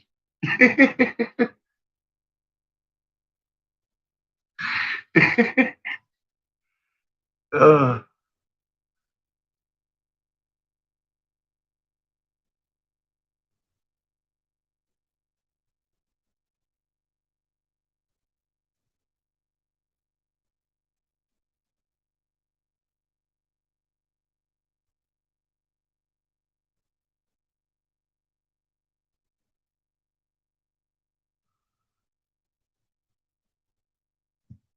well, you know, I'm pretty sure the script says we're Babylon here over here in the old US of A. It describes us pretty well.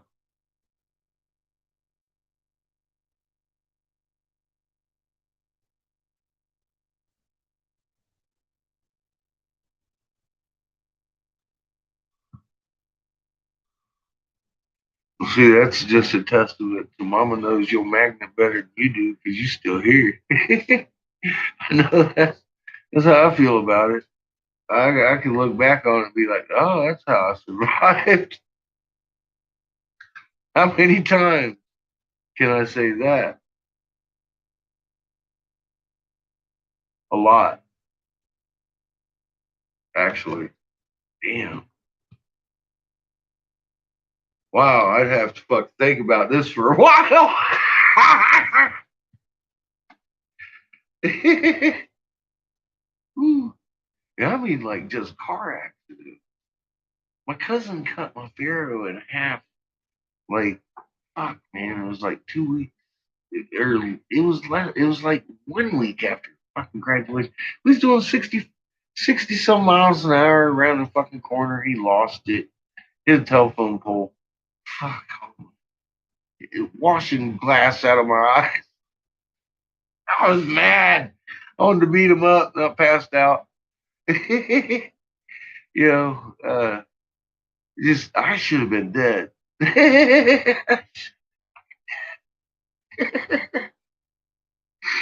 A lot of times.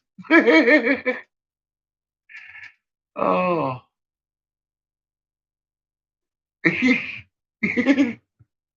We could write a book about that. This cat had quite a few more than 9 lines.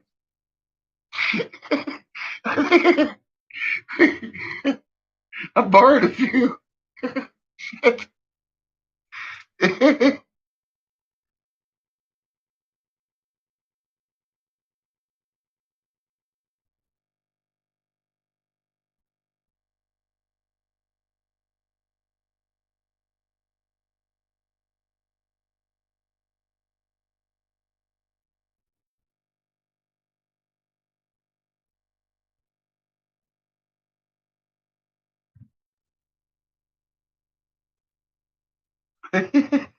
Nice.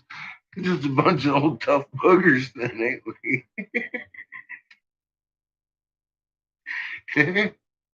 We got that in common too. Maybe it was the fall on her head.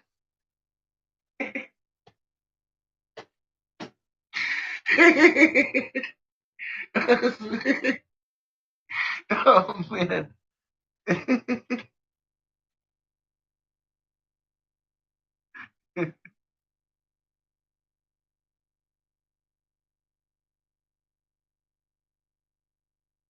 I know I got like I've got a low body temperature. My blood pressure usually rolls like right on the key or tad bit low. But I know my body temperature is usually about 1.5 degrees below everybody's normal. If I've got a normal temperature, I usually have a temperature.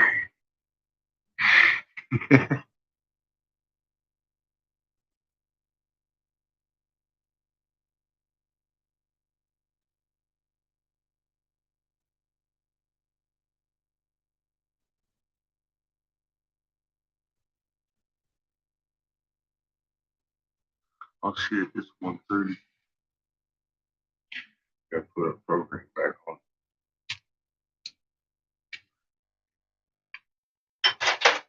I got one bubbler down. I want to fashion the second one.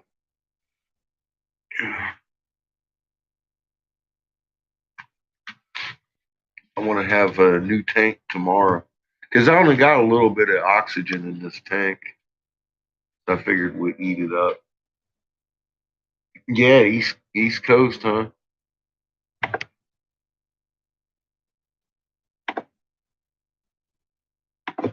Mm-hmm. Uh-uh.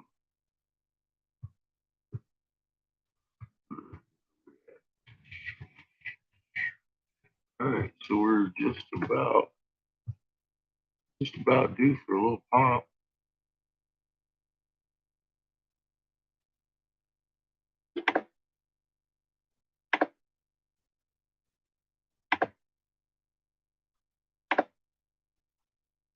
Ray, that's what it says right there. Date break. No.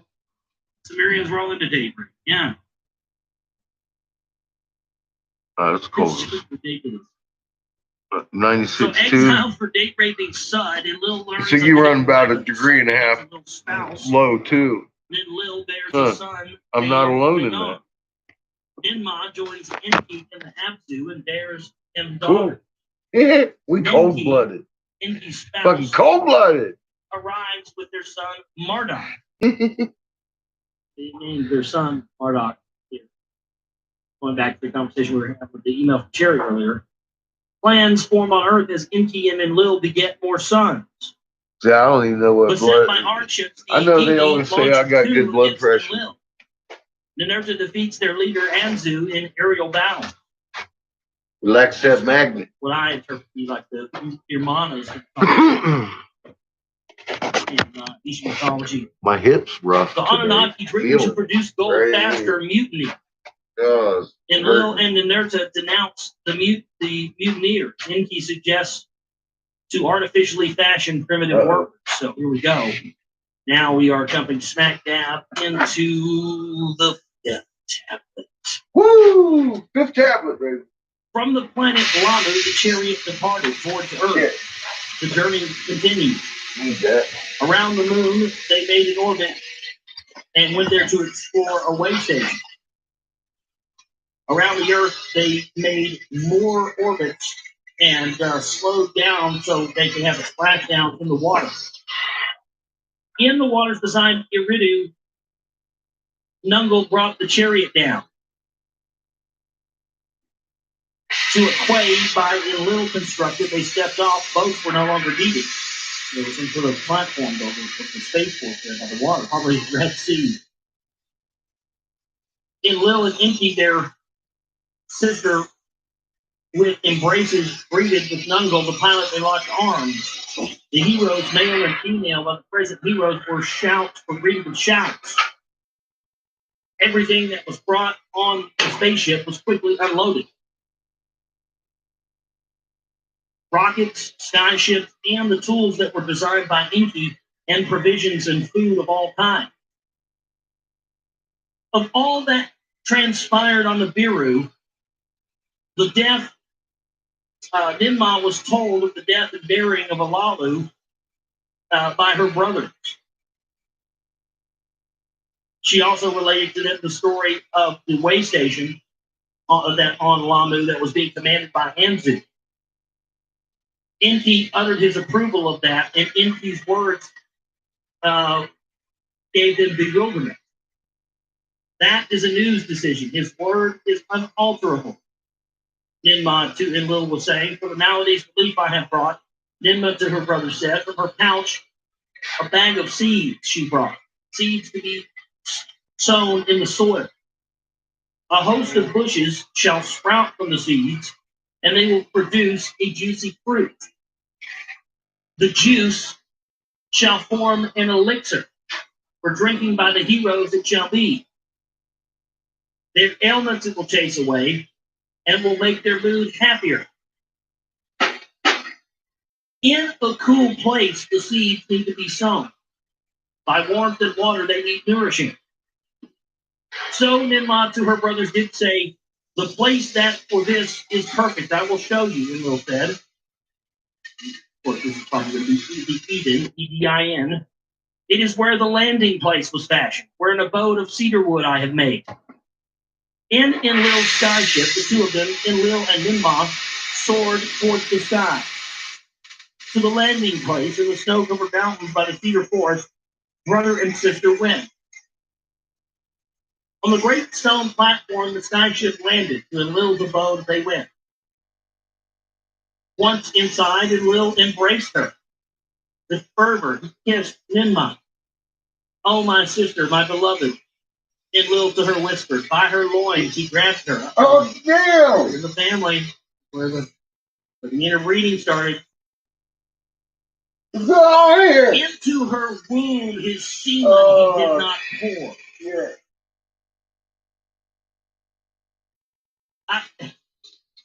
I gotta say this for a minute. That is the greatest thing I've ever been able to say on radio in almost 4 years I've been on the show. I gotta say it one more time. The greatest thing I've ever been able to say on the show. Here it is. Fucking Josh. Into her womb, his semen he did not pour. He poured, did not pour her semen. Because she went for What's up wrong with that boy? Because she wanted to suck someone's cock. Into her womb, his semen did not pour. Oh, that's just beautiful. So basically, he had sex with his sister, but he didn't come inside. I can't believe Mary Deck went as far as to tell us about pouring out. You know, there's a message in the community. Because, yeah, there is a message in the community, you young buck. Pull out. We said that Britney Spears and her sister, my God, been there 1,000 years. So he fucked his sister, then he pulled out, so it's all good. So good. The moral of the story is, it's okay to have sex with your sister as long as you pull out. Well, thank you. Thank you, Samaritan Jack. Thank you, Ananashi. Thank you for clearing that up for us. We were all confused. That's what I'm calling out. I'm going to sign your nerd code. I will believe you word. Ninmah said to him softly. He is a young friend. He is ready for adventure. He is ready to join you on Earth. He is prepared. If you stay on Earth, let us bring over our children. Oh my God. The landing place, So wrong. rockets and skyships were carried to the platform. From the pouch of Ninmah, the seeds were obtained, and the valley soils they were sown. Almost embarrassing that we came A out fruit of from here. the Hiru was to be grown here on Earth. Fucking freaks. In the skyship, Enlil and Ninmah returned to Eridu. On the way, Enlil showed her the landscape and showed her the extent of the Eden. From the skies, Enlil to her explained the plan. I have designed an everlasting plan, he was saying to her. That for which all time construction shall determine I have laid out. That means like he's talking about like all time construction. He's talking. See, that's a very interesting thing. That's something I've come across in my research and wondered about, but never been able to really prove. He says that for which all time construction shall determine I have laid out. And what I take that to believe for my research is this. Now I could be off the mark on this, but I'm going to tell you, I've come across that, but seeing that statement there is very telling. It seems that when you see the way that cities are laid out and grids are laid out, and you can even look at official mainstream documentation on the civilization of Sumeria, the first civilization.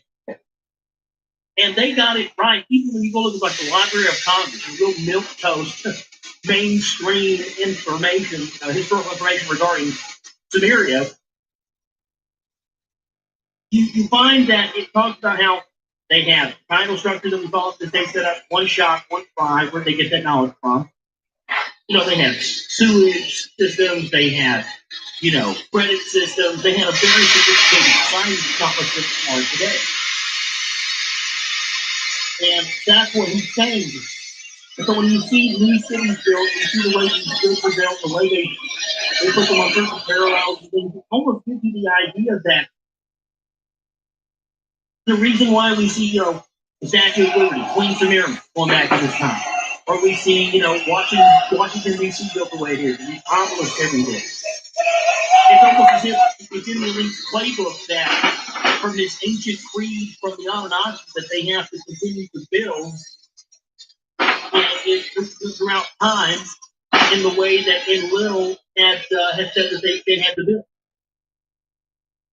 Away from Eridu, where dry lands begin, I shall make my quarters.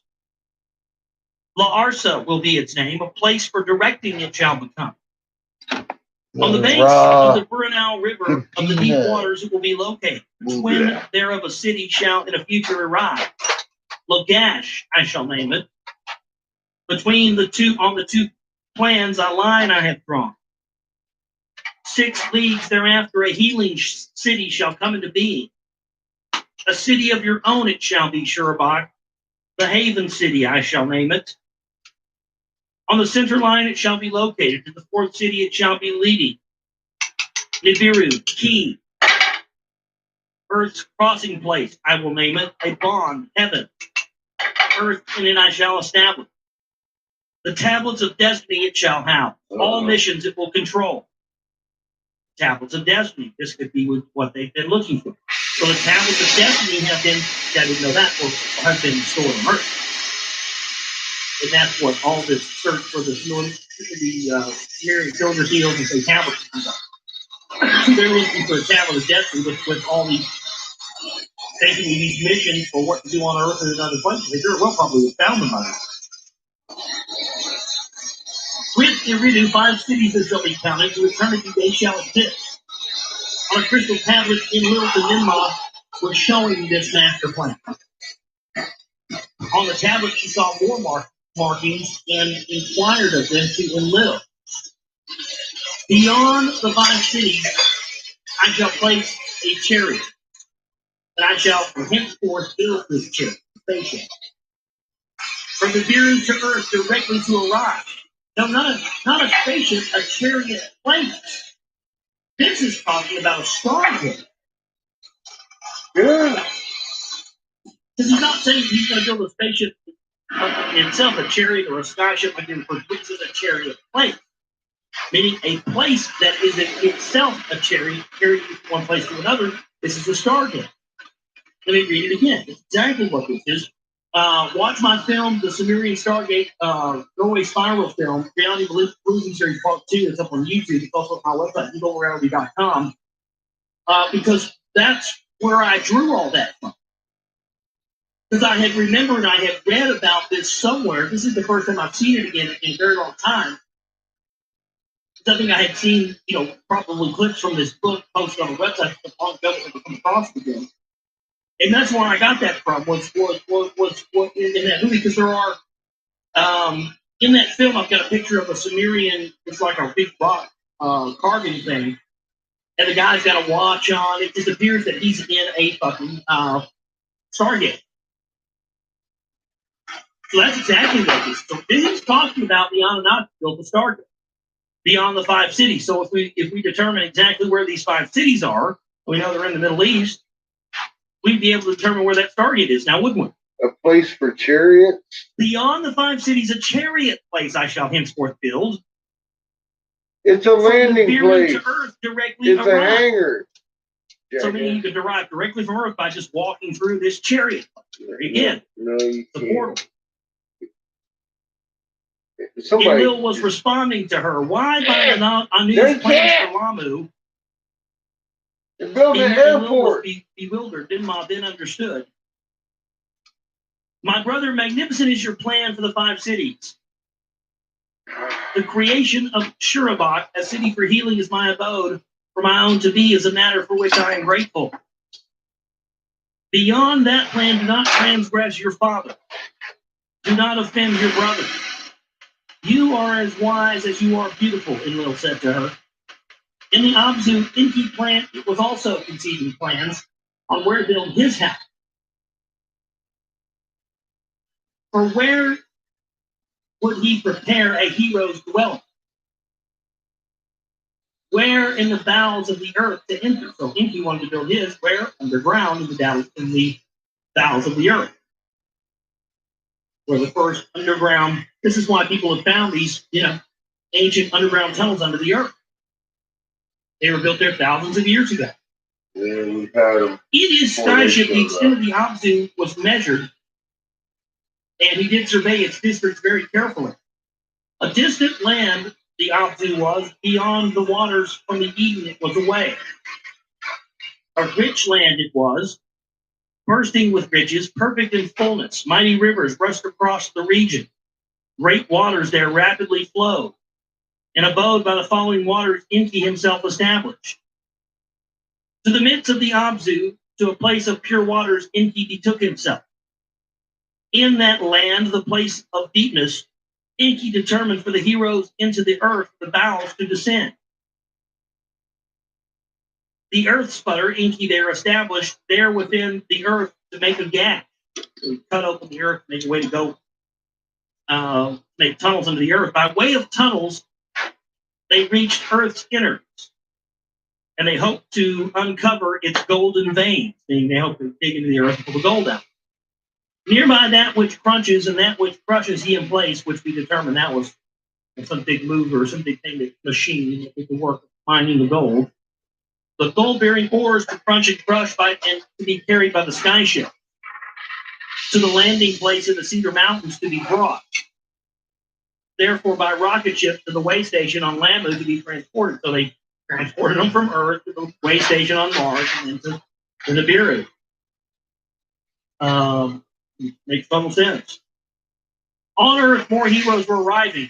Some to the Eden they were assigned, and some to the Abzu they were given tasks. Larsa and Lagash by Info were constructed, and Surbarak for Ninmah he did establish. Within the earth therein a host of female healers were dwelling.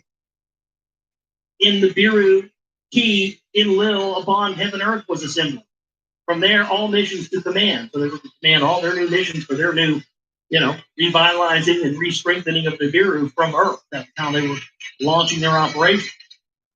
Between Iridu and the Abzu, Inki was turning back and forth for supervision. On Mars, construction was progressing, and a way station for the heroes was starting to be constructed. A shar, 2 shars, which is a period of time, lasted for the preparations. So the preparations took them a few years. Then Anu gave the word. And now you'll see where this came. Yeah, much older than Christianity.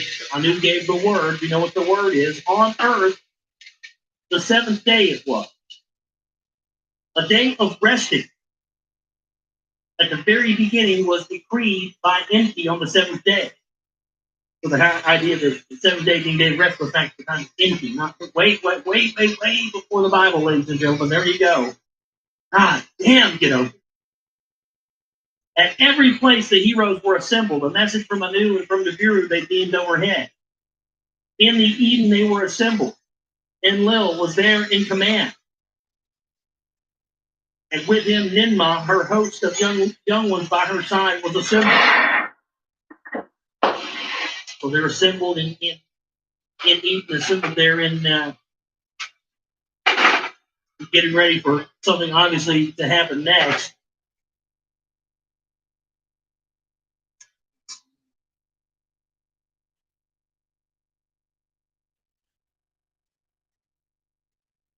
All right. Says it in the Abzu where the heroes assembled in the gaze of Enki they stood.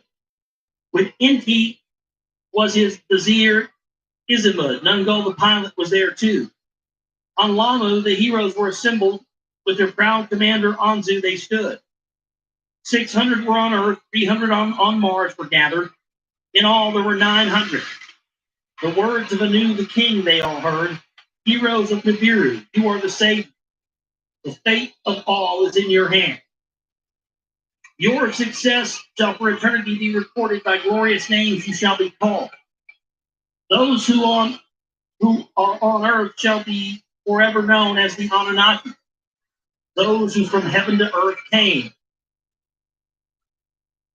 So that's what we refer to as heaven. We now know to be Nibiru. Those who are on Lamu, Mars, Igiki it shall be named. Those who observe and see shall they be. So saying that basically they've been, observing and watching the activities They're the from their fucking way station on watchers. Mars all of this time. Unbeknownst to us, it could have been that structure that guy found on Google Earth or Mars Google Images type thing recently. All that is required is ready. Let the gold start coming. Let the Nibiru be saved. So the next part is now, this is the account of Enlil and Enki and Nineveh. This starts getting into the sort of the twisted love triangle stuff here. It's very interesting in the history of these people who allegedly came down. Again, I'm not saying I 100% agree with all this, I think it's all true, and but a lot of this stuff is just hard to deny. It's hard to ignore. And I see a clear pattern that has been set before us by these gatekeepers of the phony truth movement. And anytime I see somebody constantly saying, don't look at this, don't look at that, don't look at this information over here, it's always making me want to look at it more. Don't look at the black folk stuff, don't look at the secret right, just focus on the left wing, all that stuff. It always makes me go, well, there must be something to it. If you're telling us not to look at anybody who's feeling don't look at such information, it could be helpful to attaining a better idea of the grand scope of the big picture, then it should be looked at. No, don't do it. Not, I mean, I just think of that. You have to allow people to look at this stuff and determine what they're dealt to do. And again, that's why I've read all these things. Well, I read William Bramley, that's why I'm reading this. Because I felt like for the longest time of the show, I was just kind of making broad assumptions about things and dismissing certain things without really giving them a fair shake. And so that's what this is about. That's why we're reading this. And I hope you enjoy it. I hope you get something out of it. I know I certainly do. I gain a greater knowledge, a greater understanding of things I already know. A lot of stuff I already know, but it's just clarity of being able to see a much wider picture of it.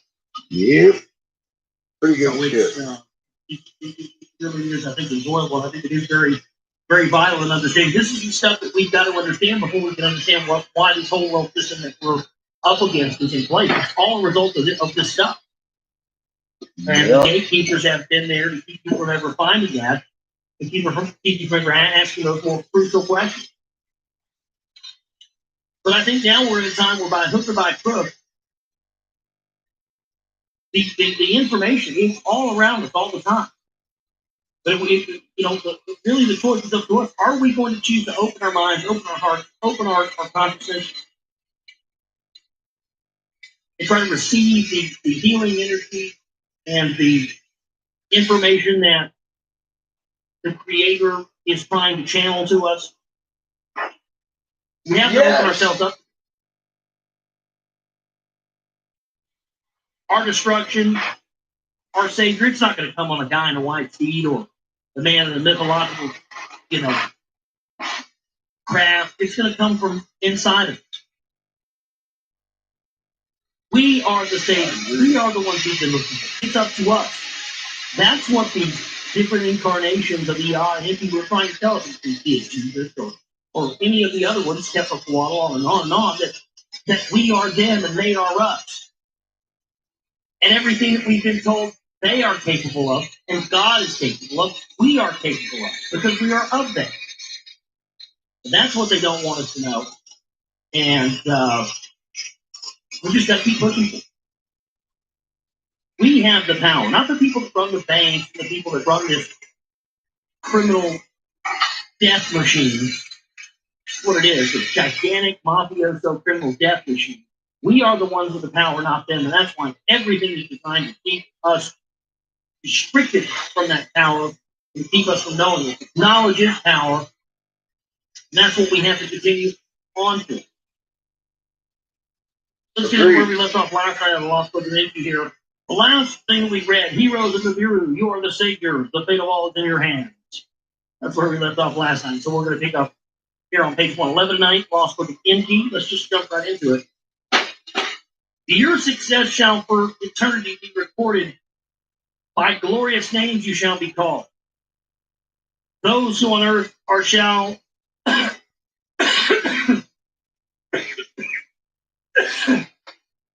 those who are on earth shall now be known as the Anunnaki. Those who from heaven to earth came. Those who are on Lamu are Igigi and shall be named. Those who observe and shall see, they shall be. All that is required is ready. Let the gold start coming. Let Nibiru be saved. Now, this is the account of Inti, Enlil, and Ninmah. This is actually where we left off. Their loved and espousals and by their sons their rivalry. The offspring of the new were the three leaders. They were all born by different mothers. Inti was the firstborn son. A concubine of Anu was his mother. Enlil was born by Ansu, the spouse of Anu, who was born the legal heir of the temple. Ninmah was born by another concubine, a half-sister of the two brothers she was.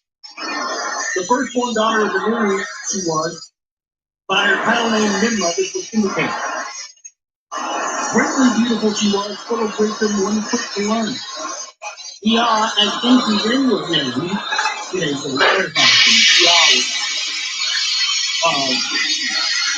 called, Inti was called Ea back then. And later on, as you're reading this, I talked about this last night, you'll hear them, they'll be calling him Inti, but when they're on earth, Enlil will address Inti as Ea sometimes, like a nickname. Yeah, sometimes somebody's name will be Frank or John or David, and some days you'll just name that shit Bubba. I don't know if a lot of you think,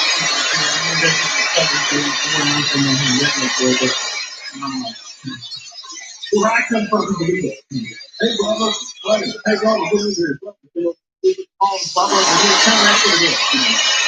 So he refers to Inti as the all that comes out of his name. And Inti was in the name by the news was found Ninmah was chosen. Hereby their offspring would be the legal successors to the throne of the Nibiru. Ninmah of Enlil, adapting as commander, was an amber. Oh, this is going to get into the incest. This is the incest stuff. By him she was seduced. Into her womb he poured his seed. Uh-oh. I thought we had another thing we're thinking about not pouring the seed into the womb. Oh, he's pouring it. The seed in her. Just put that seed, baby. That's not saying that to her. Not saying that to your woman every time you do your business. A son of the little seed people in America, the two that made him. Anu was angered by the deed. As punishment, he forbade Ninmah to ever be the spouse of Enlil and made her be Ea's wife. Oh, that's fucked up. So, Ea, his bride to be by Anu's decree, abandoned a princess named Damkina, he instead espoused. Okay. A son and heir to them was born. Marduk, they named him. One in a pure pace hornet. There's trouble. As for Enlil, a son not by a spousal he had, a spouse by his side he did not have. It was on earth, not Nibiru, that Enlil found a wife. Ah, there you go. Okay. So they're on Nibiru, they're kind of passing out wives and setting up who's going to be with who. to continue the bloodline. But then it says here it wasn't on Nibiru that Enlil became a spouse, meaning Enlil and acquired a spouse. He acquired a spouse on Earth, so this must have been what the Bible talks about with the Nephilim and mating with the daughters of man. And Lil, got down there and did some banging and created mankind and said, oh, we got a slave race. But unfortunately, because these folks who we're talking about here, obviously, if they're talking about the succession of their bloodlines, it's pretty clear these people weren't slaves, right? No, we're not talking. So, with the arrogance of these, royal genetic seed bloodline Anunnaki, was their arrogance to believe that they could create a slave race using their own DNA that would want to be or would be okay with their enslavement. It is not in our DNA to be enslaved. That's why it is natural to rebel against your slavery. Spiritual slavery, money slavery, job slavery, whatever it may be, relationship slavery. It is not within our construct to be enslaved. We didn't come from that. That's why we feel the need to break free from it. Because you're crazy.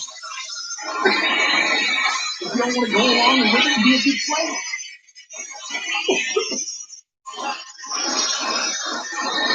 The account is one of grace and exile, a love that brought forgiveness, and of more sons that were only half brothers. On earth it was summer, so his abode in the cedar forest in Lil was free. In the cedar forest, when Lil was walking in the cool of the day. In a cool mountain stream, some of Lil's young ones that were trying to landing place were babies. By the beauty and grace of one, God was her baby. In Lil was enchanted. When it cedar abode, and Lil invited her.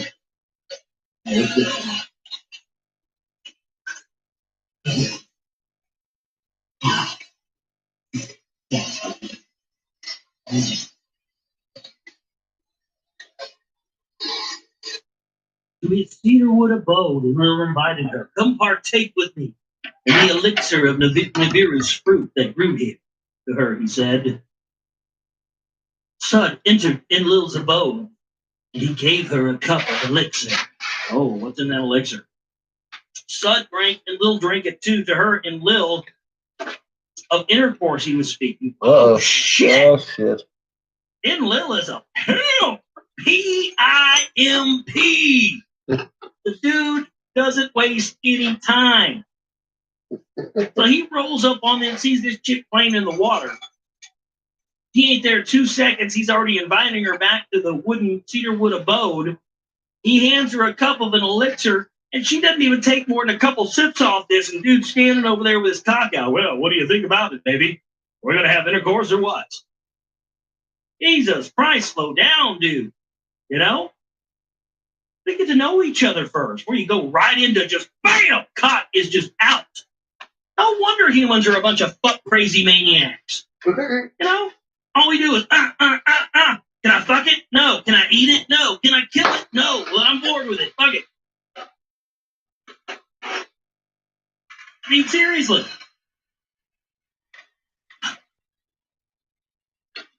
No wonder we want to fuck everything that moves.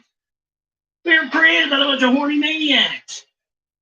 We wonder why there's fucking 500 trillion of us on this planet. My God. The people that created us were fucking all the time. What do you think we want to fuck all the time? When we look at, oh my God, we have to have eugenics. We have to kill us. There's so many of us. Well, my God, well, maybe go talk to your bloodline ancestors about that then, Rockefeller.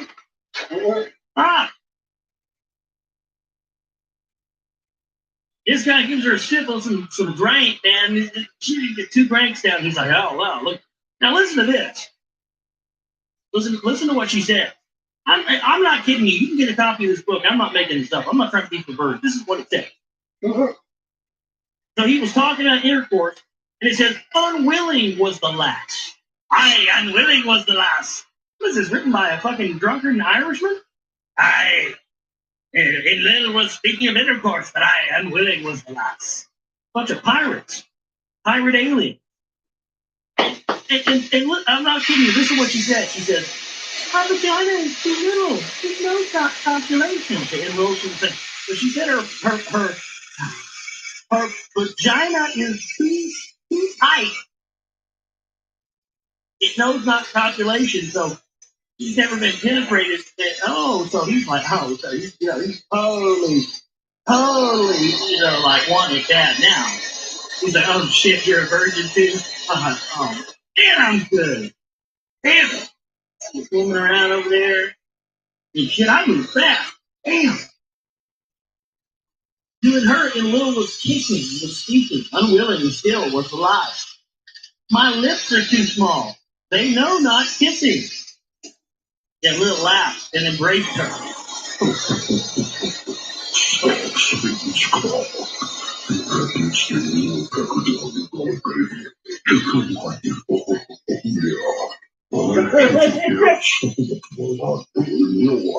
Dragon Royal.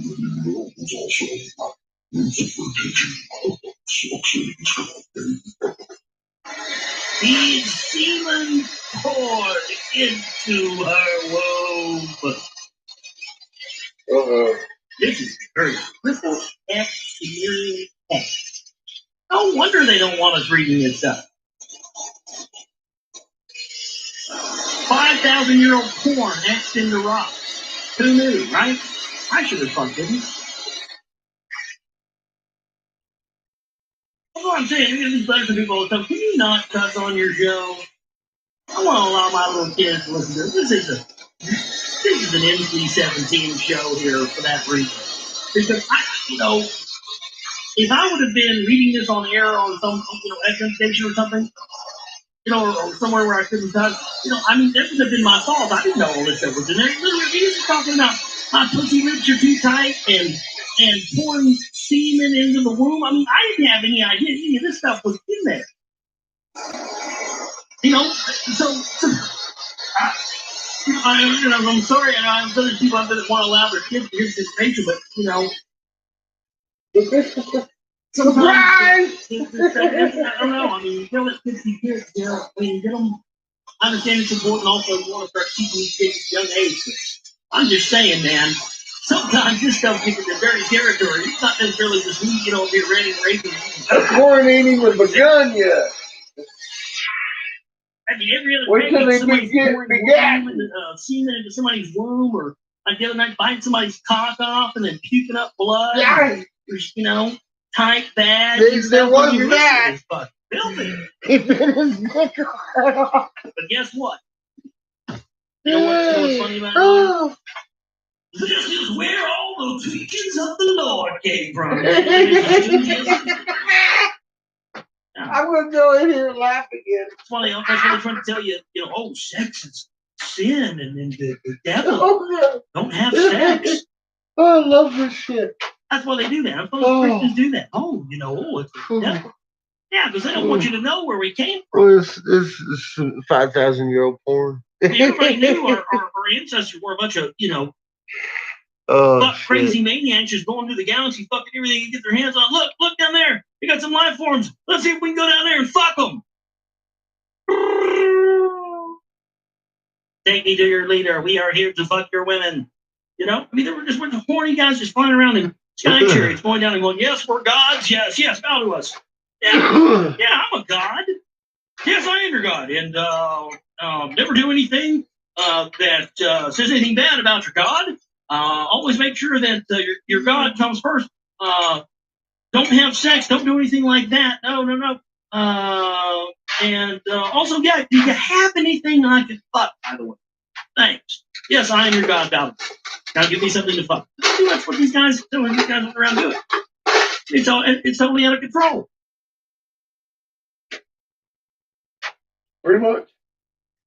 It ain't even got started yet. The to Nimma, Sut's commander, the immoral deed was reported. In Lil, immoral one, for your deed judgment you shall face. Fucking so did Ninma to Enlil in anger say. In the presence of 50 Anunnaki, 7 who judge were assembled. 7 who judge on Enlil a punishment decreed. Let Enlil from all cities be banished. To a land of no return, let him be exiled. In a sky chamber, they made Enlil leave the landing place. Abgal was his pilot. To a land of no return, Enlil was taken, never to return. Well, that's why they call it fucking land of no return, isn't it? There's no return from it. Idiots! My God. A little editing, please.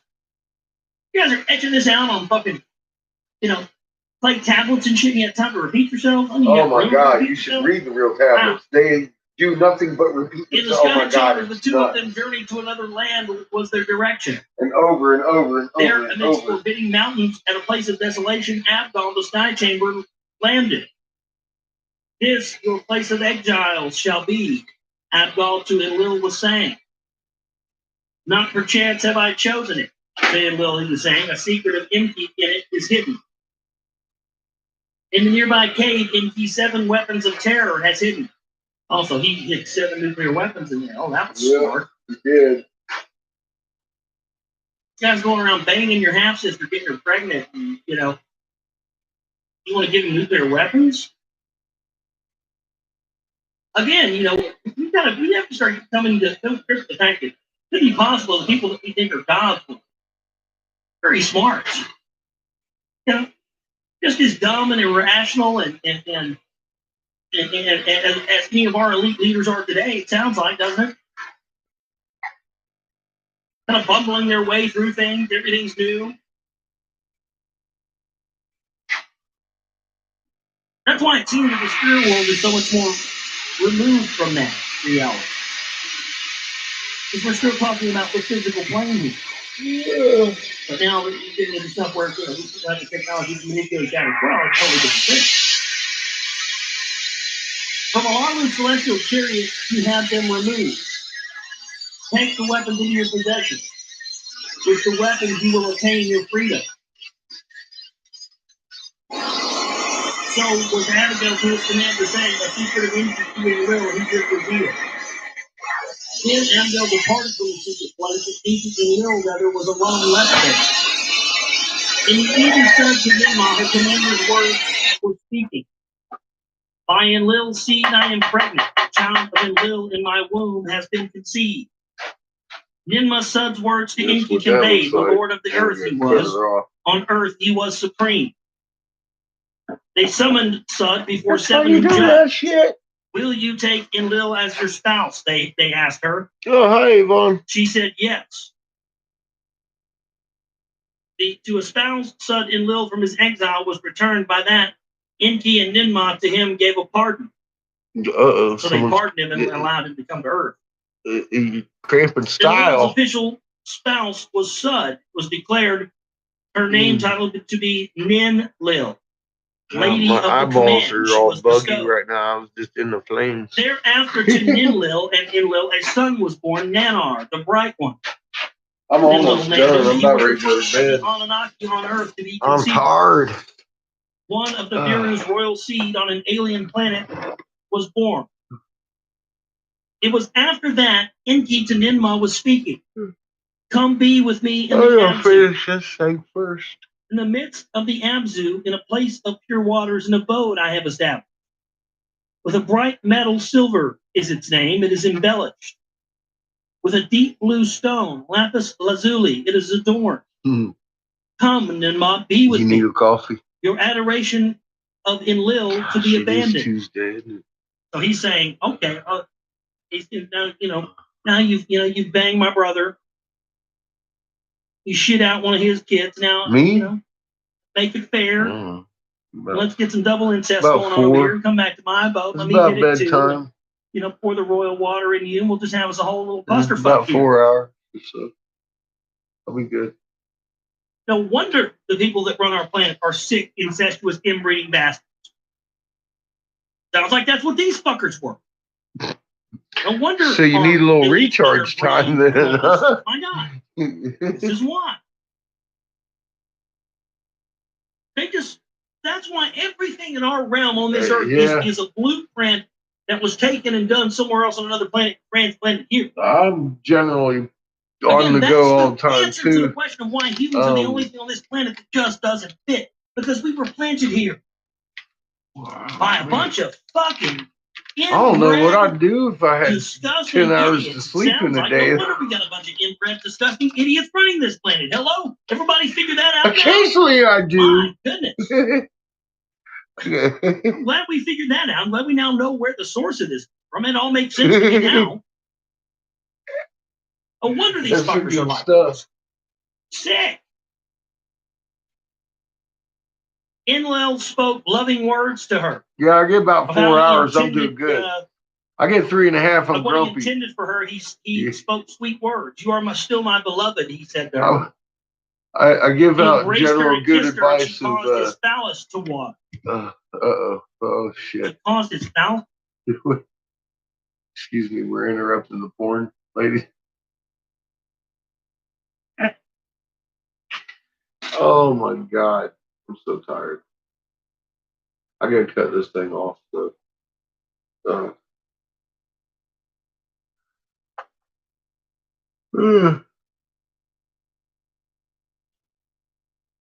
lawn care. Yeah, I didn't do any of that today at all. Thank goodness.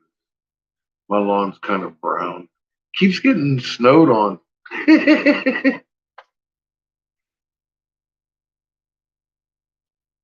Yeah, I get around a lot myself. Tomorrow morning, for a starter, I'm going to start out with rolling a 180-pound tank into my trunk, taking and getting it filled, and bringing it back, and then rolling that motherfucker back up under my bushes over here.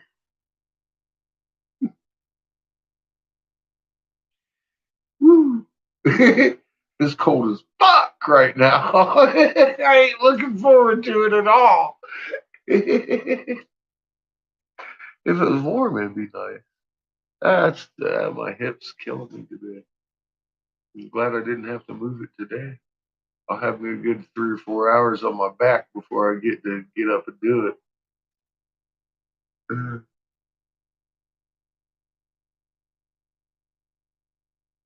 Yeah, when it gets cold, I start to. You'll hear complaints.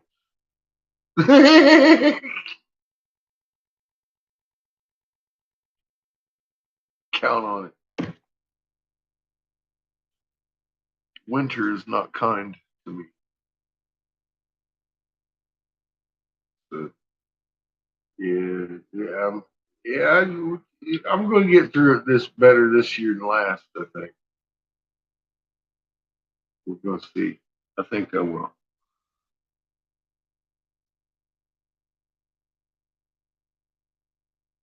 Storms, huh? Yeah. I I wouldn't look for those to calm down too soon.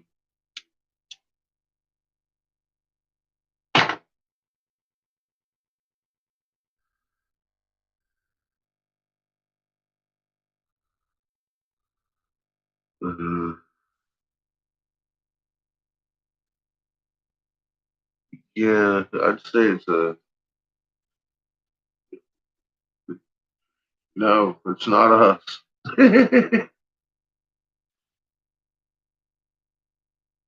I've covered that extensively. In physics, they can't do what they used to be able to with that.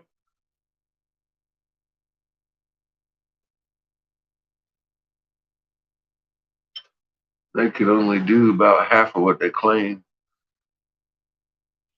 I mean, granted, look, Russia was out in the open, fucking steering storms away from some fucking islands and shit, and taking money for it. I thought that was cute, but that was back in the day too, before all their chemtrails started fucking lining out and doing all this crazy shit that you just can't. You can't heat the ionosphere like that. It doesn't work, or the stratosphere. you can't heat anything if you don't have something to bounce off of. And if you remember back in the day, those fucking things used to roll out nice and smooth. They didn't even look like a scroll coming out. They do not look like that anymore. And that was key to operating with those things. You have to have something to bounce that extra long frequency wave up through the. It can't be ribbed because that frequency is always going to go right through the middle of it, and you don't have any atmospheric heating.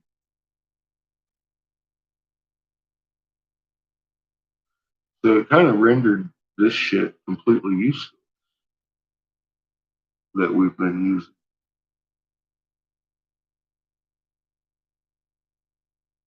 Well, they did a lot of that. Honestly, they made kind of a big stink about it. They still are. And you can tell because they're the chemtrail proofers, most of them. They're infiltrated just like they're that whole chemtrail thing, that movement was brought out with the CIA, just like everything else. The stratospheric aerosol injection for solar radiation management, they've been in the open since I've got online. I try to tell people in these chemtrail groups. Of course, I became the troll. How was I? Yeah, I'd be like, look, y'all need to stop calling chemtrails or this, and nobody went and looked it up. They just wanted to think I was trying to troll there. And yeah, I didn't get along with the chemtrail people, so I gave up on them. But then NATO comes out and says that we're gonna fucking shoot stratospheric aerosol injections for solar radiation management and try and cool the planet. This is what NATO said, all this shit. And then you look at the chemtrail pages and they're still trying to convince people it is a conspiracy that they'll never tell us about. We gotta prove it though. And it's like, didn't you see the headline? What the fuck are you trying to prove?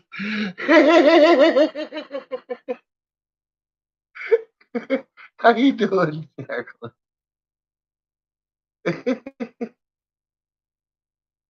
Yeah, it's like the information's actually not been hidden at all, but they use this plausible deniability tool that if you don't understand the terms of what you're speaking, it doesn't exist. If you're not calling it by the right thing.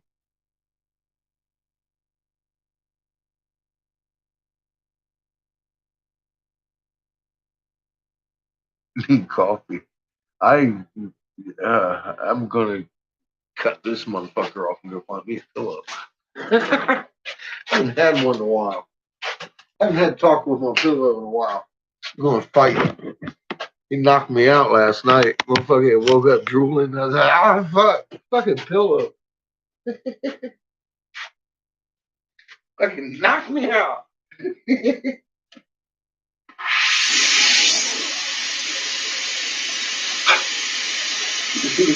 Like, you know how it is, you just get all comfortable in there and then you're blindsided, you pop. You're done. That's about. I always set myself up with a nice little video to watch before I go to sleep. I don't make it past the credits. I'm fucking done. I'm like, all right. See, that's another thing. I don't take 3 hours to fall asleep either. I'm like, oh, I really, yeah, bro. Hey, you gotta think this. I mean, like halfway through my thinking, I don't even remember. I'm done. I'm out. Horizontal, out.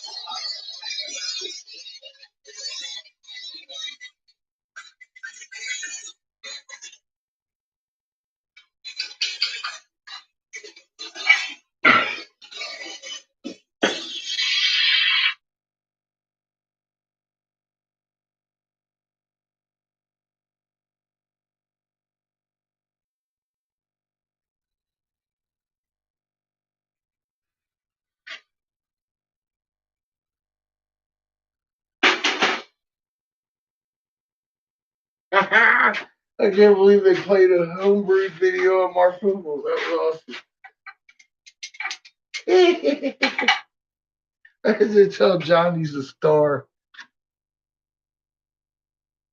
Ah, fucking awesome shit.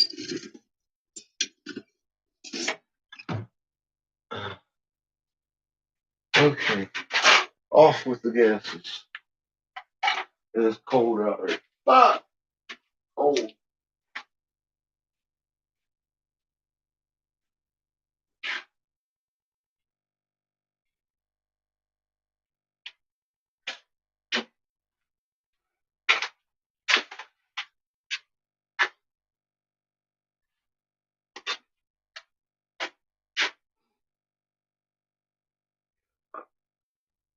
Sorry about that aspect of it.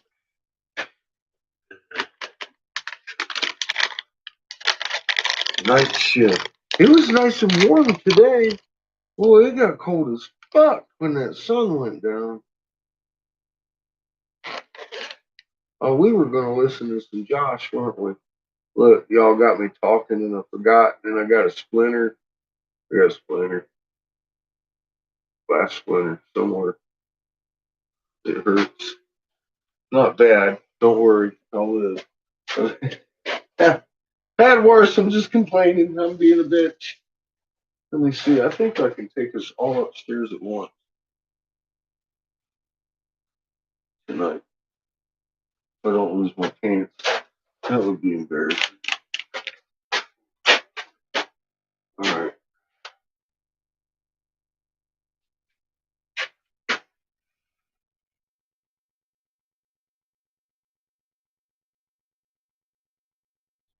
Fart. Just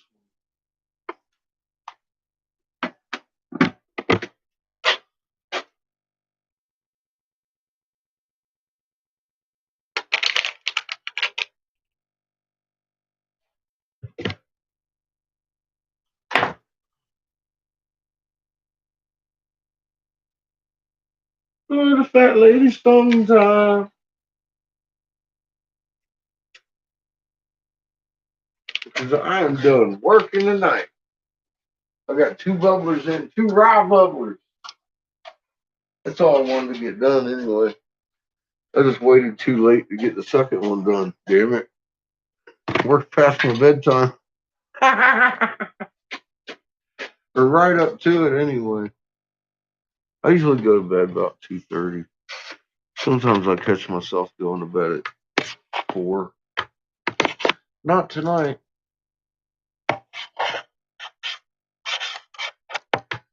Not gonna happen.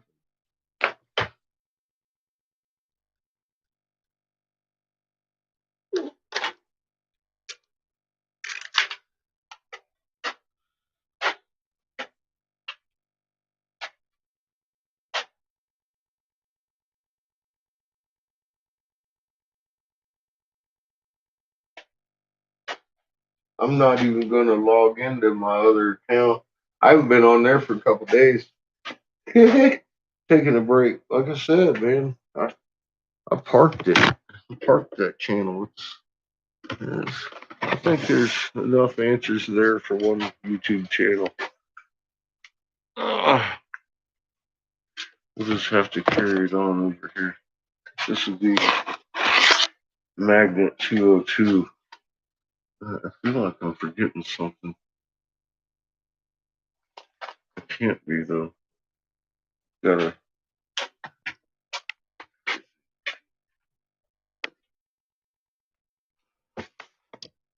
Oh,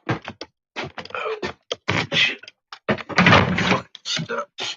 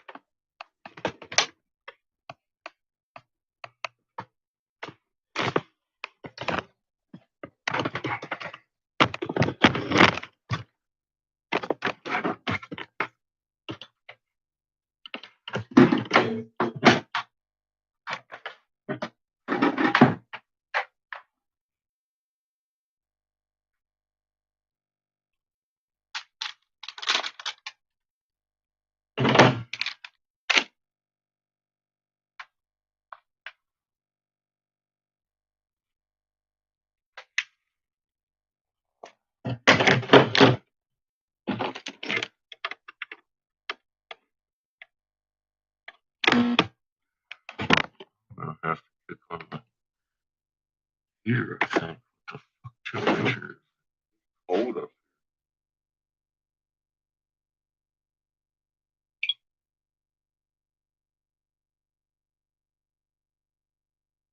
Temperature, La Junta.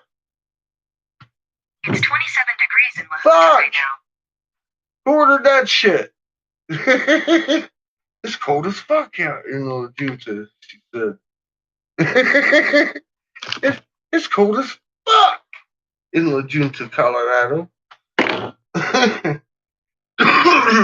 Well then, I guess I'm turning the heater on too. Do that.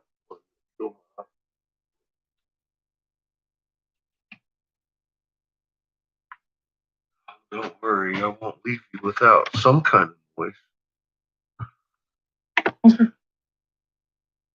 Just oh shit, he starts like, oh fuck, stuff's coming out of it. We haven't even done anything yet. Oh my god. Enki, his semen into the womb of Nimrod poured. Give me a son. Fucking Give me Enki. a son, he cried out. Damn, that's like this dude's like pounding away and like he's rolling dice or something, you know?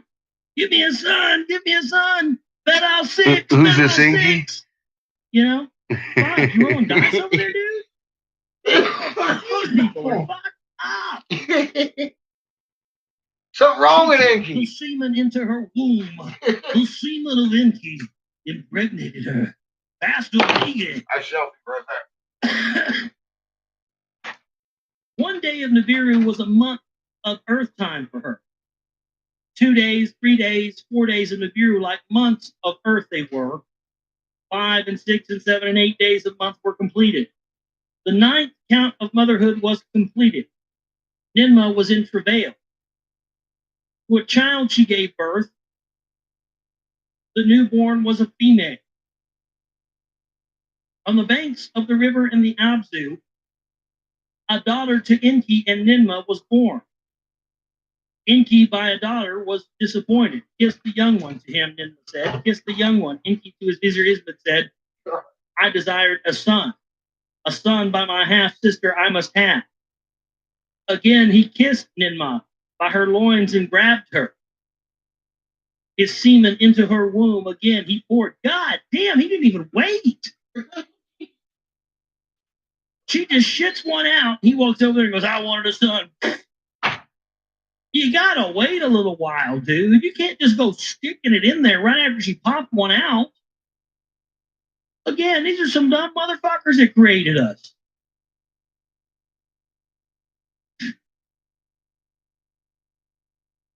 You gotta wait, dude. Again, she was with child, and again, a daughter to Enki she bore. A son by you I must have. Enki cried after her again. Ninmah he kissed again. Thereupon Ninmah against Enki a cursing titter. Whatever food he ate was poison in his innards. His jaw hurt, his tooth hurt, his ribs were hurting. Izamad the Anunnaki summoned to Ninmah for relief, they were pleading. To distance himself from Ninmah's vulva, Enki was raised. He raised his arm and swore. One by one, she and his ailments removed from his curse. Enki was free. So he started like going after the badge again. She had to cold-blooded put a damn curse on his ass to keep her away from the badge. Make him sick so he wouldn't want it. Damn. The moon. That's hardcore. Rising like a grin. Nimki, lady of the earth, the title was given to the child. By her and her concubines, Enki had 5 more sons. These were their names: Nergal and Gibal, Ningal, and Ningshadiza, and Dumuzi was the youngest. To earth Enlil and Ninmah their son Ninurta summoned. By his spouse Enlil did Enlil one more son have. To Nanar a full brother. Ishkur was his name. 3 sons in all did Enlil have. None by concubines were they born. 2 clans were thus on earth established. Their rivalries to wars did lead. So what that means is that, and this is really a very proper explanation of something I've had a question about for a very long time here. Enki ended up having all these sons, but it says in this last statement here that the two clans were thus on Earth established, and their rivalries led to war. So they established 2 clans on Earth that were both based on Enlil and Enki's family. This was the same family. They created one tribe over here. Another tribe over here didn't tell them they were family, and then pitted them against each other. This led to war. So this is proof that they've been pitting us against each other, man against man, family against family, since time immemorial. And why would they do this? They had to do this to set up a culture of war, a culture that established itself on that so that they could control it. Oh, Christ. What do you want? That's unbelievable to me. So, and that makes so much more sense. This is why the elite have tried to wipe out these certain bloodlines in the Middle East, the Arabic bloodline. In Iraq and Sumir, because supposedly there are people there that still have this royal blood in their systems, and the elite for some reason see it as a threat to them. My trash. Go lay down.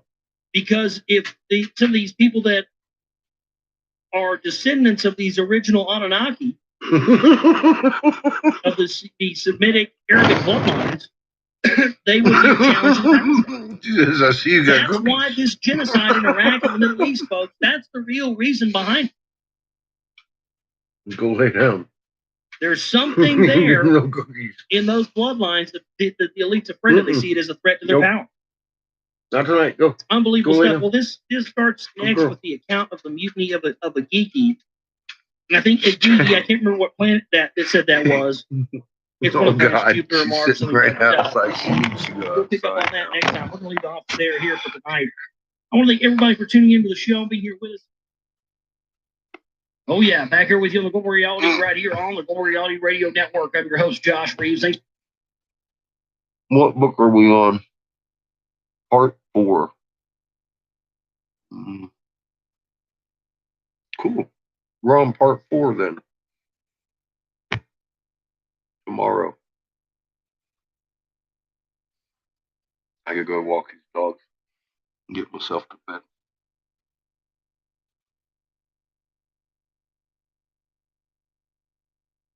Dogs are good to have. Good companions. Get a puppy. Your rescue dog.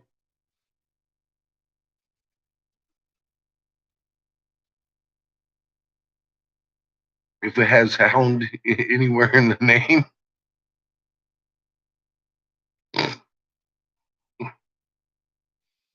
I ain't talking about you. You're special.